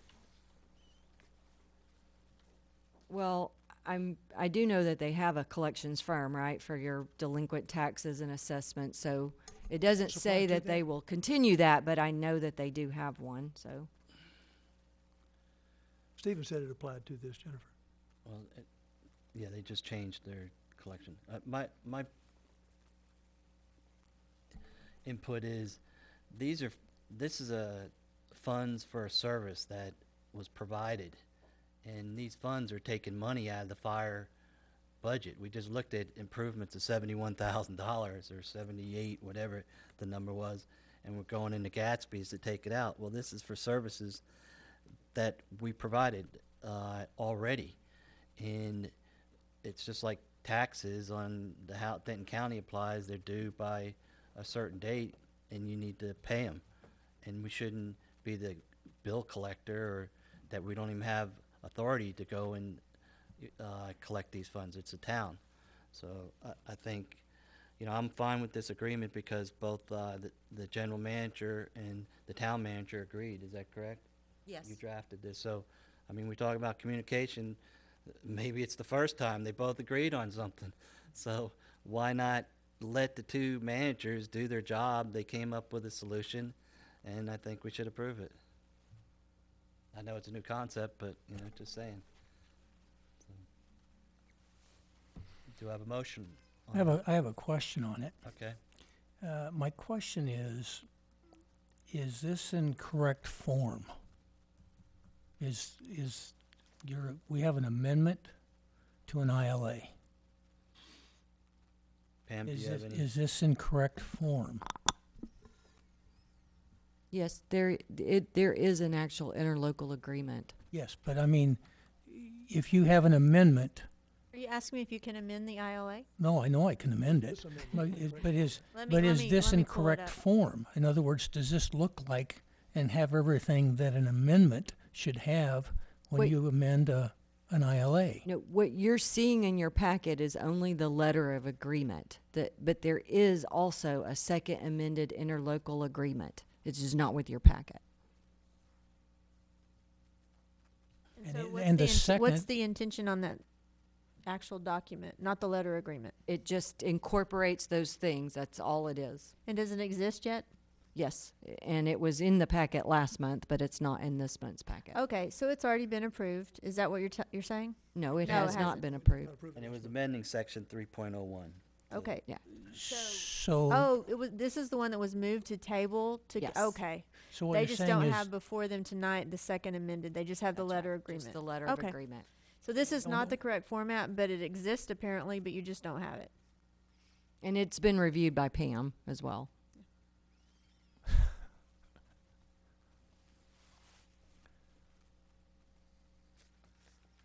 Any other discussion? I'm still awaiting a motion if someone wants to make a motion. I have a hard time making emotions, something I don't have in my packet. You looked at it last time, though. Is there a way to, we could maybe just pass this for a few minutes and then we could bring that up? Yeah. Mm-hmm. Okay. That's I fine. mean, it's- Okay. Table is to be brought back later. Is that during okay, this, Mr. Yeah. Rose? Yeah. agenda. Yes. Okay. I agree with you. I think you need to see it again. I don't think you were on I've- the board before. No, Right, so. Yeah. it was, If you haven't seen it, you haven't seen it, but you asked to table it, so figured you saw it last time. Okay, Are you tabling it for now, for the whole meeting, or just No. for a little while? brought back later in the meeting. Okay, that's what I Tonight. thought. just gonna, Just remind me, 11C. Okay. 11, agenda 11D, interlocal agreement for fire department personnel services with the Town Trophy Club dated January 7th, 2013, and previously terminated to be effective October 1st, 2016. Director Wilson. Okay, I make a motion that we rescind the termination of the fire department personnel services, with the Town and Trophy Club, dated January 7th, 2013. I'll second it. Okay, we have a motion by. Do you have a time limit on that? In other words, do you just want to eliminate it in total, or do you want They to? want to rescind I the wanna termination. rescind the termination. Okay, so we have a motion by Director Wilson, and we have a second by Director Rose. Discussion? I want to make an amendment to that. I would like to rescind it until December 31st, 2016. Because we're in a difficult area on the, who's gonna run the fire station. Point of order, you need a second on your amendment before we go into discussion. Okay. I'll second it. You need a second on your amendment before you he's- go into I think I've said all I have to say anyway. Jim, I second it. Okay, there you go. Now you can talk. No, I've said everything I wanna say. I just think we ought to put a little pressure on ourselves to get this fire station thing resolved. So I'm not in favor of rescinding it forever. Okay, I've amended to extend the date till December 31st, you said, Yes, 2016? yes. Okay, and I have a second by Director Thomas. We'll vote on the proposed amendment. Discussion? Go ahead, discuss. I think that the amendment is unnecessary in that we can always come back at another date and accomplish the same thing that was accomplished before.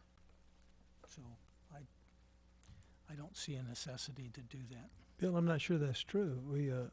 There was a date associated with having to do what we did. We did it several months early to give everybody time to try to fix this thing. But there was a hard, Jennifer, there was a hard April date 1st. that we had to do this by Yeah. originally. Okay, So what I'm saying is we could come back at a later time and do another one. But I believe it's annual. No, It would Bill. not be effective, it would I not. think it's annual. I don't think Okay, we can do anything hold- for hold a on. whole year. hold on. I'll, ask Pam. The Thank you. contract said that you'll was gonna say. terminate by April 1st, Right, okay? to be effective October 1st, that's Okay, right. Director Rose say, no, we can come back later and change. Is that true, false?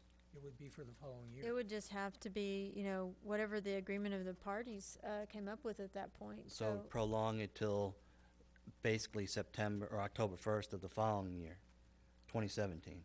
yes. But See, if you at don't any have that, point if- along the line, I mean, don't- the contract can still be amended at any point along the line. Yeah, By I agreement. think I agree with what they're saying. I want to withdraw my amendment for the all right, second. I'll pull the second out.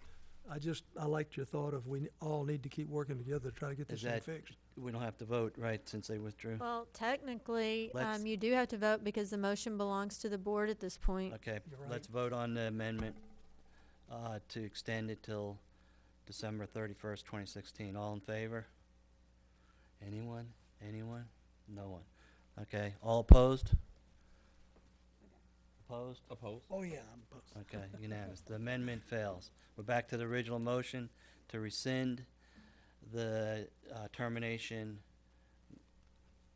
that was effective up until October 1st. Is that correct? Correct. Okay. Any other discussion on that? Okay, we'll vote on that one. Who seconded that? I'm sorry, I did. Yeah, okay. It was Director Wilson and then Director Rose seconded. Okay, I'm all in favor of rescinding the termination notice. You got Director rescinding the termination notice? Yeah, Yeah. Okay. You got Thomas, Wilson, Hayes, and Rose. Okay, all opposed, I oppose it. Okay. We're done 11, right? yeah. Yes. Okay, 12. Well, We're gonna come back to. yeah, we have to come back, so. Yeah, we're gonna come back. Not yet. Okay. Agenda 12. Consider and take appropriate action regarding district bank signatories, including A, approving resolution number 2016-0621A, designating authorized signers on Prosperity Bank accounts. B, approve resolution number 2016-0621B, designating authorized signers on text pool accounts. 12C, approve resolution number 2016-0621C, designating authorized signers on the Bank of the West account. 12D, approve resolution number 2016-0621D, as in dog, designating depository institution, designating authorized signatories for the disbursement of district funds, providing for electronic transfer of district funds, and containing other matters relating thereto.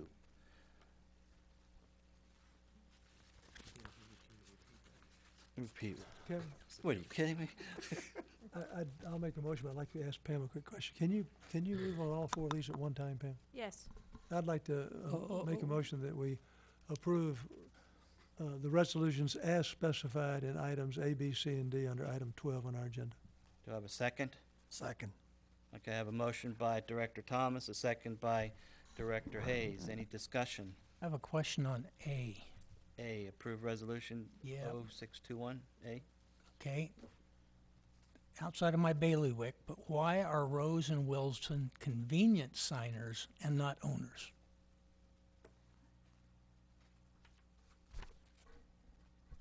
When you go to the document, That's A. that's A.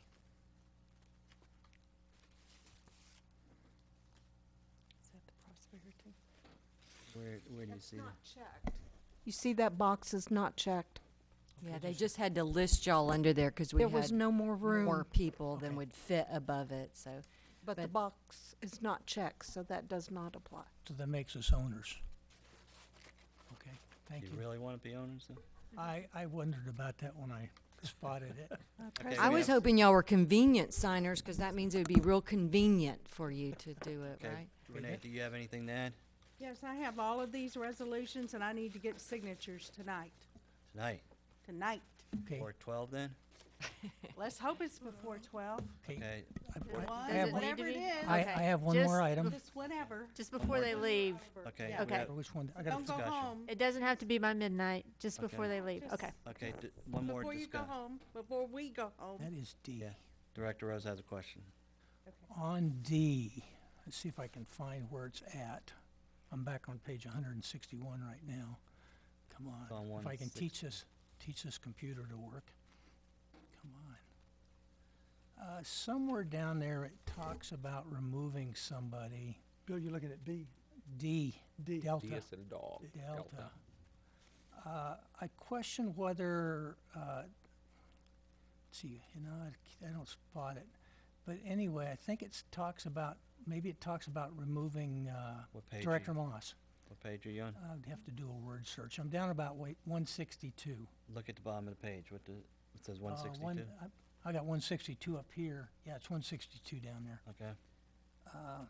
That's not where it's at, though. I didn't put the, might have to do a word search, but it talks about removing, I think, Director Moss. Well, it'd be any prior directors would be removed. Okay, but it specifies, I'm pretty sure specifies him. And my question is, if it specifies him, should it also specify former Director Toomey?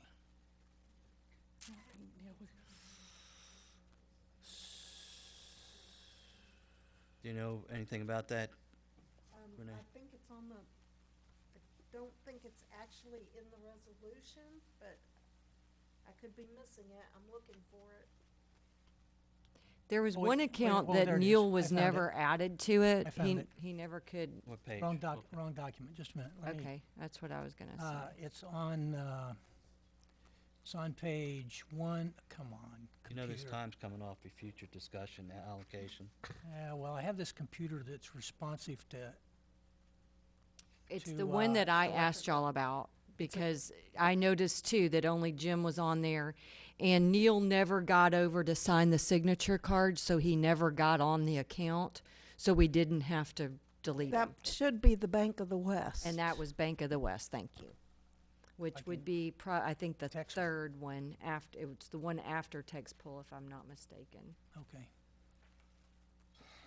Okay, so that's been covered then. Yeah, it's municipal account, yeah, it's at the Bank of the West. Yes. That's on page The signatory 159. authority for 59. James Moss shall be withdrawn. And yes, I had originally put in there Okay, James Moss and Neil Toomey, and I highlighted it because I was thinking he never went and signed, so that's the reason I'm he was happy. never on that. yeah, I'm happy, thank you. All right. Okay, any other discussion items?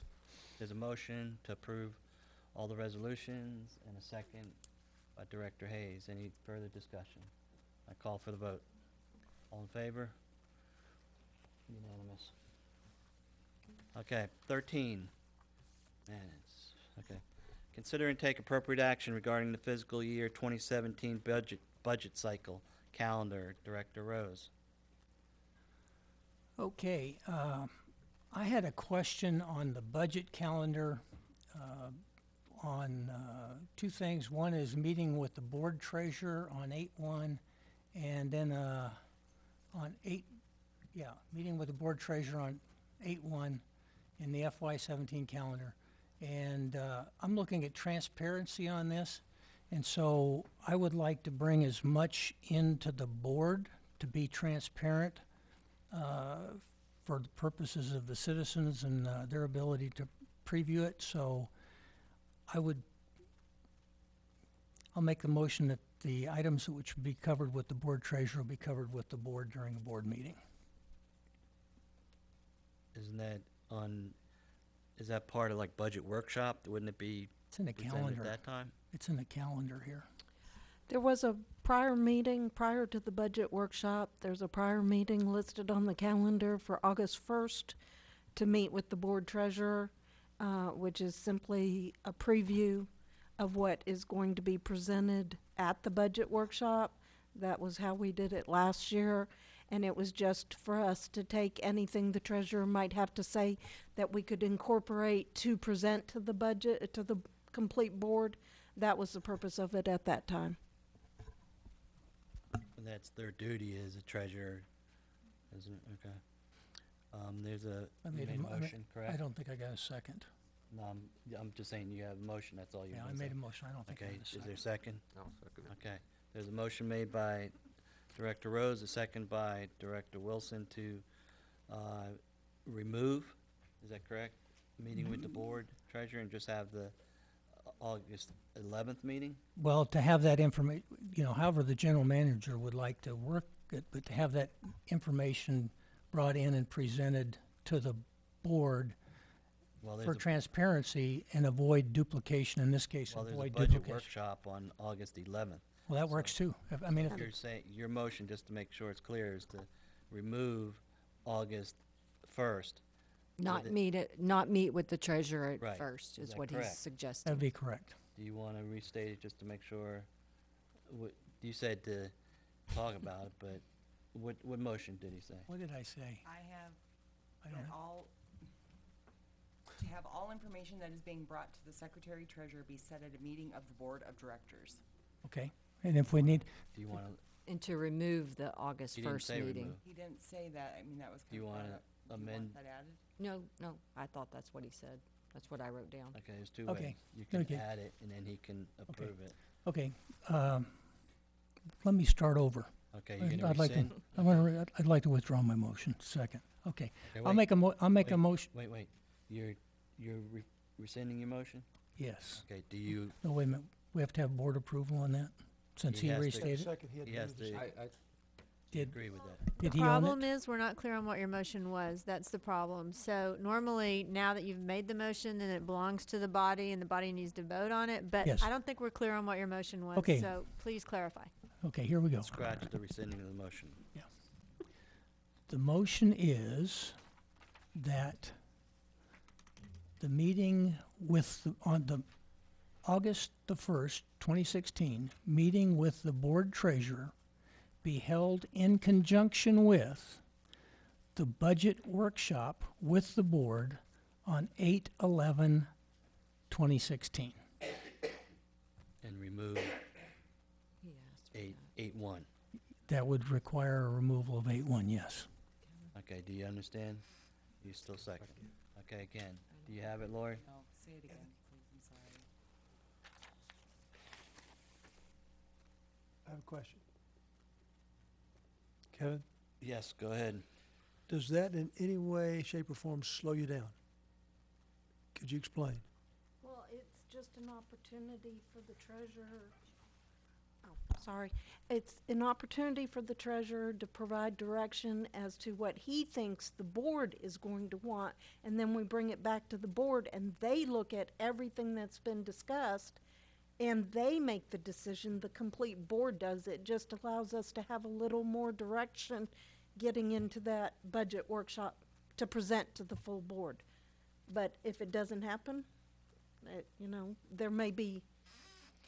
It's not, from what I recall, when you all met with them last year, it's more about how to set the presentation for the board than the budget. That's what they get for, is what all the treasurer thinks are the things that need additional explanation or things like that. But I think if they don't want to do that, we won't do that. It's not an issue. Are you clear on the motion, Lori? Okay. We have a motion, we have a second. All in favor? Show of hands. Okay. I got Director Wilson, opposed. Carr. Did you put your hand up? He's I'm opposed. opposed. Oh, you're opposed. He's the Okay, well, I didn't treasurer. call that yet. Okay. All opposed? We have Director Thomas Only and because Director he said Head. it slowed the process down. Yeah. I didn't hear her say it slow it down. Yes, she That's said correct. it She did. said, yes, it did. Oh, did you?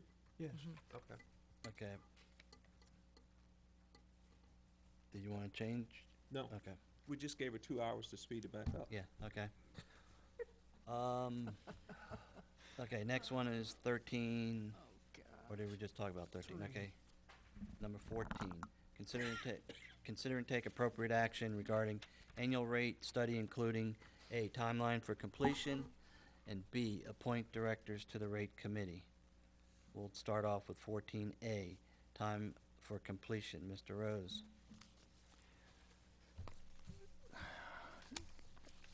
I have a basic question that goes into why are we setting rates before we have a budget adoption? And I see that as a problem. And so, timeline for completion, I'm going to move that the budget be adopted before the rates are set. That way you have, oh, I gotta have a second. I need a Is second. that your motion? I move that the budget be adopted before the rates are set. That's my motion. Second? I'll second it. Director Rose made a motion, Director Wilson seconded. Discussion? Okay, my concern on this one is that we will have much more accurate information for our rates when we set those rates if we have a budget that we have adopted first, rather than winding up in the position where we adopt rates and then have a budget that we're trying to fit within those rates. It's like, in my perspective, it's getting the cart before the horse. So that's the reason for my motion. Does, Jennifer, do you have any input on this? Just that I've never heard of a district do that before. You always have your rate set, and then you project by using a projected budget going forward. That's how all districts do set the budget and the rates. Help me understand that. I'm not philosophically opposed to the way it is now. I just want to hear the conversation. But what he's saying does make sense. If I know, if my budget's $20 million, I have to set my rate that will get me $20 million in revenue. If I don't know what my budget is going to be, but I set my rate to be A, and it only yields me $18 million, and it seems to me I would have to adjust my budget, my rate, because I can't change the volume. I would have to adjust my rate to increase to get me my $20 million. Help me understand how that works. Let me help him. The procedure usually is that there are usually about 3 issues of the budget. I keep them at home and they come in these big sheets. Issue 1, issue 2, issue 3. The program that Terry uses, the second version is a minimal amount of changes. The third version is a minimal amount of changes. she can plug those in, and in 3 minutes she can tell you what the new rates are. But she gets the bulk of the rate work out of the way early. And what little change there is in version 2 and 3, she can whip it out in no time at all, and you get a new set of rates. And so this is, We get a look at what the rates might be a little earlier. That's what I like about it. okay, so essentially what you're saying is that whatever ultimately ends up here at the end of July, there's an expectation in August or September that it will be tweaked once we get the final budget. But this just allows for a lot of the pre-work to be done, so it's not Correct. backloaded. Yeah, and there's things like the debt service, the revenue debt. Your rates have to be in place to be ready to raise the funds to obtain the money to pay your debt service. Your rates have to be in effect before you start in the fiscal year where you're actually trying to collect on a monthly basis that revenue debt. So there's you have to you know what your debt service is going to be. And for example, right now we know our debt service for next year on the revenue bonds is going to be 4 times what it is this year. So if we don't have our rates in place by October 1st to start collecting 1/12 of that debt service, we're not going to be able to meet our debt service. You're going to have to triple it up in 3 or 4 months when you get the rates to where they need to be. Because we know right now our rates aren't going to cover that debt service. Okay, any other discussion? If you have a budget and you know this information and you need it accomplished by October the 1st, you can set your rates at a time point after your budget is complete. We don't have to wait till September the 25th to finish our budget. We can finish our budget earlier than that and set the rates. And as Director Hayes has just said, the computer program, once we feed the numbers into it, are going to give us our rates. The rate style, now exactly how you want to do the rate style with incremental blocks or stuff like that, we can talk about that beforehand and establish our blocks. But when it comes to putting in the actual numbers, once you set your budget, you can put the numbers in and we get the rates quickly, based on my information. Okay, any other discussion? Can you just, do you have the motion written down, or? Oh, it was an easy one. Yep, I've got to ask Kevin one more thing. Jennifer, this hasn't been a problem for us forever. Does doing this slow you down? Because I won't vote for it if it slows you down. I think it's going to be very difficult to set the budget without knowing what the rates are going to be. I think that's going to be very difficult. I mean, I really don't see a benefit personally. They have a system, we have a model that we put the information in, and, you know, to me, it works so far. So that's my opinion, but Budget for your needs. do you want to read your motion again, just to make sure everybody Okay. knows what Okay, they're the voting? motion is that the budget be adopted before the rates are set. Okay, everybody understand the motion? Okay, all in favor? Show of hands. You have Director Rose, all opposed? Okay, Director Thomas, Director Wilson, Director Carr, and Director Hayes oppose it, so it fails. Okay, next is appoint directors to the rate committee, 14B. Okay, we appoint 2 directors, is that correct? Yes. I have Okay, a I'll motion. take any nominations. I have a motion. Go I ahead, make a I motion. move that the rate study be accomplished by the board and not a committee. I view this also as a transparency issue. I think that the information that goes into a rate study and those factors need to be discussed at the board level, and the board needs to have full access to that information as a board. Do I have a second? Oh, You done? You have more? No, Okay. I'm sorry, I went into discussion before I had a second. I'll do the motion again.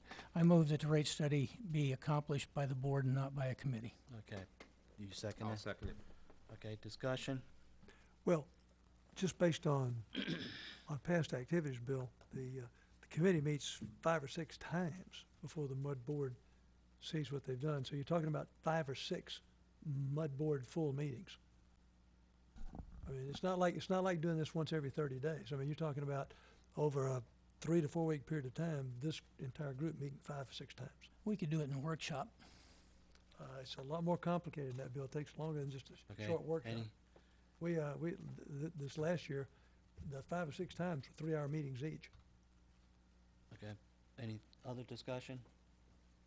Okay, we're gonna vote on the, I do have one other Okay. question. What would be the impact to actually getting this complete if we had to do this in a meeting? Say again. What would be the impact to actually getting this done, the rates, getting the rate study complete, if we had to do it in a combined meeting, given past history? like a workshop? Yeah, I Right. mean, Jennifer, let's We- come back to Bill's thought for a second. If we were to take this approach, in your opinion, how much time would it take for the full board to do this as a full board? That may be the Yeah, what we, I really can't predict that. I really don't know. It just depends on how many questions there are and how much, how much in-depth information from within the rate model you're gonna wanna know. I don't know. is, okay, what we've done in the past as far as the rate study, the presentation is given to the complete board after, the input of the 2 directors that were involved. Right, And- it's, my feeling about it is that, it ties up a lot of board members for considerable amounts of time, and yet the final report that comes out is pretty complete document. And it's, I won't say easy to understand, but it's, all the questions, I think, are usually answered by the final report. That was my experience last year. Well, and the committee is not tasked to make a recommendation. It's tasked to look at options.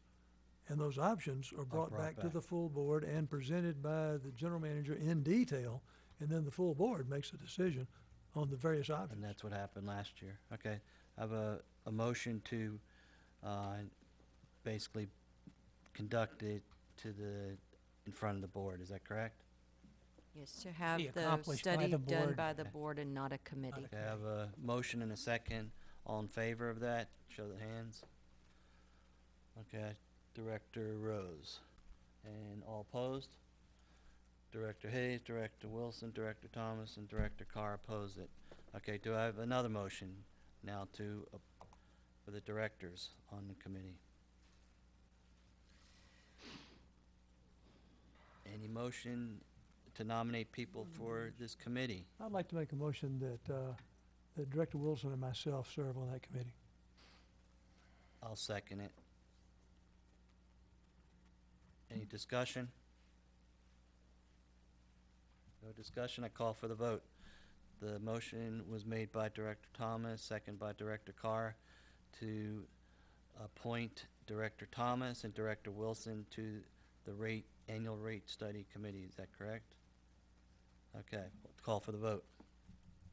All in favor? Unanimous, thank God, okay. Okay.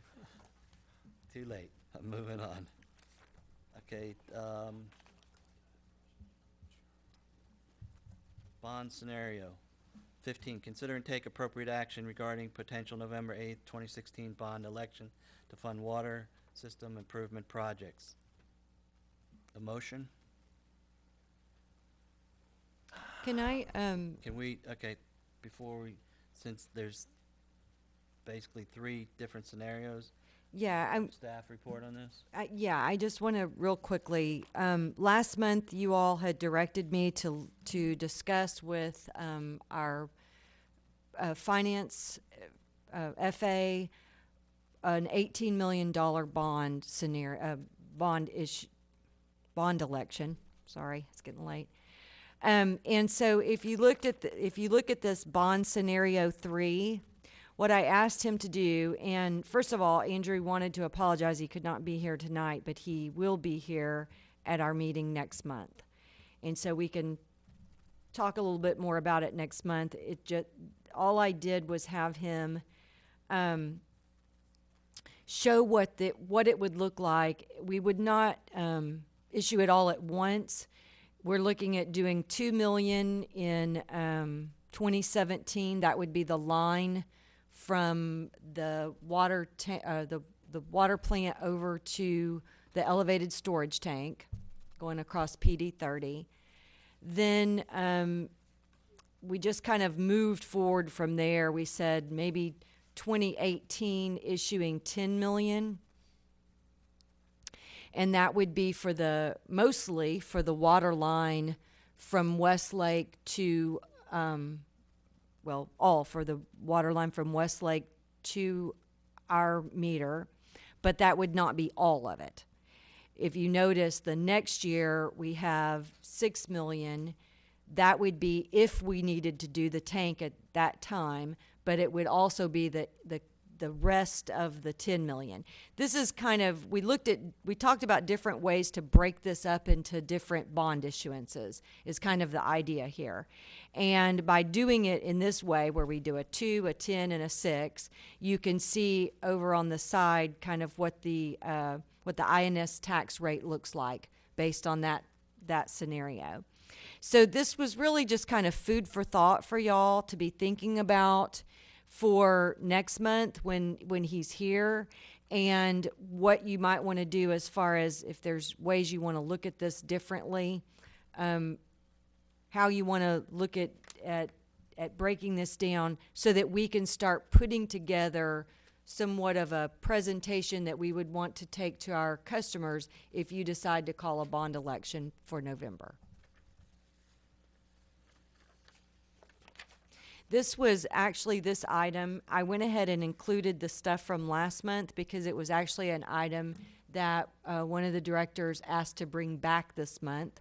But it was also, I was given direction by the board on what to bring this month. So I thought I would include it all in there, and that way y'all could discuss it if you wanted to discuss what was there last month as well. Jennifer, what's the last date that we have to approve a bond election to get it on the ballot? That was, I was believe, how in your much time packet last month, but How much time do we have to consider this? was it August? I believe you have until August to call the election. I want to say August 21st. Well, basically, we've got one more meeting. 2. Well, depending on when the meeting in August is. Do you have a recommendation on this agenda item? Would it bond scenario 1, 2, or 3? Well, 3. 3 is what you all thought about doing for the 18 million. Do a bond election for 18 million, but you would not issue $18 million at one time. It would be over time. Okay, motion, anyone? I've got a part of a motion here. First of all, I want to make a statement. Well, make a motion first. Okay. I move that the upgrade line to the east elevated storage tank be funded by a revenue bond. But you don't know if it's possible, right? By a revenue bond. By a revenue bond. And then what about the rest? You just want to make that motion? I'll discuss the rest when we get the Okay. report in, I think. If I There's have a second. Motion to fund the, what line again? Upgrade line to the east elevated storage. $2 million. $2 million Okay, tank. is there a second? No second? No, I'll second it, but didn't we already vote to do this? Say. Didn't we vote to do this last month? No. No? I don't think so. No. Well, I'll What's second it because that's the only, Greg you already have to raised say his about hand. why you Too want to late. do it that way. Okay. oh, he didn't say anything. You He just had raised your his arms hand. crossed. Did you raise your hand? I raised my hand. Okay. Comments are we cannot get a tax-based bond improved in time. We gotta, Okay. Okay, there was a motion Thank you. made by I agree with Bill. Director Rose, a second by Director your Wilson. Any Okay. discussion? Why? Honesty, transparency, and fairness again. I look at a GO bond as I can't support. I cannot and will not support a GO bond. Here's why. when the MUD was formed, geo bonds were a good thing because the only thing out here was dirt. You weren't providing a service and you weren't selling a product. We're about built out. We provide a service and we provide a product, and those are all measurable. So we can tax people based on how much they use it, and so it's fair, whereas it's not fair in my perspective to charge somebody for a service or a product based on the value of the house that has very little, if any, correlation to the product or service that's being used. So for that reason, I think that a revenue bond is the way to go. There's another reason to use a revenue bond as opposed to a geo bond. A geo bond is not transparent. Shows up in your taxes. You have no idea. I mean, you just pay your taxes, and it goes away. You don't know what it's correlated to. You don't correlate it to your water rates. You don't correlate it to your sewer rates. If you use a revenue bond, it's correlated to those rates, and it's associated to sewer or it's associated to water. The advantage of having it in the revenue is that, particularly with water, we can now use it as part of the block system for our charges and drive conservation, for one thing. So, for me, I don't think a geo bond, when we have services and product that we're selling, is fair at all. You realize we're a district and I know we can do it. commercial in our district that's booming. They will pay based on the service that they receive. Okay, there's a motion and a second. I guess my comment will always be, I'm always for GO bonds. I think anytime we're raising the people that we serve taxes, they ought to have a say in whether or not they're comfortable with us making that expenditure. Well, I like Okay, so- I like the aspect of you being able to write that off your income tax, which is I guess as a tax-based bond, you can do that. Geo bond, you can do that. And you know, we're gonna have to. I think our expenses coming at us are gonna hit us with a rate increase. We won't know until we get through the work, but I think it's gonna hit us anyway. We caught a fair amount of flack, Bill, as you know, last year on a rate increase. We're probably gonna face it again this year. So we slapped $2 million in there. We got to do with the rate increase. It's gonna jack that price up even more. My initial feeling is we were just told that we have until August. We have 2 more meetings technically. I'd like for the staff to come back and weigh the options of one bond against the other so we can see it in what, how it affects. Well, Kevin, here's my big fear, okay? I think that's fine, but here's my big fear. Jennifer, it didn't happen in May like they were telling us originally, but when are they gonna turn dirt in PD 30? What are they telling you now? Because one of the things those guys are gonna do is install this 16-inch pipe through their property while they're turning dirt. And so we're gonna have to have money as soon as that's done to start paying for the rest of it. And so how fast we get that money may become a factor in this thing, because like Bill is saying, a revenue bond, we can do that pretty quick. Whereas the other one, we gotta go to the voters and wait till November, you know, for them to do something. And by the way, if they don't do it, then. Well, we haven't designed that line, so it's gonna take a while before we're gonna need we're gonna need the money. I mean, we're showing, really 2017 before we would need it because we haven't done the design So yet. we're not up against a problem right now. Okay. I would like to address something Director Thomas said, and that's the tax value of a geo bond. I did a quick little bit of research and found that Texas ranks number 44 out of the 50 states for people that itemize. We're that far down the list. Only 25.4% of Texans itemize their taxes. So any thought that we're doing a geo bond to support the majority of our residents is. There's a motion on the table, a second. All in favor of Director Rose's motion of doing away with the GO bond. Is that Well, correct? No, my motion, because Just read your motion. it's about the upgrade line. I moved the upgrade line to the east elevated storage tank be funded by a revenue bond, because that's our immediate All in need. favor of that? Hey, Kevin, hang on, I want to ask one more question. If I understood Jennifer correctly, we're not under the gun to make a decision one way or the other.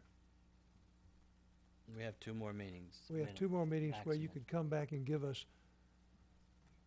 what the options are and what the costs are. Yes. Okay. Okay. Everyone understand the motion? Then I think we should wait. All in favor? Director Rose, all opposed? Director Thomas, Director Wilson, Director Carr, Director Hayes, oppose it. Any other motions on this? Did anyone want to make a motion to table it to another meeting, maybe? I would so move based on what Jennifer said. We've got 2 more meetings to where she can come back and give us, because I may decide to go with what Bill has suggested. I just want to see the information.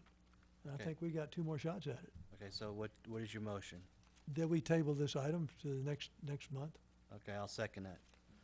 It's postponed to a date certain. Excuse me? The actual, if you table, you gotta take it off the table. He's moving to postpone it to a date certain the Okay. next meeting. I second.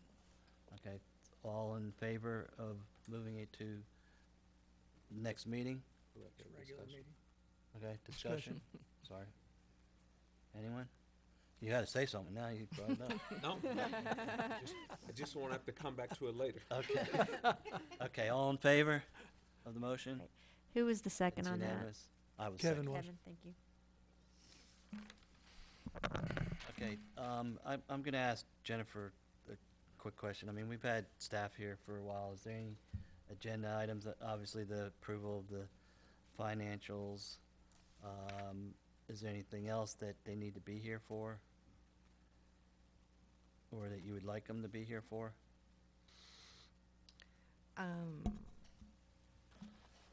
Financials, I guess, and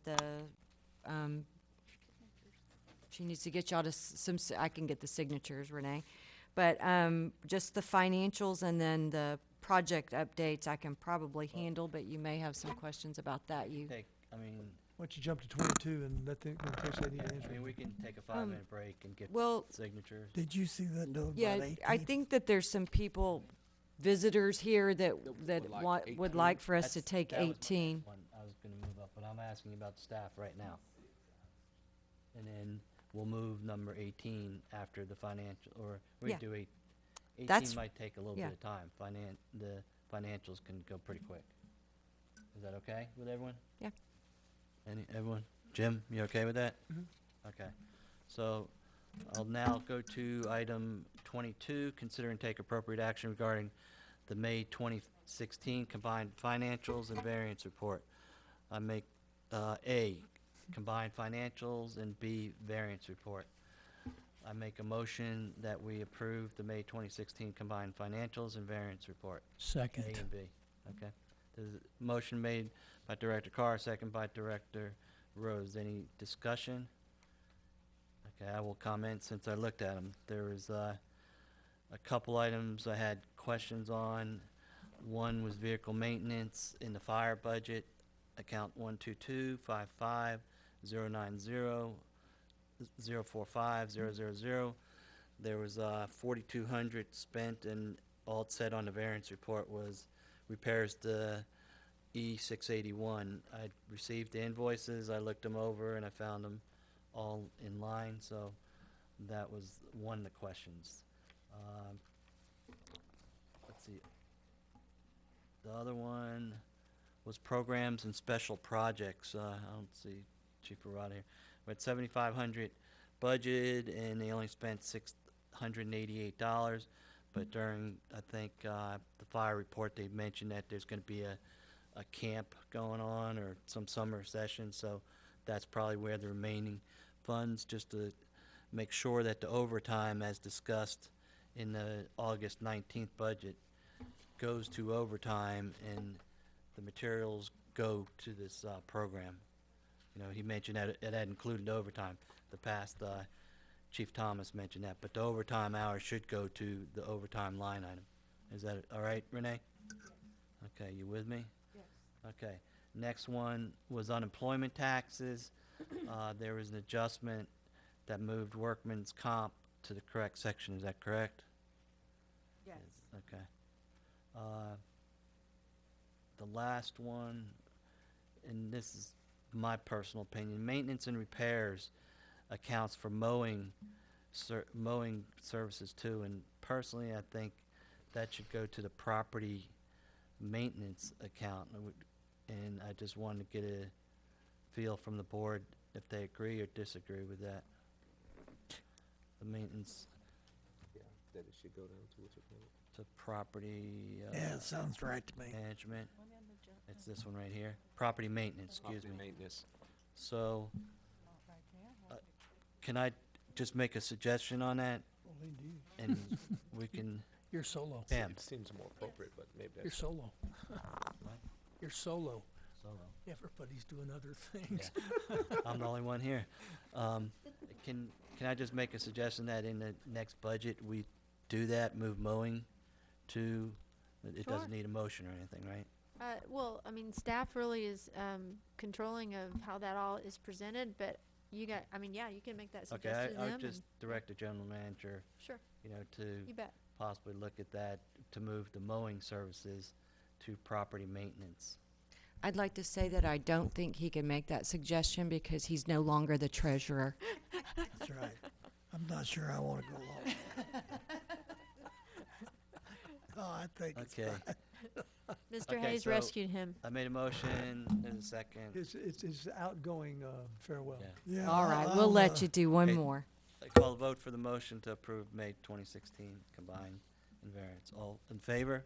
Oh, this is to All- approve it. Unanimous, okay. Okay, so now, do you want to take, well, you want to take, Renee, Yes, sir. you okay with Jennifer getting the signatures? You want us to take a quick 5-minute break right now? That's up to Jennifer. I It don't won't have a take- I don't have a problem one way or the other.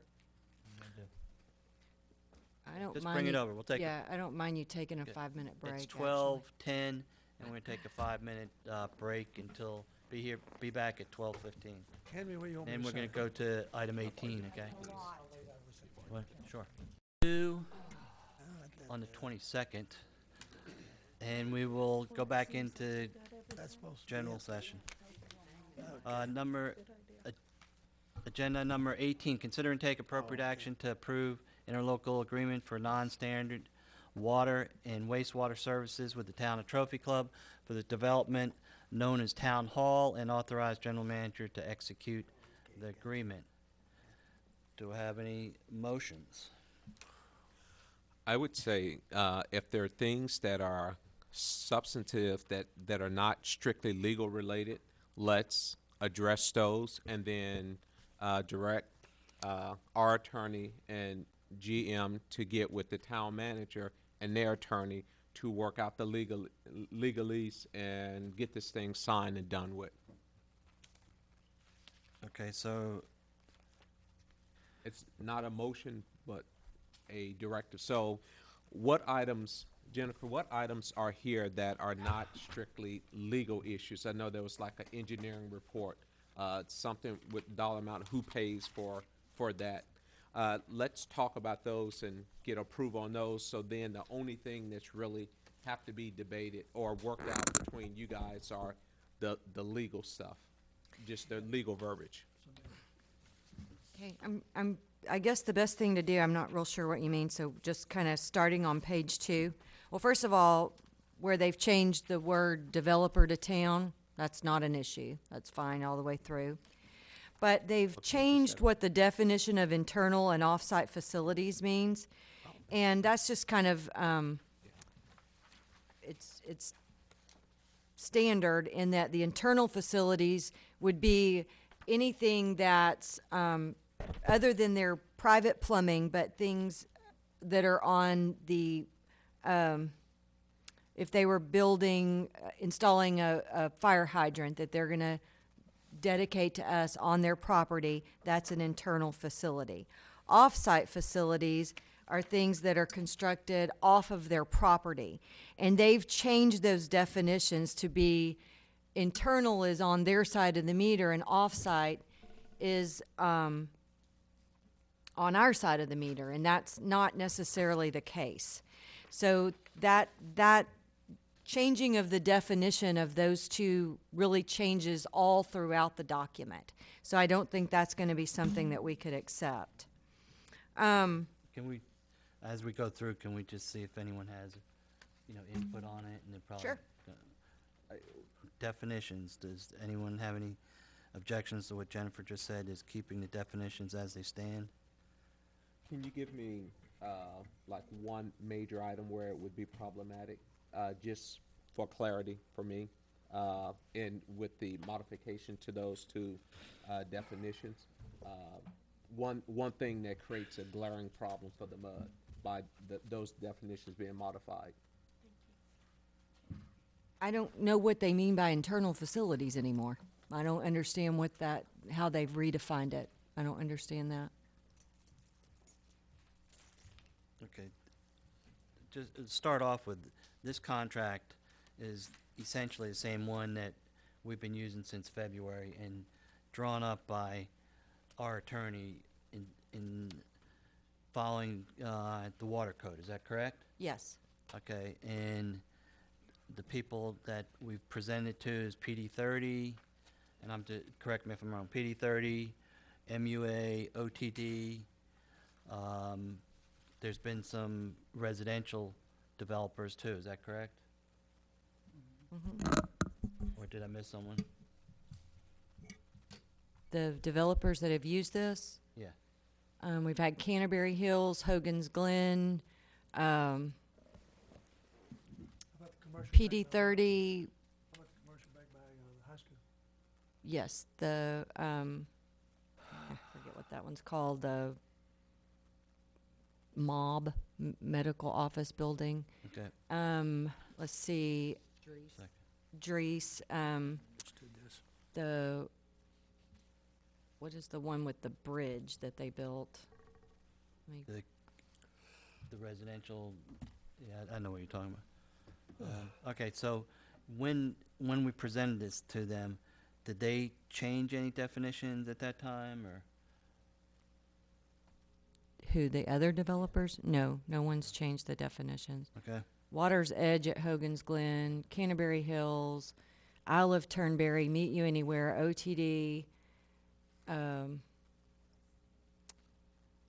don't know if I've already said Water's Edge at Hogan's Okay. Glen. Yeah, that- Does anyone have any issues about keeping the definitions that were? Well, I was looking at, we at 1.8, had to read it a couple times. 12:30, that's okay. Had to read it a couple times, but basically, what the town has done, as I read it, is they're talking about on the town side of the meter. The town side of the meter is, as I understand it, in the last sentence, where it says, but shall not include private service lines. On the town side of the meter would be a private service line, would it not? Right. Okay. So they're basically excluding their private service lines from internal facilities, but they're defining the internal facilities as everything on their side of the meter. Yeah. So it really doesn't make any sense. Internal facilities would be our line on their property. That's correct. Any type of infrastructure of ours or appurtenances, and in a case like this, it might be a fire hydrant. That's the best example I have. Okay. Jennifer, I just got a fundamental. So it just doesn't make any sense the way it was redefined. Just got a fundamental question for you. Look, you've worked with Stephen on this, right? I'm sorry? You've worked with Stephen Seidel in working through this, have you not? No. Well, I just don't understand. If it's a standard agreement, we've used it with every cotton picking developer since It a was, year ago, why have any changes been made to it? that's why it's here. Yeah, I would say we could talk about that, and we could probably have a lot of giggles and grins, but to me, it's irrelevant. They changed it. Let's just move on and talk about the issues that she doesn't feel comfortable, that she feels are operational issues. Let's get those out the way, let them work out the legalese, and go home. Okay, so again, definitions she just went through, And since everyone else has used it, does anyone have any problem with keeping the same ones? Okay, Can I talk about a general approach for a minute? go ahead.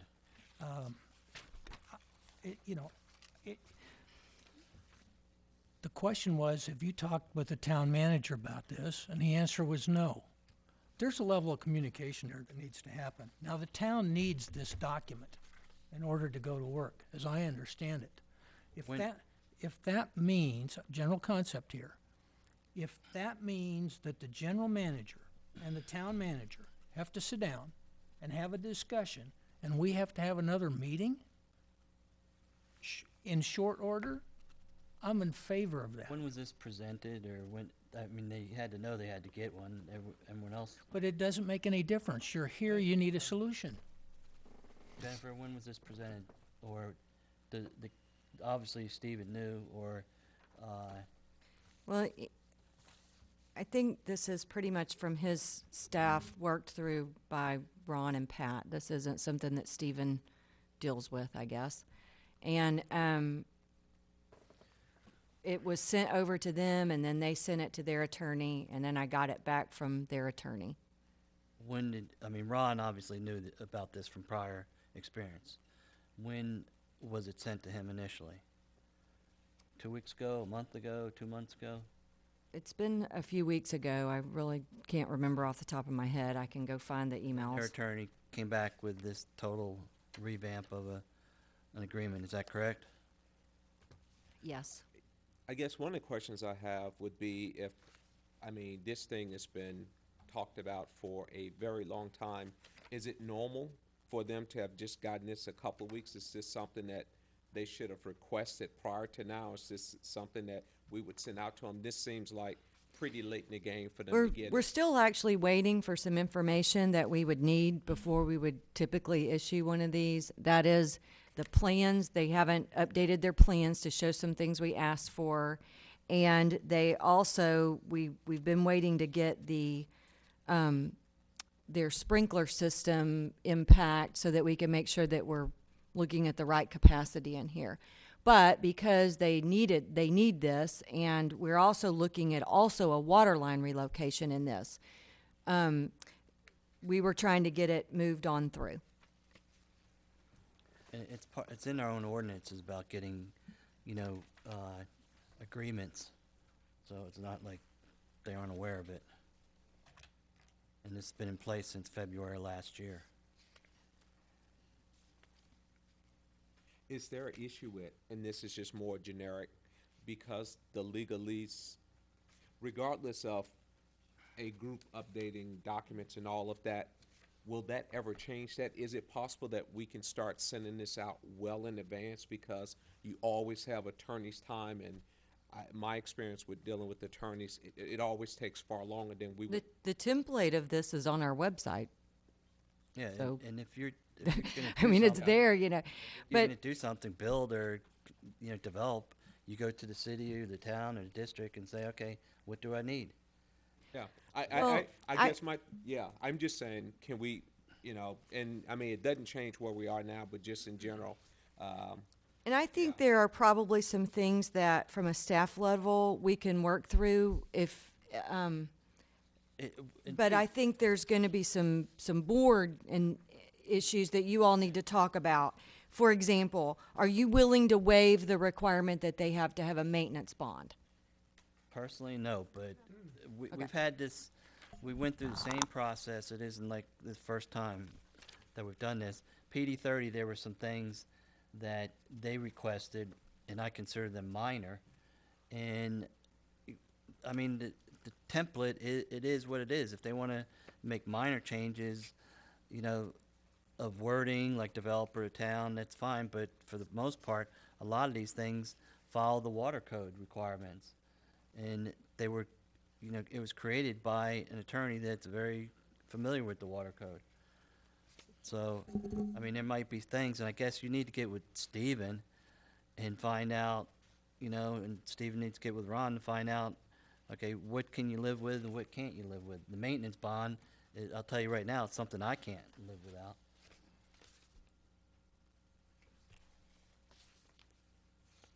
What page is the maintenance bond on?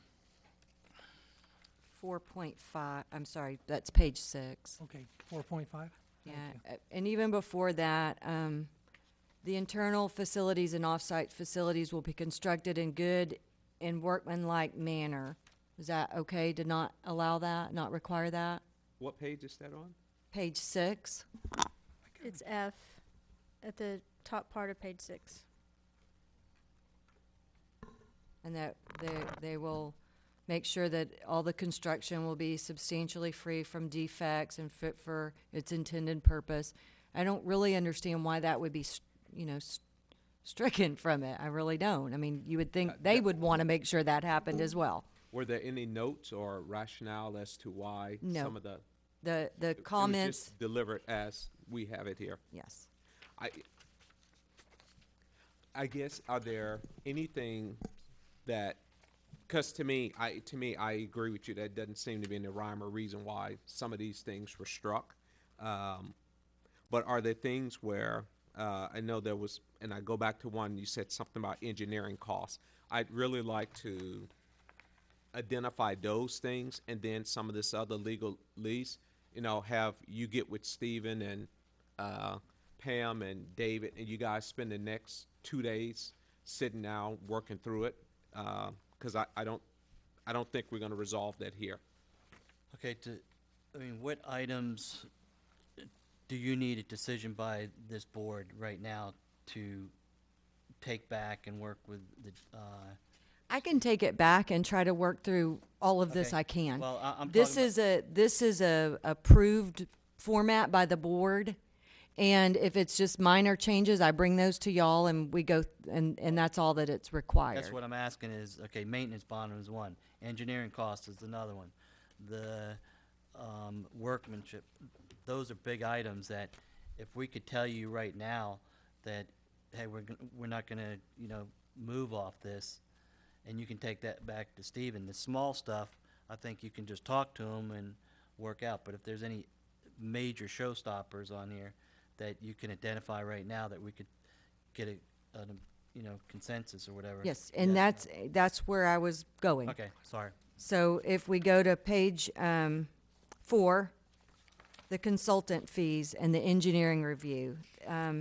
It's this first one is that simultaneously with the execution of this agreement, they will pay for the cost to develop the agreement and the engineering. And I will tell you that with the exception of maybe one of the agreements, I think PD 30, there was, and it was mostly dealing with the offsite facilities, there was a little bit of legal charge, but all of them really, if it's just the template, that's a way to kind of minimize legal costs to the developer. That's why we did this to begin with, so that every single contract didn't have to go through a big legal review and just cost developers more and more money. So that was kind of the idea behind having a template. So depending on how much legal review we're going to get from this, there could actually be some legal costs, but we know there will be some engineering review fees. There's already been engineering review fees. Personally, I agree that the developer, or in this case, they changed it to town, should pay any costs that are incurred. They're the developer of the property. Does everyone agree or consensus on that? I don't necessarily agree with the legal costs. Because they're paying their attorney to look at the agreement. To me, that's just incumbent of negotiating the agreement. Both parties are covering their legal fees. So, But if you're working off a template, I deal with contracts every day, and when we do a deal with a vendor, we don't go to them and say, well, our attorney's going to have to view this, you need to pay for it. Because guess what? Their attorney is reviewing what we're sending back. It's just part of the cost of doing business. That's my opinion.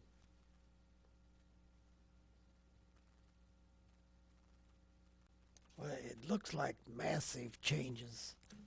And it just strikes me that But obviously, we're not going to have massive changes. We wrote the agreement. So we wouldn't, it's a one-side agreement. If I gave you agreement to buy your house for a nickel, then you're probably going to want to have a long conversation about it. And I can say, well, I think it's unreasonable for you to want to have a long conversation about this. Well, I came up with the agreement. Of course, I'm going to like it.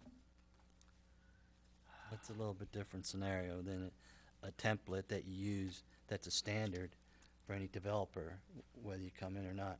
No, no, When you go buy a house, okay, go yeah, ahead. my point is simply this. We wrote the agreement. Obviously, we're not gonna have major changes that are required to it because we wrote it. If we took their agreement, in all likelihood, they wouldn't have any changes and we'd have major changes. So I think it's just natural. Right, and I think that was kind of the idea, and it keeps the legal costs down.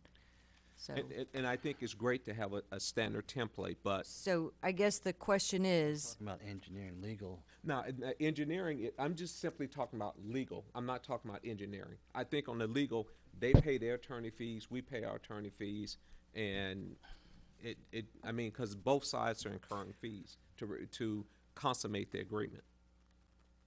That's just my view. You were talking about engineering fees, weren't you? well, it says they've taken out the part that says that they'll be required to pay the district its legals, engineering, and other costs incurred in connection with preparation of this agreement and the service availability. Okay, on the so I guess I've given my opinion on the legal fees. On the engineering fees, are we paying a outside engineer to? Yes, that reviews the plans, yes.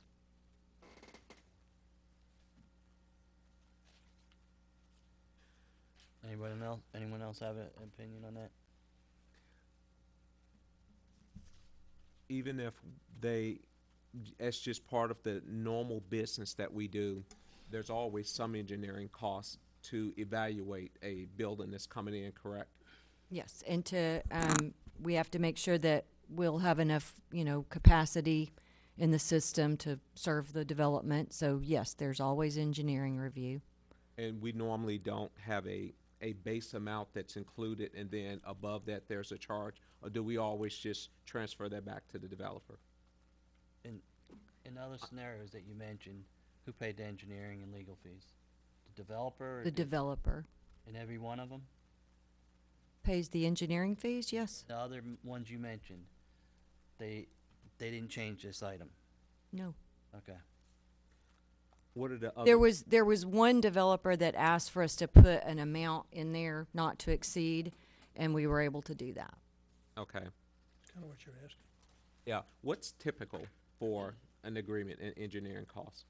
I think that's a hard question to answer because it depends on what it is. If it's a, if it's a big giant subdivision, then there's going to be a lot more, water lines and sewer lines and things that are reviewed. This is very small, very simple.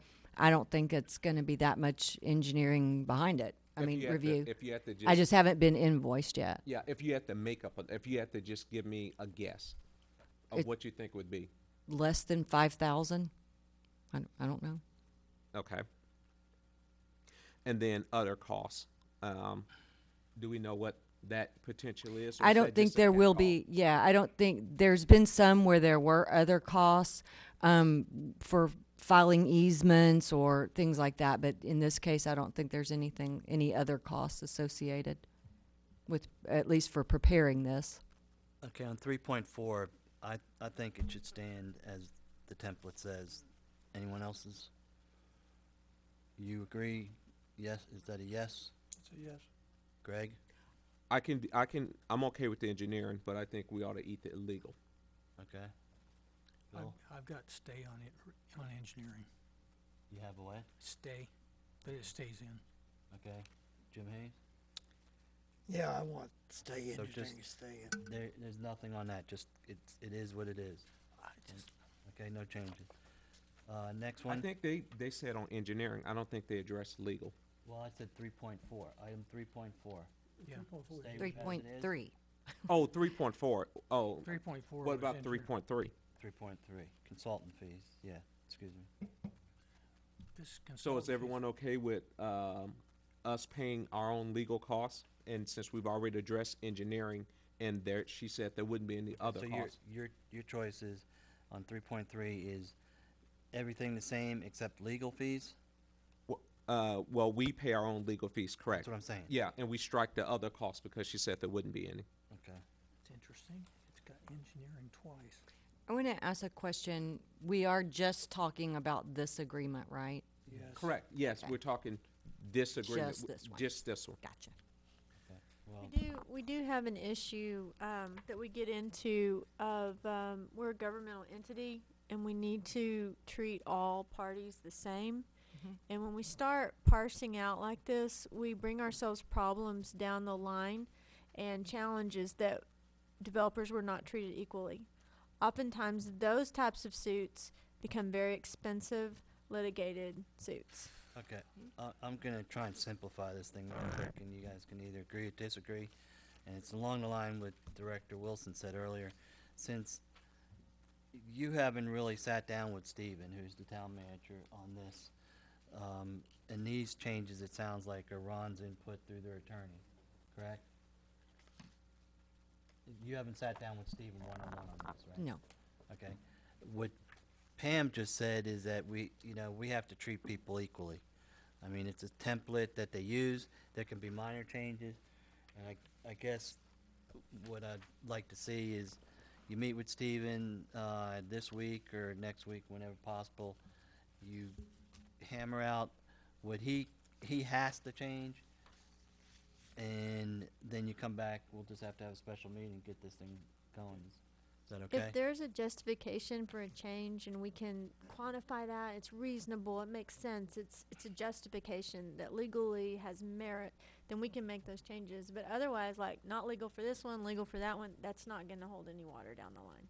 Yeah. I guess I work for commercial companies where Yes, we've sir. done Right. deals with a ton of governmental entities, and every contract we signed with every governmental entity was different.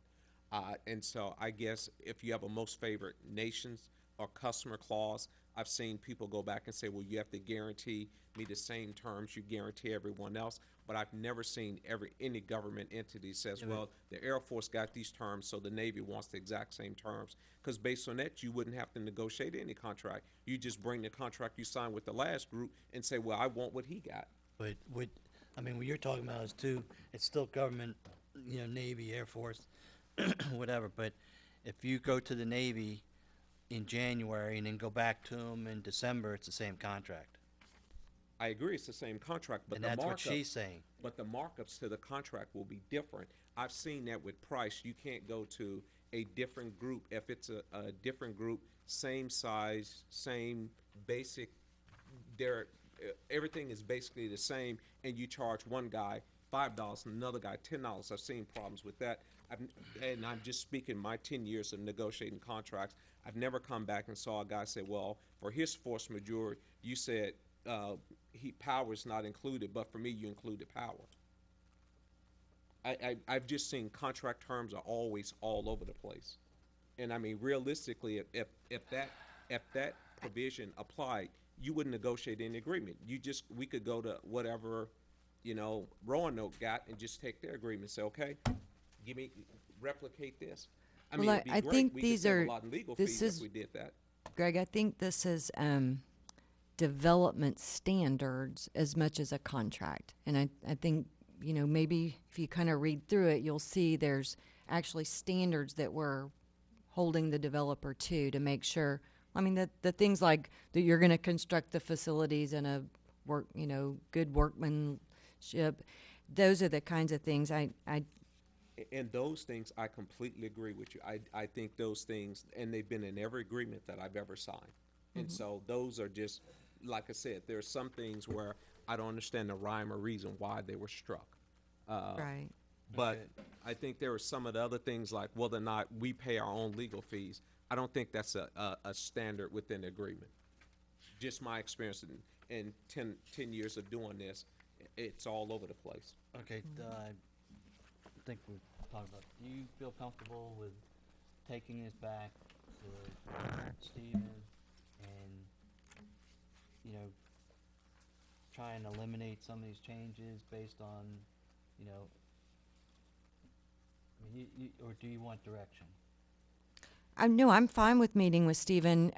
I guess Pat and Ron are here that you may want to. Sure, go ahead. Directors, I'm Pat Cook, Manager of Development Services and Infrastructure. I really appreciate you guys working on this. You know, we're kind of up against the wall, and for whatever reason, we're here.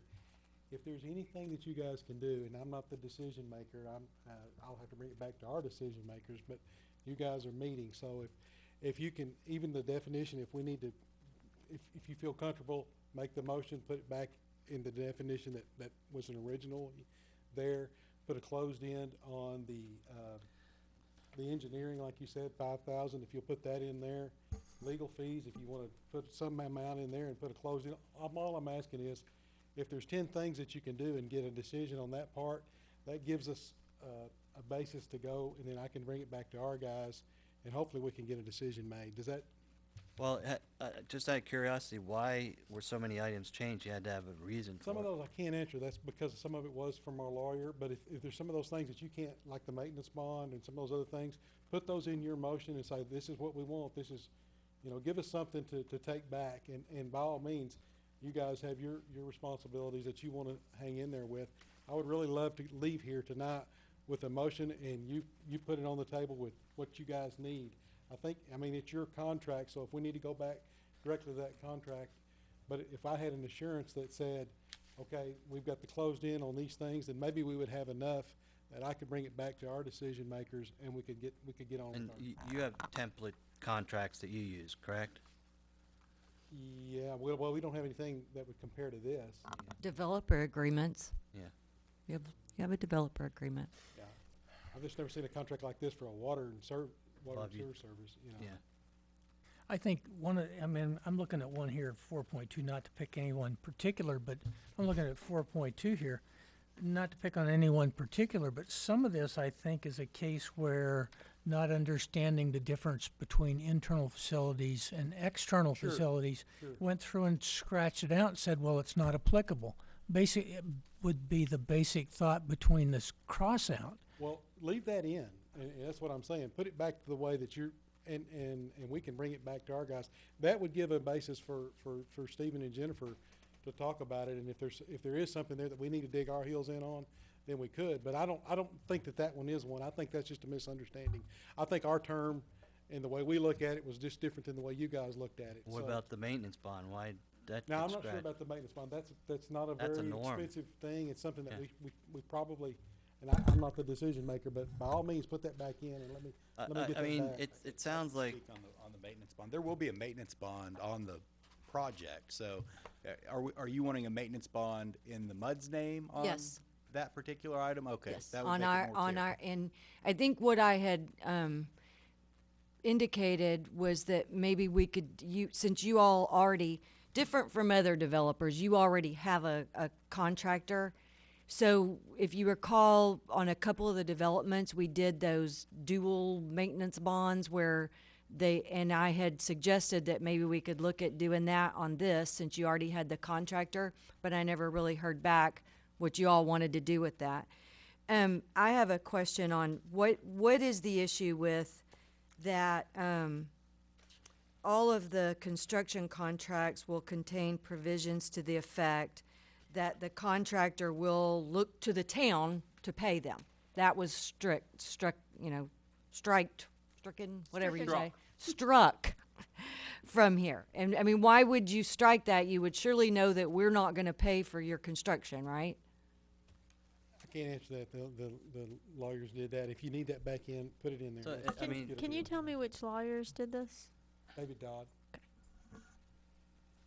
So, and I'm fine with putting it all back in. I think it belongs in there. But what I was trying to start this tonight with is if there's certain things that the board feels can be left out, they can let me know that, and then that'll make it easier for Sounds like we're us. saying the same thing. yeah, I mean, he doesn't know why things were taken out because their attorney did it. And our attorney's saying you should stick with a consistent document. So we could, I mean, I don't want to spend a lot more time on this because it sounds like a lot of stuff was struck out and he doesn't have any problem. Their attorney just struck it and he doesn't know. Pam, if you go to like page 11, why would an attorney take out this stuff that is what I call the attorney stuff. I really don't understand, and I started to say earlier, it seems like some of it was just like done in error. Like I don't understand it myself, but you know, I can't explain it.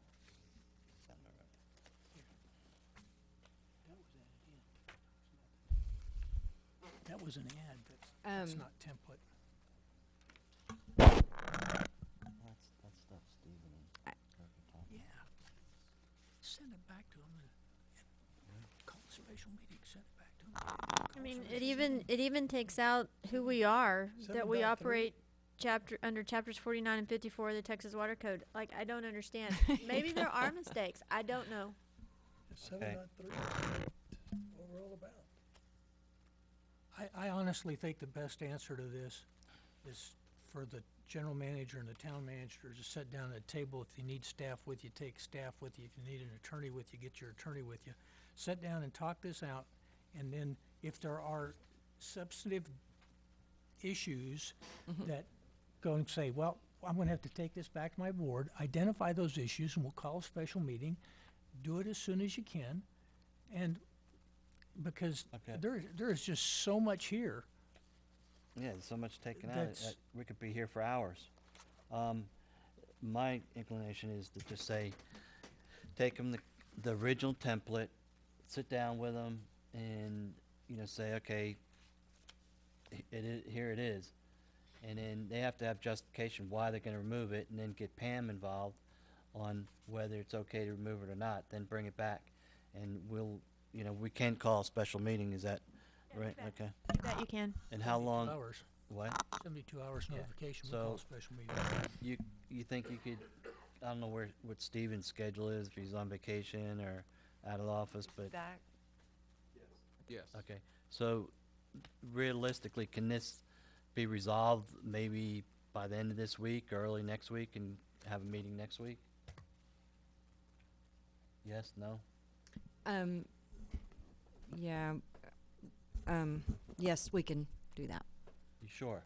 Yeah, I'm gonna be I mean, gone. I can make sure I can fit it in. I can't speak for them, but if they're We can do it from our Available. side. We can do Okay. it. And you can review it? Yes, I and then- can. Okay. I'll make time for that. We Okay, I'll- can't speak for their side, but let's- we can do it. I'll entertain a motion if someone has one. I'll make a motion to direct General the manager. general manager and the MUD attorney to spend what's the day? Anyway. 22nd now. This week, working with the town to resolve the issues with the interlocal agreement for the non-standard water and wastewater service, and then we call a special meeting, What's the calendar look like, Lori, for next week? And we don't have to meet in a boardroom. We could.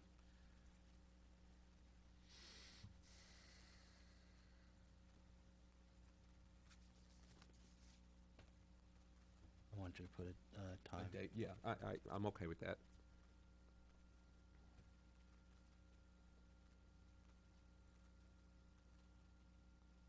Next week. There's not much in here at all. Give me a date. Wednesday, Thursday. That's a week because today's already Wednesday. Thursday and Friday are open at night in here. Wait. You want wait a Thursday? second. Thursday. Just wait a Everyone second. okay with Thursday? Thursday the 30th? Yeah. Thursday night, not Thursday morning. Thursday what? Yeah, night. That night. Thursday the 30th in the evening. It's fine with me. What time? What's the earliest you all can start? I'm flexible. Okay. Greg, what time? I could be here at 6:30. 6:30. Yeah. How this about time we 6? could- 6. I'll take the hit for the team. Is 6 okay with everyone? What was the date on it, 30th? The 30th. 30th. Okay. And at that time, did you finish your motion? Sorry. Yeah, and direct the general manager and MUD attorney to work with the town manager and the town attorney on the interlocal agreement, non-standard water and wastewater service agreement, and we'll meet back here on the 30th to give final review and approval. Or review and take action. Okay, I'll second it. Any further discussion? All in favor? Unanimous. Sorry, something wasn't worked out, but hopefully next week. Okay, we're done 18, so we go back to 16. Is that correct? Okay, agenda number 16, consider and take appropriate action to approve amendment number 1 to the agreement for water service between City of Fort Worth and Trophy Club Municipal Utility District number 1 for construction of the north side 2 30-inch water main and allocated capacity. Mr. Rose. It took you longer to read that than my question. Do you have any idea what the design life is on that? Did we get a design life on that? No, I did not. I talked with a guy named Robert today, and he was going to have to check with Wendy and the other engineer. But he did think I was probably right, that it's probably he said 30 to 50 years. Okay, just let me know if you I really will, want to get it. yes, I have a That's all I've call got. in, so I will find that out for Okay, you. thank you. I'm done. Done with 16. Lori, I didn't add that to the calendar. I just did, but I didn't touch the last motion. I'll second it. Okay, do we have any motion on that, or? Nope, I think you just had a I question. just had a question and then, Okay, so we move on, no motion, no action taken, is that correct? Yep. Is that right? Yep. Okay, no action taken on agenda number 16. had a question and got my question answered. Okay. You got the other one answered, right? Bill? Okay. Okay, 17, consider and take appropriate action regarding interlocal agreement for contractual personnel services with the town of Trophy Club dated, We've already done this. Already done this. oh, sorry. That's good. Yeah. Did well, we? Okay. That was a discussion item, I think. I don't Yeah, think we- that was in, This is the personnel services that turned into the billing. no, this was the one that that we rescinded the termination of that agreement, so that one. No, that was for fire, Yeah, that's what I fire thought. personnel. We haven't done this one yet. Haven't done this one. This one, Okay, this this is, is the, okay, the this is- contracted this is If I the don't one- have, services. if I don't have an X by it, that means it hasn't been done. Oh, the okay. Magic X. So I'll read it again. Agenda 17, consider and take appropriate action regarding interlocal agreement for contractual personnel services with the town of Trophy Club dated January 7th, 2013, and previously terminated to be effective October 1st, 2016. Mr. Rose brought this up. yep, my intent is, I want to move to rescind the cancellation. Of the, Yeah, to rescind the prior cancellation of that. okay, And the- I'll speak to it when I there's get a a second. motion. Anyone have a second? I'll second.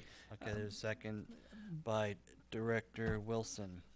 Okay, basically, after our executive session, I see that we have an agreement in process on that. For the which is only for the service billing. that's This left, is yes. for the only service, which is the billing.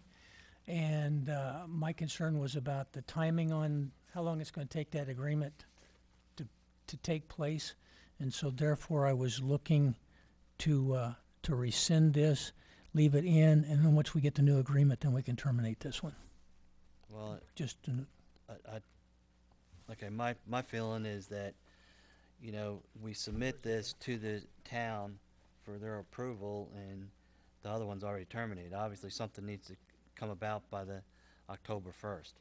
So, you know, I think we had 90 days on this one as a termination clause. It was the same as the fire. You had to terminate it by April 1st. I thought this one was 90 days.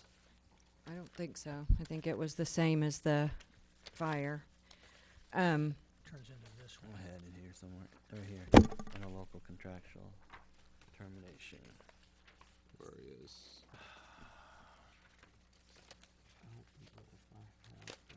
Termination, September 1st, 90 days within written notice of termination prior to October 1st.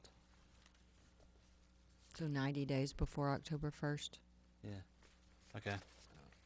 Again, my feeling is that we submit the interlocal agreement that we presented, the draft, I take it, correct? We submit it to the town. for their approval and go from there. I don't think there's a necessary to rescind, because we just have to come back and terminate it again and that real soon. Okay, so there's a motion and second on the table. Any more discussion? Hold on, I don't think Okay. I have a copy. Are we talking about the? This is the new one. This is the interlocal agreement for contractual personnel services. It's the one that we had, like cutting the grass, the billing, Yeah, you know, had a number of things that have been taken out. Is that correct, Jennifer? yes.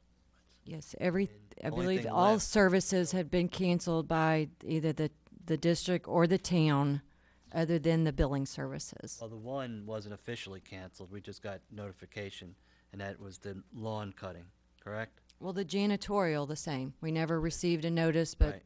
But it was just it was terminated, so. terminated, okay. I just wanted to take the pressure off. Okay, well, we have a motion to rescind it, and I spoke mine. I don't think there's a need. And does anyone else have any discussion? That's already after one. Jim Hayes? No. Okay, we'll vote on the motion to rescind the termination. Is that correct? Yeah. Okay, all in favor to rescind the termination? Okay, Director Wilson and Rose, all opposed?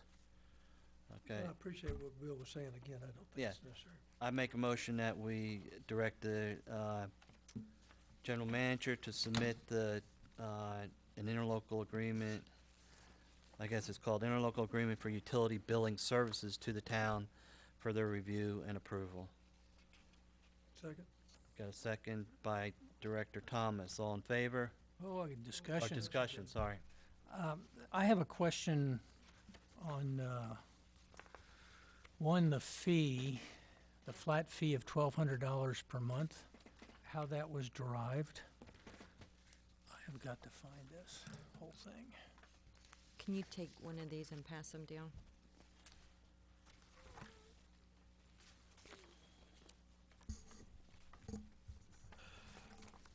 I think I got a copy. Thicker than. Here, take my copy. Okay. Which one you want? The The New one? billing one. Yeah, the new one. this is the new one. This is the new one. But that was in that package with the. Yeah. Okay, so on the service fee, Yes. that's on the second page, number 3, item 3. I've provided to you the monthly cost for billing for water, wastewater, and town services.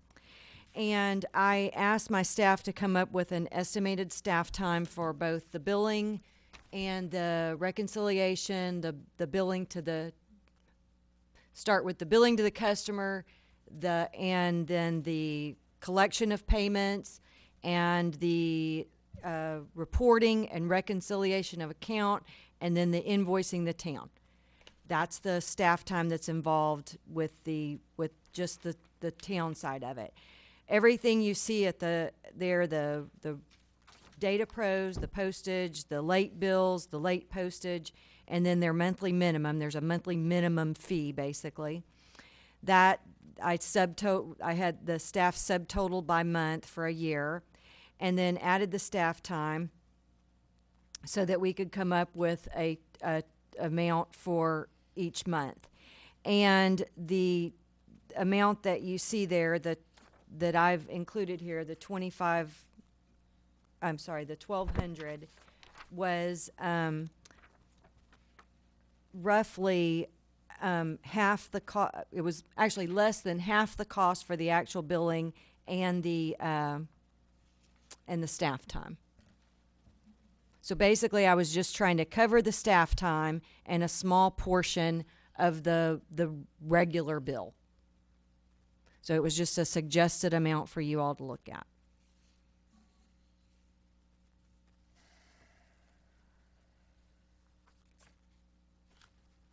Okay, I guess I'll wait till Pam comes back. Jennifer, you're saying estimated staff cost is running $2,300, almost $2,400.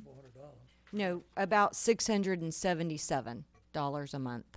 Subtotal, estimated staff The cost. subtotal, I don't even know what this total is down here. It doesn't even make sense to me. I'm gonna have to ask Terry I'm what looking at that is. subtotal, estimated Yeah. staff cost for town services. Okay, subtotal is the cost of data pros, regular postage, regular data pros late, postage late, and the monthly minimum. So it's- That is the subtotal, 2346. Right. Then the estimated staff cost for the town services, 677. So if you add those together, it's about $3,000 a month. It's a little over 3,000 a month.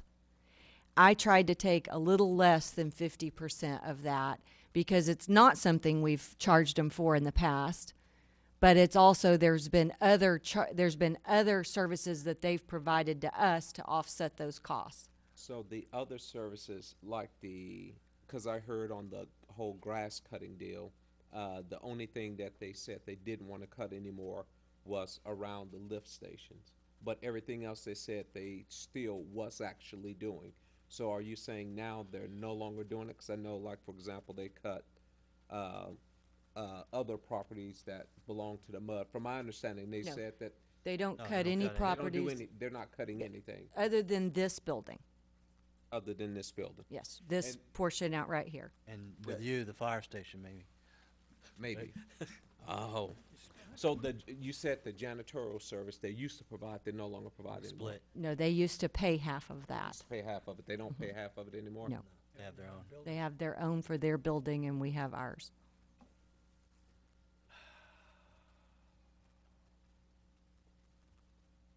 Any other discussion? Basically, what you've tried to do is come up with something you feel was fair and reasonable. So you feel like less than 50% of our total cost is what you should start with? Yes. Any other discussion? I don't know, it's 2 lines on the bill. What? It's 2 lines on the bill. Not 2 lines, it's accounting. Oh, I know, and you, collecting. oh, okay, yeah. That we get lots of questions about, we get calls, and we didn't really even include that in the staff time. We get lots of calls about, my trash wasn't picked up, or where do I get my recycle bin, the questions. I will say that they said they rarely get questions about the drainage fee, other than from a new resident. They won't know what it is. They'll ask about that. And the commercial, they get lots of questions about the drainage fees from commercial, but not residential. So October 1st, 2016, this is not signed. October 1st, 2016. Mhm. This is not, there's no Well, agreement. in the town ordinance, it says that they will do the billing for storm drains and stuff. And through contract ILA, we do it for them. So they can either take it over or, we continue to do it at whatever cost our staff time.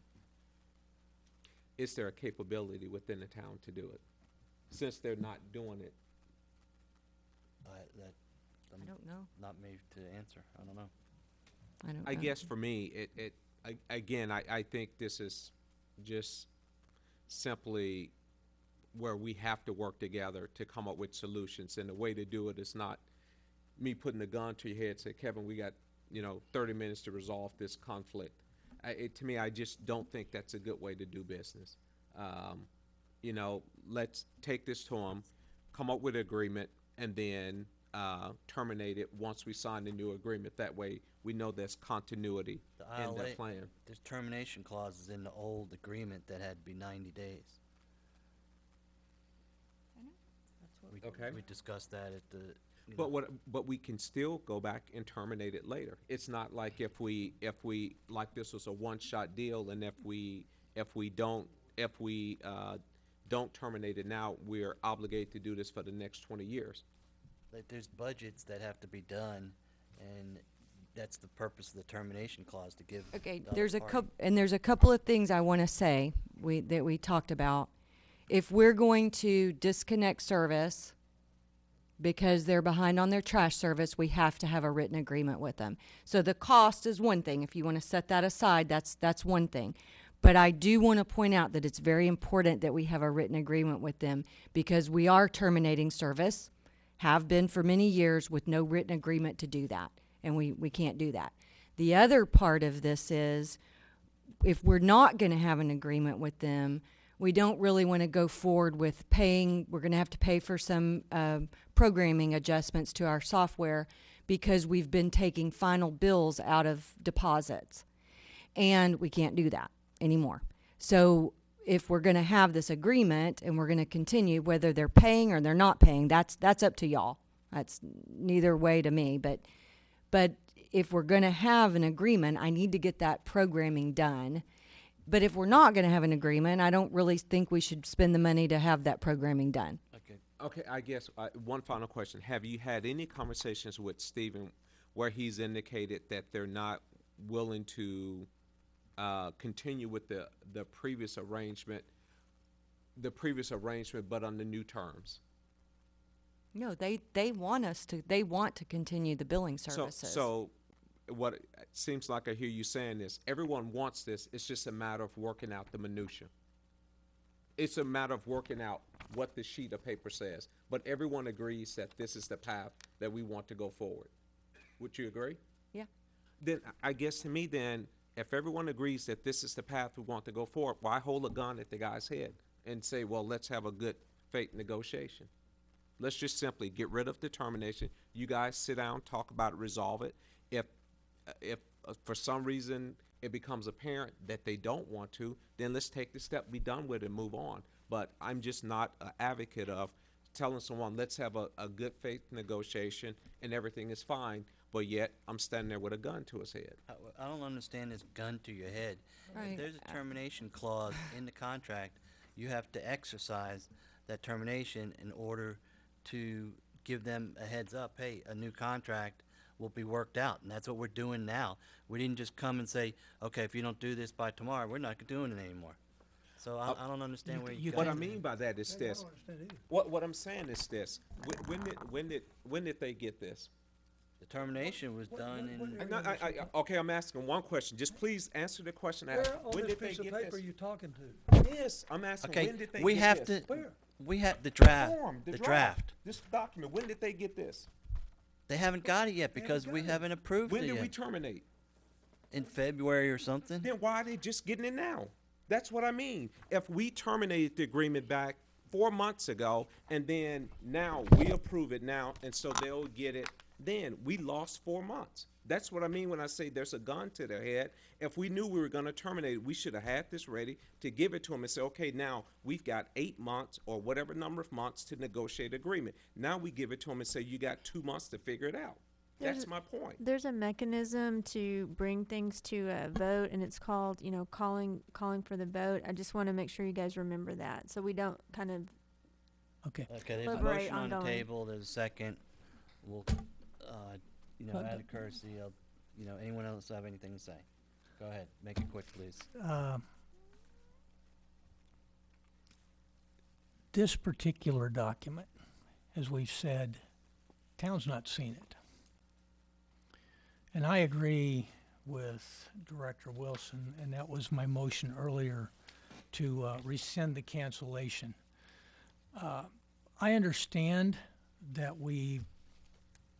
that the town probably wants us to do billing, and we're more than willing to do the billing.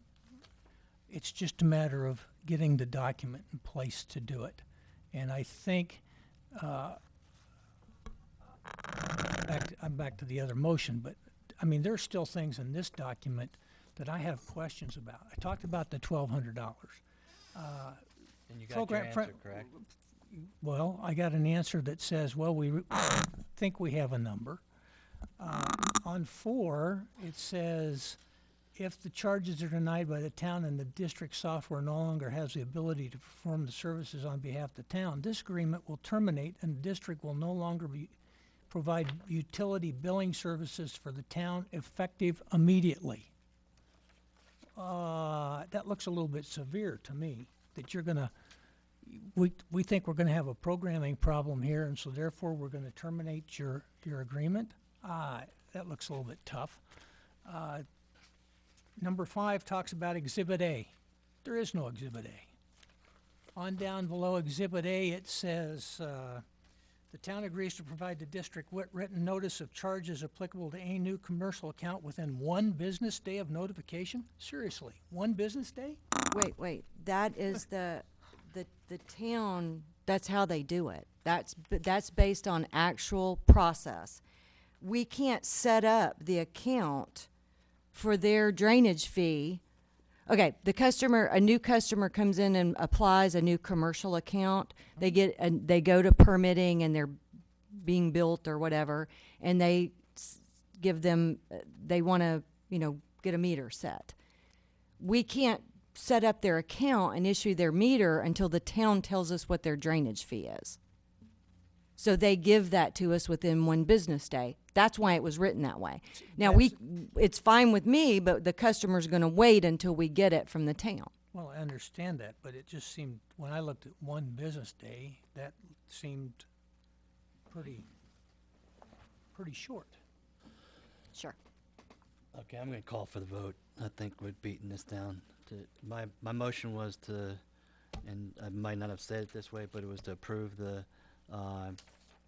this agreement, have the general manager give it to the town. And again, the town may come back with suggested changes and bring it back to us. So at that time, until both sides sign it, it's a negotiable document. Is that correct, Pam? That's right. Okay, so my motion was to approve it, to send it to, have the general manager present it to the town manager, to present to the town council. And you made the second, Jim. Is that, you agree? Okay. So I'll call for the vote. All in favor? Point of order. Go. Discussion hasn't been terminated. Call for the vote. You have to allow discussion to go its normal route. If the vote is called, if the question is called, that requires a vote by the majority of the members to terminate the discussion. Pam? You certainly can take a vote on that. What else do you have?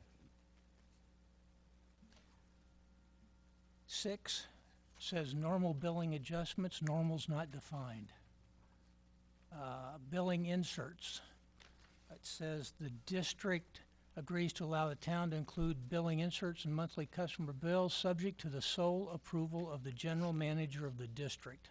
I've got a question about the sole approval of the general manager of the district on billing inserts that the town would be responsible for putting in. They're responsible, if that's their billing, if that's what they want to include in the bill, and we agree to include the town's thing in the bill, it's their responsibility what they put in the bill. We shouldn't have to make a decision on it. Anything else? The motion to close the debate or to call the question does have to be voted on. It requires a 2/3 vote. Thank you. Well, I'll let him finish his discussion. Okay, those are the items that I have. Thank you. You done discussion? I am, thank you. Anyone else? Kevin, I want to understand something. Greg, I'm not trying to be, I'm tired. I am too. What is it that you use the comment by giving this, wait, let me finish. Okay. My understanding is we're giving this to them, and they're probably gonna come back with some changes they'd like to have made to it, because it's not necessarily a final form. So isn't this just part of the process of getting this ball rolling? I don't understand holding the gun to their head, because we need to get the ball rolling. I completely agree with you. My problem I have with it is we're getting the ball rolling too late. We're giving it. Can't fix that. We can't. That car's come and gone. But what I'm saying is we can fix it. We can rescind the termination. It gives us more time to actually get agreement that's in place. Rescind the termination of the billing? Of the contract. He's saying that, if we rescind the 90 days, which we already voted on, and then start over and then terminate, that passes the budget, timeline. So, okay, any other discussion? It just simply gives us time to. I want to have, well, never mind. It's all right. Nothing. Okay, I'm gonna call for the vote. All in favor of approving this and having general manager present it to the town manager for council approval? Show of hands. Okay, Director Thomas, Carr, and Hayes for it, all opposed. Directors Rose and Wilson, it passes. Okay. We are on. I lost my little check sheet here. You're on 19. 19. Discussion, agenda number 19, discussion regarding status of appeal of retail water and sewer rates pending with the Public Utility Commission. Do we have anything on this? Just that our direct pre-filed testimony was due today and was filed, and we're still under the same scheduling order just as discussed last time, working toward a early 2017 hearing date. I did print out you all a copy of the schedule in case you'd like to hang it on your calendar at home is what I did, or Get it here. lost in the So you document. kind of know what the dates are. I have one, thank you. And our expense to date, Jennifer, is approximately $85,000. Renee handed me this note before she left, 83,770 and 81 cents. The filing says 91,000. Okay. I do have one thing I'd like to say to the board concerning this. I'm also watching rate appeals in a couple of other cities. The rate appeal going on in North San Saba, they have just filed an abatement so that they can enter into negotiations between the parties. So. Anything else? Anyone Nope. else have anything? Jennifer, you have anything? No, not on that. Okay, we'll move on to 20. Discussion regarding notice of enforcement dated April 21st, 2016, received from the Texas Commission on Environmental Quality. Mr. Rose. Once again, this is a continuation from the prior meeting. Had a couple of questions on it. And I know that the general manager and our attorney went down to TCEQ. Like to have an update on that. And the question I have from that particular meeting, something that I'm still not had answered about that leak, was how was it discovered? Jennifer or Jennifer, go ahead. How was it discovered? Sure. I can explain. The guys noticed that the flow coming into the plant was reduced, was less, decreased. At the screens? Or? Yes. So they went out looking in different places, and the two of the operators went out back behind the plant because that's where that crossing is, and they saw the leak. Actually, one of them said he heard something, so he kind of walked on out there and. So they were aware that the pipe was exposed, that they knew to go there? That there was an aerial crossing? Yes, they did. Okay, thank you. Well, it essentially just started following the line from where it came in. No, you can't do that. The line's buried, goes into the well. You gotta go down the hill before you can see the line at the bottom. They know the line crosses the creek. Well, but my point is, they knew the line was there. Thank you. Yeah. Okay, next. Item 21. Wait, I think he also wanted an update about the meeting, yeah. correct? Okay. Yes, if you would, please. We left that meeting with a very, very hopeful attitude. We had a meeting with the attorney for TCEQ and two of the enforcement personnel, and it was Jennifer and me, and we had people from this region on the phone there. But so the way that came out, we were expecting within a week or two at the latest a revised violation order from them.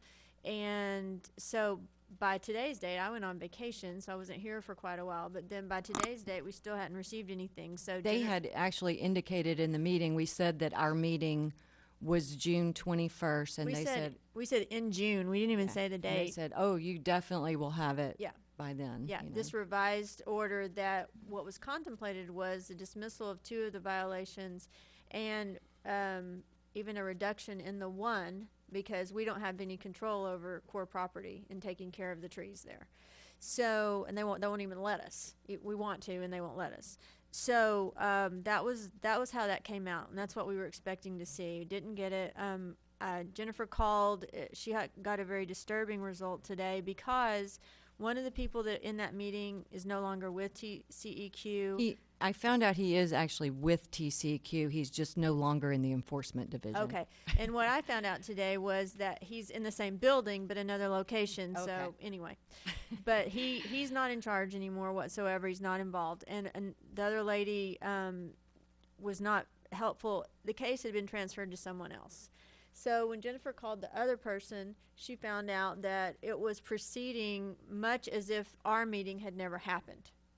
So I called the attorney, and he said, "Oh my gosh, no! Please be reassured. We're gonna get it back to where it was, and we're gonna go from there." He said, "We had a good plan about it. We're gonna get it back to where it was." He said, "I'm gonna try to handle that this afternoon," but it was 4 something before I got a hold of him, and he did call me back.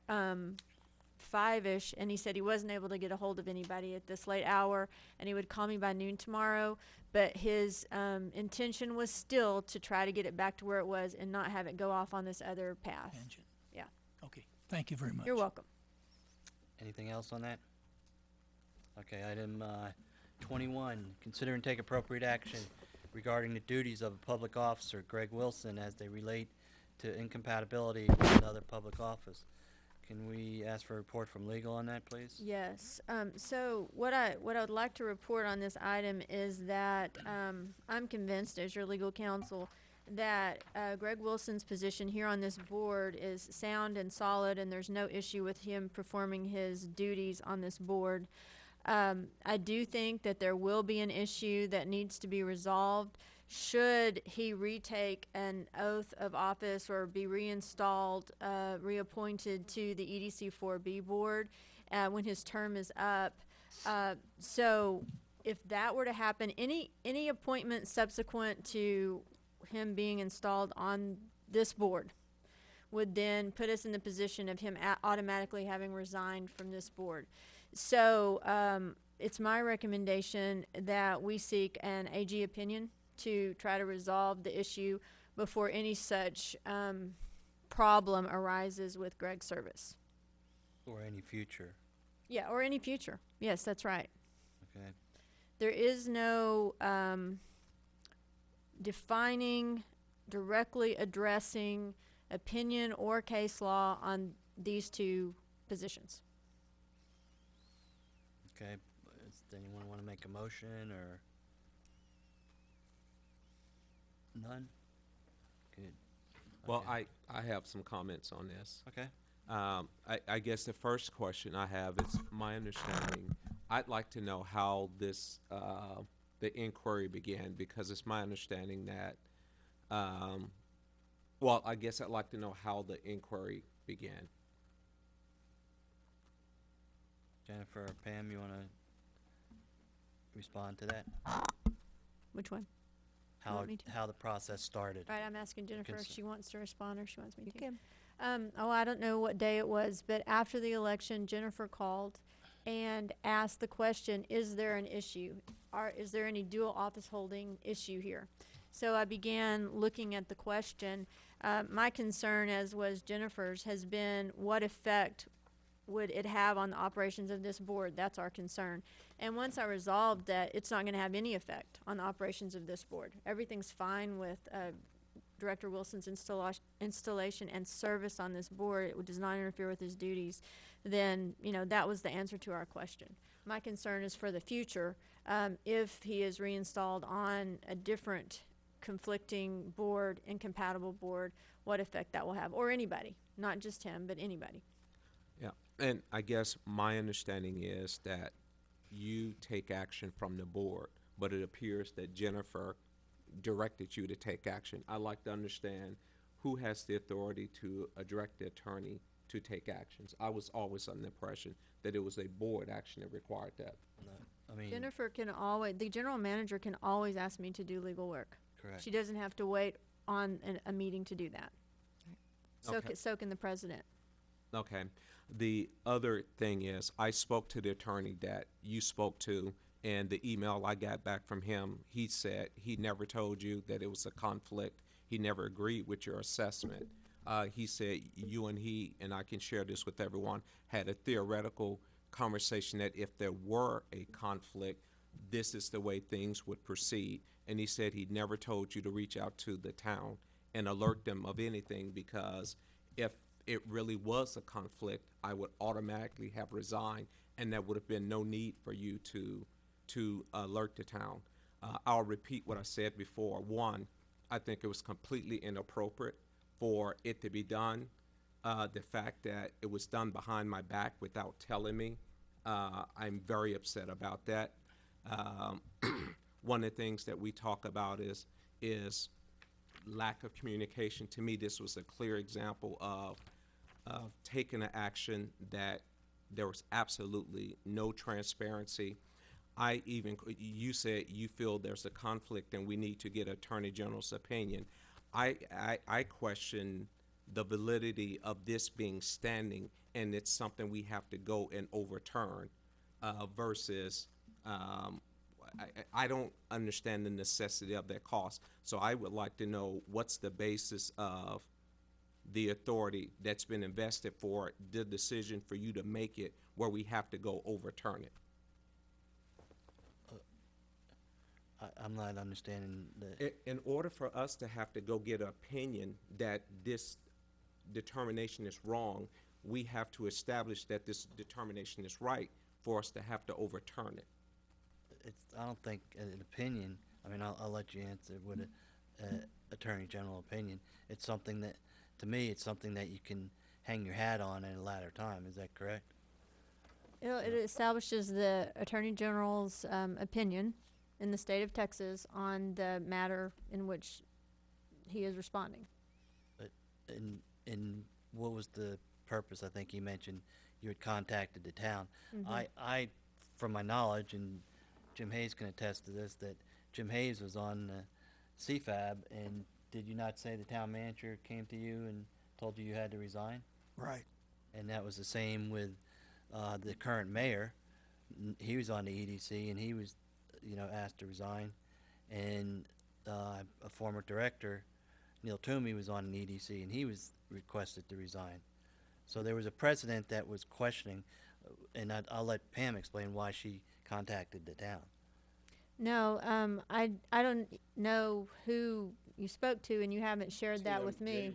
I think it's the guy's name. Well, apparently what he told you is not correct, because he did agree with me that it was incompatible, and he did suggest that I contact the town to let them know as a courtesy that they had a member on one of their boards that had automatically resigned. That was his suggestion. I didn't even think of it, frankly, and I wouldn't have even wanted to necessarily take that action. He suggested that because I said, I'm clear. We're good. You agree with me that the mud is good. There's no problem. He said, yeah. I said, is there anything that you think that I need to do? He said, as a courtesy, I think that you should contact the town. Well, I'd like to read you his response, and then I'd be more than happy to forward it to everyone. Mr. Wilson, thank you for your correspondence. You asked about the compatibility issue in regard to two officers, a position on the Economic Development Board and the Municipal Utility District. Our office do not opine on whether two officers are or are not incompatible, as that is the jurisdiction of the Attorney General or the courts. I am not aware if the two officers in question are incompatible, and I'm not aware of any Attorney General opinion that directly states that the officers are or are not incompatible. I am aware of Attorney General opinions such as JC-0547, JC-0407, GA-0004, GA-0169 that discuss other issues. In regard to contacting the city, it is possible that I informed Ms. Liston that she would want to contact the city to discuss the issue. However, I do not recall telling Ms. Liston to inform the city that you had resigned. Additionally, it is possible that I misunderstood the question posed to me by Ms. Liston, as I do not recall the entirety of our conversation. In regards as to what occurred when the officer is elected to an incompatible office, I do recall discussing the issue with Ms. Liston. Qualifications and acceptance of a second incompatible office generally operates as an automatic resignation from the first office. Pruitt versus Glen Rose Independent School District 84 SW, 2nd District, Texas 1935. I did inform Ms. Liston that in the case of an incompatible office, that the office held first is the office that is affected rather than the second office. According to these facts, it would be your position with the city's EDC that is affected, possibly if at all. I recommend that you seek the advice of the Texas Municipal League if your city is a member. I hope this information is helpful to you. So I guess my point is this: according to him, he said they do not opine on whether or not they're incompatible. So to me, to state that this attorney at the Secretary of State agree with your assessment, according to him, he doesn't have the authority to agree with it. So that would be the equivalent of you saying Jim Thomas agree with it. Doesn't matter if he agrees Jim with Thomas is not an attorney practicing in this area, and Just use that it. I'm using well, it as an example. it's not a good example And because that's in I'm your talking opinion. I'm I don't think talking your opinion is a good opinion, but that's just my opinion. And so ultimately, what I'm saying is this: to me, this whole argument is based on the assumption that your opinion is correct, and we have to take an action to overturn it. no, we have to take an if you choose to take an action. Right, we the don't have action, to take her, she's legal counsel, she advises the district to basically keep us out of trouble and keep us on the path. What she advises us, or her opinions, we don't have to take them, but in the best interest of the district, most of the time, it's, you know, it's right. We haven't agreed with her all the time, we've done things, you know, that she said, hey, it's not a good thing to do, but we did them. And that's what the board has to decide as a whole, whether, she's just there for legal opinion and advice. Kevin, I'm missing something. Look, number one, I just heard this for the first time, Greg. I absolutely don't agree with stuff being done without you knowing about it. I mean, I don't know how that happened. I don't, all right, so, but number two, I'm sitting here looking at this saying, they're trying to make sure you don't get kicked off the board. It looks to me like they're trying to look out for your best interest. So that's the piece I don't understand. Well, to me, I would just simply say this. If you're looking out for my best interest, then we sit down, we have a conversation. Well, I just said I don't understand. I understand that. To me, I have a conflict with, I'm looking out for your best interest, but I'm doing something behind your back. That just doesn't jive with me. We're all supposedly on the same team. I'm new on the board. You know, they mentioned that there were previous issues with Nick and Neil and other people. Well, the town recognized that this could or could not be a problem. They created rules for this.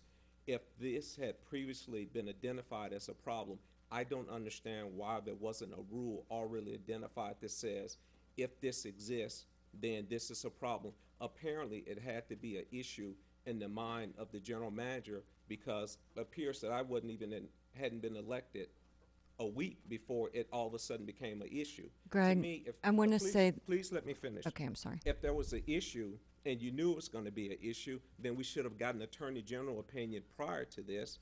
But furthermore, if we knew it was going to be an issue, it should have been written in the policy that says that if you desire to serve on the MUD board, it's our opinion that this is incompatible, and if you run for office, you have to resign. It's all about being transparent and resolving it. You don't wait till a person get elected and then go behind their back and institute an investigation. Incompatibility is not going to be encapsulated in a policy, and you're not going to find a policy or an AG opinion that will talk about positions, every possible position in the state. You're not going to find that. It doesn't exist. Everybody that looks at this with different offices, with different positions, with different instrumentalities of the state that have conflicting loyalties or have incompatibility concerns has to be looked at on a case-by-case basis. And we look to the wisdom of the AG opinions that already exist. We look to the wisdom of case law, and we do our very best. And that's all I've done in this case. And I don't, for the most part, disagree with what Tim wrote to you. I can see where he doesn't remember the conversation quite the same that I do. That doesn't surprise me. But because what he said mostly I agree with that too. He told me that the first position is resigned, the second position is in place. And when I He said asked if him, there's a conflict, that would be the case. and when I asked him what should I do in this situation now, he said, as a courtesy, I reckon he told you that in that. He said if there was a conflict, which he said told he me does not agree Okay. because it's not his position. It's not his job to opine on that. it's not. He's not going to issue a opinion on that. It's when he says opine, he's not going to issue an opinion. He's not. That's not his function within the state government. The AG's office, that is their function. But he was able to have the discussion with me as learned counsel who practices in this area. When I tried to call him back and he wasn't in, I spoke to another one of his colleagues. And she had no issue with the incompatibility determination. Her issue was with the automatic resignation position. So there's a vast disparity of complex responses to all the components of this particular question. I have done the best that I can with putting it all together to give the best legal opinion that I possibly can, and I believe I've given a good legal opinion. Now, I don't know what the AG will say. I suggest we find out before you're reappointed to the EDC 4B again. I suggest that we find out so that we know what the AG says about it. And in fact, the second Secretary of State attorney that I spoke to about it, that was her recommendation as well. Okay. Now, she's not going to issue an opinion I want to that say says that. something too. Pam, listen, I think we have to do that. I'm not happy about him not knowing that this was going on.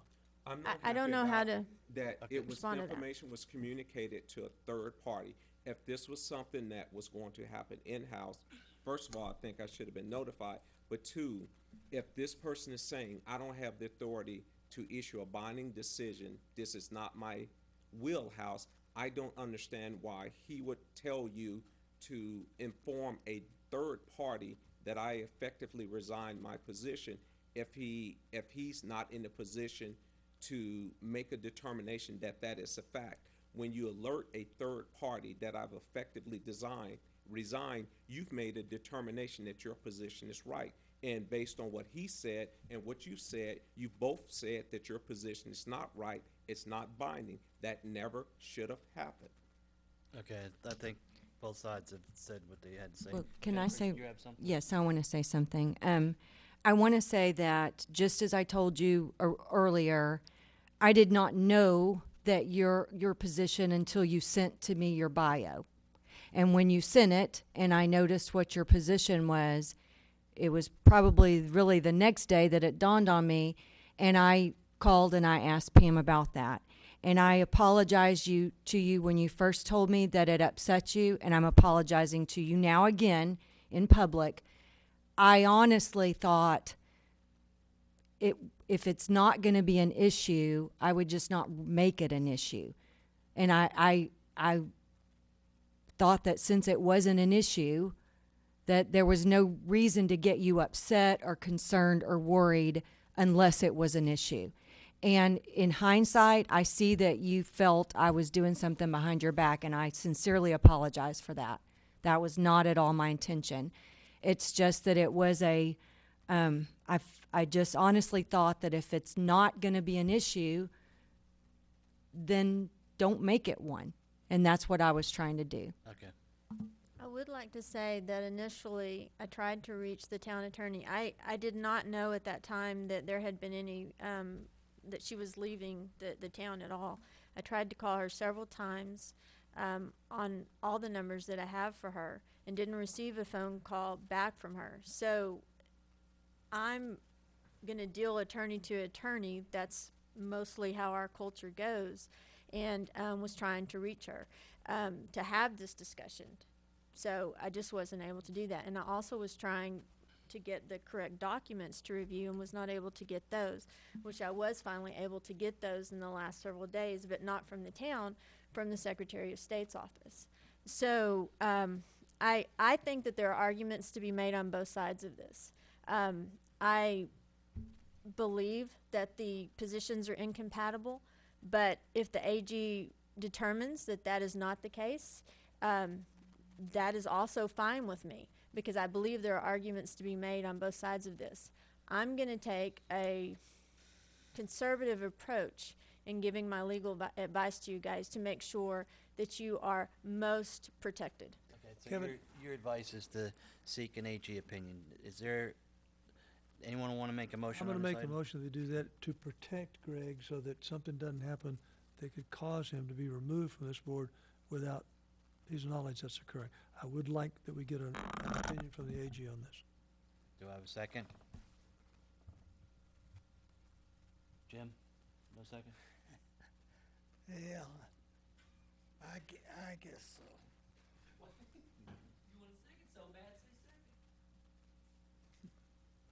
I just want to make, I don't have to hear from him. Okay, any seconds? Yeah, I'll second. Okay, there's a second. Any more discussion? The only reason for doing this is so something doesn't happen to him that causes his position on this board to be in jeopardy. It's my only reason for I doing it. agree with that, but at this time, I mean, he stated that he thinks his position doesn't come up till October of next year. Is that correct? And what you think? Something like that, yeah. Okay, we can address it at a later time, so I don't really agree with that, but I'll call for the vote. All in favor of seeking an AG opinion for this item? Any further discussion? I asked that already. No. Okay, go ahead. I think that based on the fact that there would have to be a determination that there's a conflict somewhere along the line in order to draw this into play, that this is kind of like looking for trouble. And even if we get an opinion, it's going to be specific MUD director to EDC 4 spot. It's not going to apply MUD director to something else that might be in the town. It's going to be very specific. And so in that vein, I'm inclined to let it ride. Now, Well, again, it's to protect the I understand. district, and that, as I said, I don't think right now, as the time gets closer, maybe we do it, but right now, I just. don't When you say protect the district, what happens if there is an actual conflict? Is that he will lose his seat and we will name another member to the But you board? don't want him to lose his seat. That's the No, whole but- purpose of it. If he makes a decision on EDC that they figure, someone might say, okay, it's an incompatibility, then he would automatically be disqualified. And I guess that's my point. We keep saying, who is this magic person that's floating around in the air that suddenly has the authority to say it's now a conflict? He's AG, resigned this board. the Attorney General. Well, then why don't we just wait for him to magically appear and issue opinion? If it was that simple, then why didn't we just wait Okay. to do that to begin with? Kevin, I made my motion based I'm on gonna- advice from attorney. Okay. And can we please get on with it? Yep. Okay, call for the vote. All in favor? Go ahead. I was gonna vote for it, but if then- Greg doesn't, if he doesn't want, If he doesn't Just- care, if he doesn't want an Okay. attorney general We're opinion, past discussion. then I'm not, I have Jim Thomas for. All opposed? yeah, I'm both. Director Wilson, Carr, Rose, and Hayes. Thank you. Okay. please don't complain if this comes back and bites us. Hey, it's already been voted. Okay, report and updates. 23, General Manager Monthly Report for May 2016. A, Water System Operations. B, Meter Head Change-Out Program. C, Wastewater System Operations. D, Website Analytics. E, Finance Update, including utility billing, permits collected. F, Project Status Updates, to include SWIFT funding application, North Side 230-inch water line project, Pebble Beach Timberline, Pin Oak water line upgrade projects, Campus Circle water line relocation, wastewater treatment plant upgrade project. Jennifer? Okay, I guess I'll open it up first if you all have any questions about the manager's report, and then I'll give the project updates. I take it no questions about the, okay. You have the list. I'm waiting, I'm kind of waiting for you to go through them one at a time. No questions? I understand that that's what's on the list. I don't have a question about that. Do you have any questions on the information that's attached to the package concerning the reports? No. I do have one, website analytics. Okay.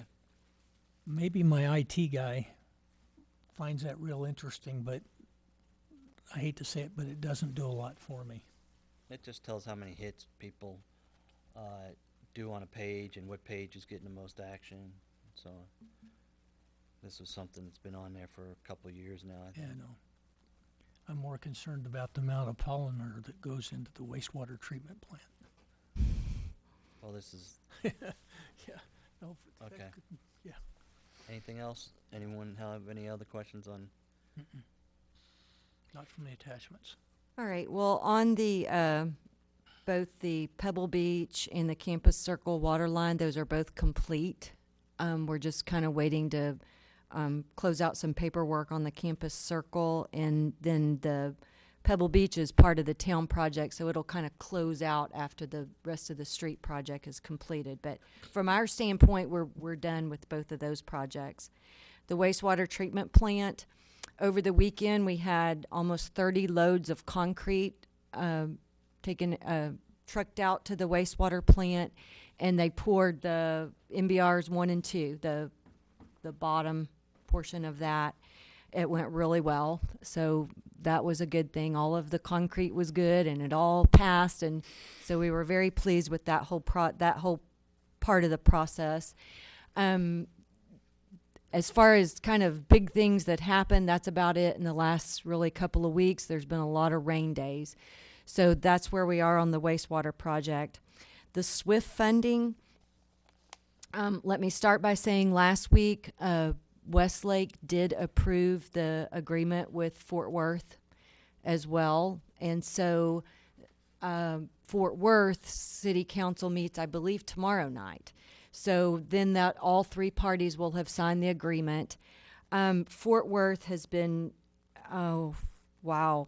I don't know how to say, so helpful to us with getting this SWIFT funding.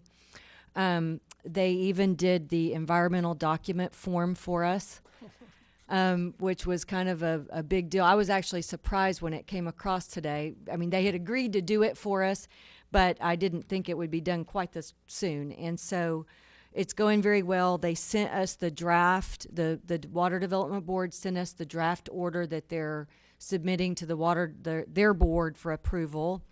And in the verbiage of that, it shows that with this SWIFT funding, we should save over the life of the loan a little over $500,000 with the subsidy. So that worked out real well. So they are recommending approval on that. So we're going right along with the SWIFT funding. That's it on the projects this month. Okay. Anybody have anything else on that? Okay, we're going to move to items that we spoke about in closed session. And item A, we already talked about on agenda 21, which we just got done talking about.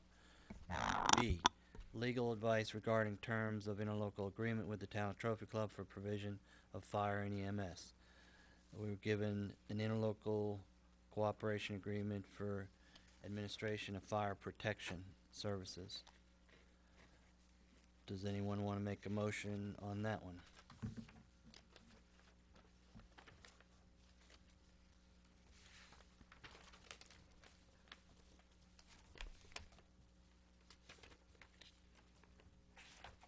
I'll make a motion, start off with to have the general manager as a counter offer to the town's offer, submit this to the town manager for review and consideration.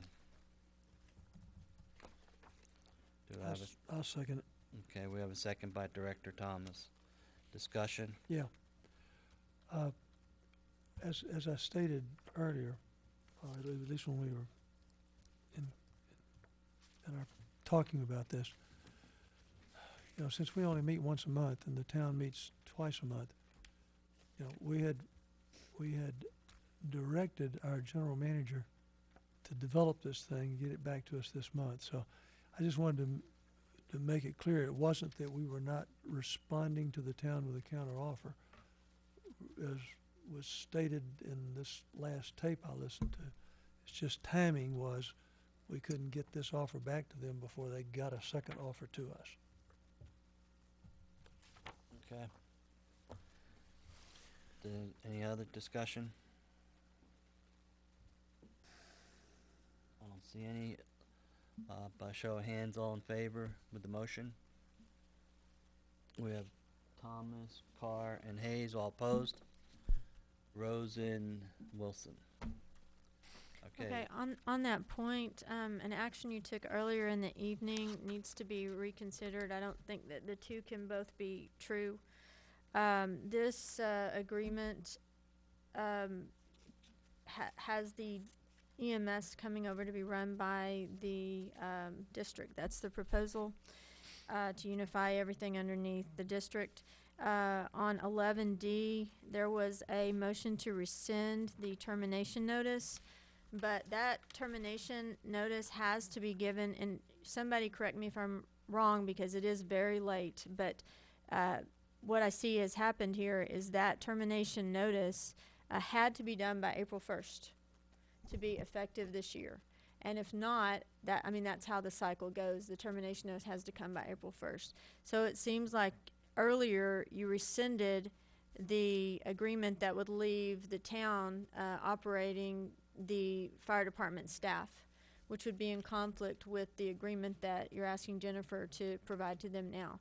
So I think that 11D needs to be, I'm not sure you intended that result, so I want to make sure I did intend that result. I did also. Yeah, I'm not sure if the board intended that result, but They voted for it. Thank you for those two comments.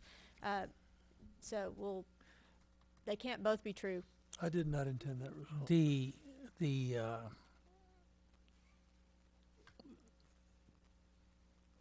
This interlocal agreement that we rescinded the termination on says that if you're going to cancel it, it has to be done by a certain date. Right. First. Okay? If you're going to modify it, is there a deadline? Not if both parties want to agree to modify it. Okay, so if that is true, then is there any reason that this cannot be the modification of it? No, but the problem is to rescind the other termination puts that other agreement in place again until sometime prior to April 1st. But it for can be, effect the following October 1st. but it can be modified by agreement between the two parties anywhere along the line. Keep the title, keep the signature blocks, and everything inside can be modified. Theoretically. Thank you. Does anyone want to revisit Agenda 11? Was it B as in boy, right? D is in D? Delta. D. Does everybody understand what Pam just said? Yes? No? Somehow I can't. Yes, Wait. Oh, there it is. I understand. Yes, I understand. What was the vote on that one, Lori? Do you have that? It was 4-1, and you were the one, President Carr. All four except for Carr opposed. The motion was to rescind the termination, and the vote was for except for Carr opposed. That was the one where we discussed, Jim Hayes had mentioned maybe doing a December 31st, Yeah, and then that was taken off. Right. Does anyone want to revisit that? I wish we had known at that time that We can still revisit it if you don't understand it. Is that correct? That's right. If you want to bring it back, make a motion. Or do you have to make a motion to bring it back, or can you just bring it back? Or reconsider? It'd be a motion to reconsider 11D. And it would have to come from somebody who was on the positive side of the motion, who was on the prevailing side of the motion, and it would have to have a second from somebody that's on the prevailing side of the motion, if I remember correctly. The other concern that I have is that, and this is something that I'm not I'm just kind of speaking out loud about a concern that I have. I'm not sure that, because you've already given notice of termination, I'm not sure that you can really take that back. So that's a concern I have on 11D also. But as far as taking a action to clarify that, if you want to send this interlocal cooperation agreement for administration of fire protection services over, then it doesn't work with that previous action on 11D, the previous attempted action on 11D. Previous action. The counteroffer. I guess I don't understand how you can not come to agreement on a agreement before you rescind the agreement that it replaced.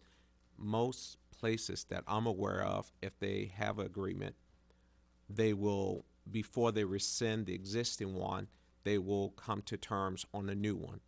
I don't understand how our agreement seems to be different from the way every other agreement is done in the world. It's just that it was terminated. They just voted to terminate that prior to April 1st pursuant to the terms of that's just how the procedure The reason it they came did. about. To rescind it. Wait, Well- let me finish. The reason it came about, we had a fire committee, and I'm not gonna speak for the council, but what I'm hearing from the council, neither one of the parties, the entities, agreed that an ILA would work. It needed to be one way or the other, and the ILA needed to be redone and stated. There was too many holes in it. That's what the fire committee said. That's what, third parties had said. So that's why it was terminated. And I understand that, completely understand, but we brought it forward, we rescinded it. Is there something in the agreement that says once the termination has been issued, that the termination can't be rescinded? No, the agreement doesn't say that. So then how can it be an issue to rescind it? What you're rescinding is determination, and from what she just said, was she didn't even know if you could take back a termination. The issue is that now you've missed April 1st. If this was March, there would be no problem. Right. But now you've missed April 1st. And it goes to So the n- termination. exactly. Right. The other party can say, no, we got a contract, it's still in place. But again, I'll ask one more time. Does anyone want to return to 11D? I hear nothing. Is that correct? Is everyone still awake? I mean, how many times are we gonna ask the question? Well, he had This is his like eyes a- closed. So, I think okay. he's ready to go home. Okay, moving on. So that means 24 B, that's what we're on, correct?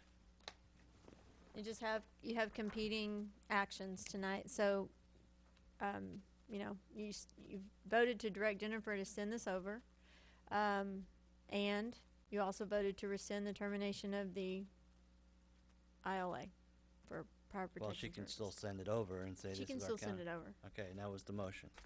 And we voted on that. Correct? Yes, Okay. that's correct. So, I mean, she can go through the motion of sending it over, and that's our counteroffer. Okay. Next one that we addressed is C, we already addressed, correct? Legal advice, potential sale of district assets. Yes. Okay, D. Legal advice regarding terms of interlocal agreement with the town of Trophy Club for billing services. Yes, it's done. Okay. And then E, legal advice regarding terms of interlocal agreement for non-standard water and wastewater services. Yes, with it's done. Town development known as town, that was addressed on 17, or 8, was it 17 or 18? Was addressed. Yeah, it was It addressed. was addressed. Okay. F, legal advice regarding appeal of retail water and sewer rates pending with Public Utility Commission of Texas. And that was addressed, correct? Yes. Okay. Holy crow, we're at 25. Consider and take appropriate action regarding closed session, we already did that. Consider 26 items for future agenda. I make a motion, we do that another meeting, Well, another time. Okay, no one has anything? Nobody has a second Okay, to that either.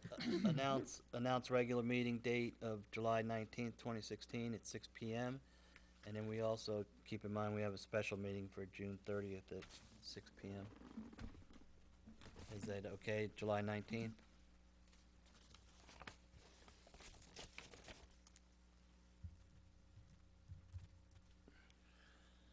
The first meeting out of the chute, I already broke the record, I think. It was only because you had a lot of help. Yeah, redoing everything that we already did. Can I make a motion, we adjourn?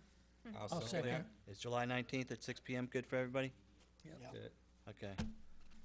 We don't need a motion to Yeah, you adjourn, do. just adjourn Yeah, you do. at No, no, 2. no, Oh. you have to have a motion to You adjourn. don't. We don't. You Let me don't. explain it to you. Go ahead, explain it, Okay, Bill. you either have to ask if there are any additional items, or you have to ask for a motion to adjourn and go home, because you need an opportunity to go Ma'am, back can and you- readjust. There's no, motion required. Some people do that, but there's no motion required. This body hasn't operated that way. If you wanna do it, you can, but it's not required and it hasn't operated that way. He's made a motion, I second it. Good. Let's just go home. I'm in favor. I'm in favor, let's go home. You wonder why it was so long? What time is it? 2:06. Yeah, I called it 20, I think it was 2:07, so whatever. I won't argue with that. 2:06.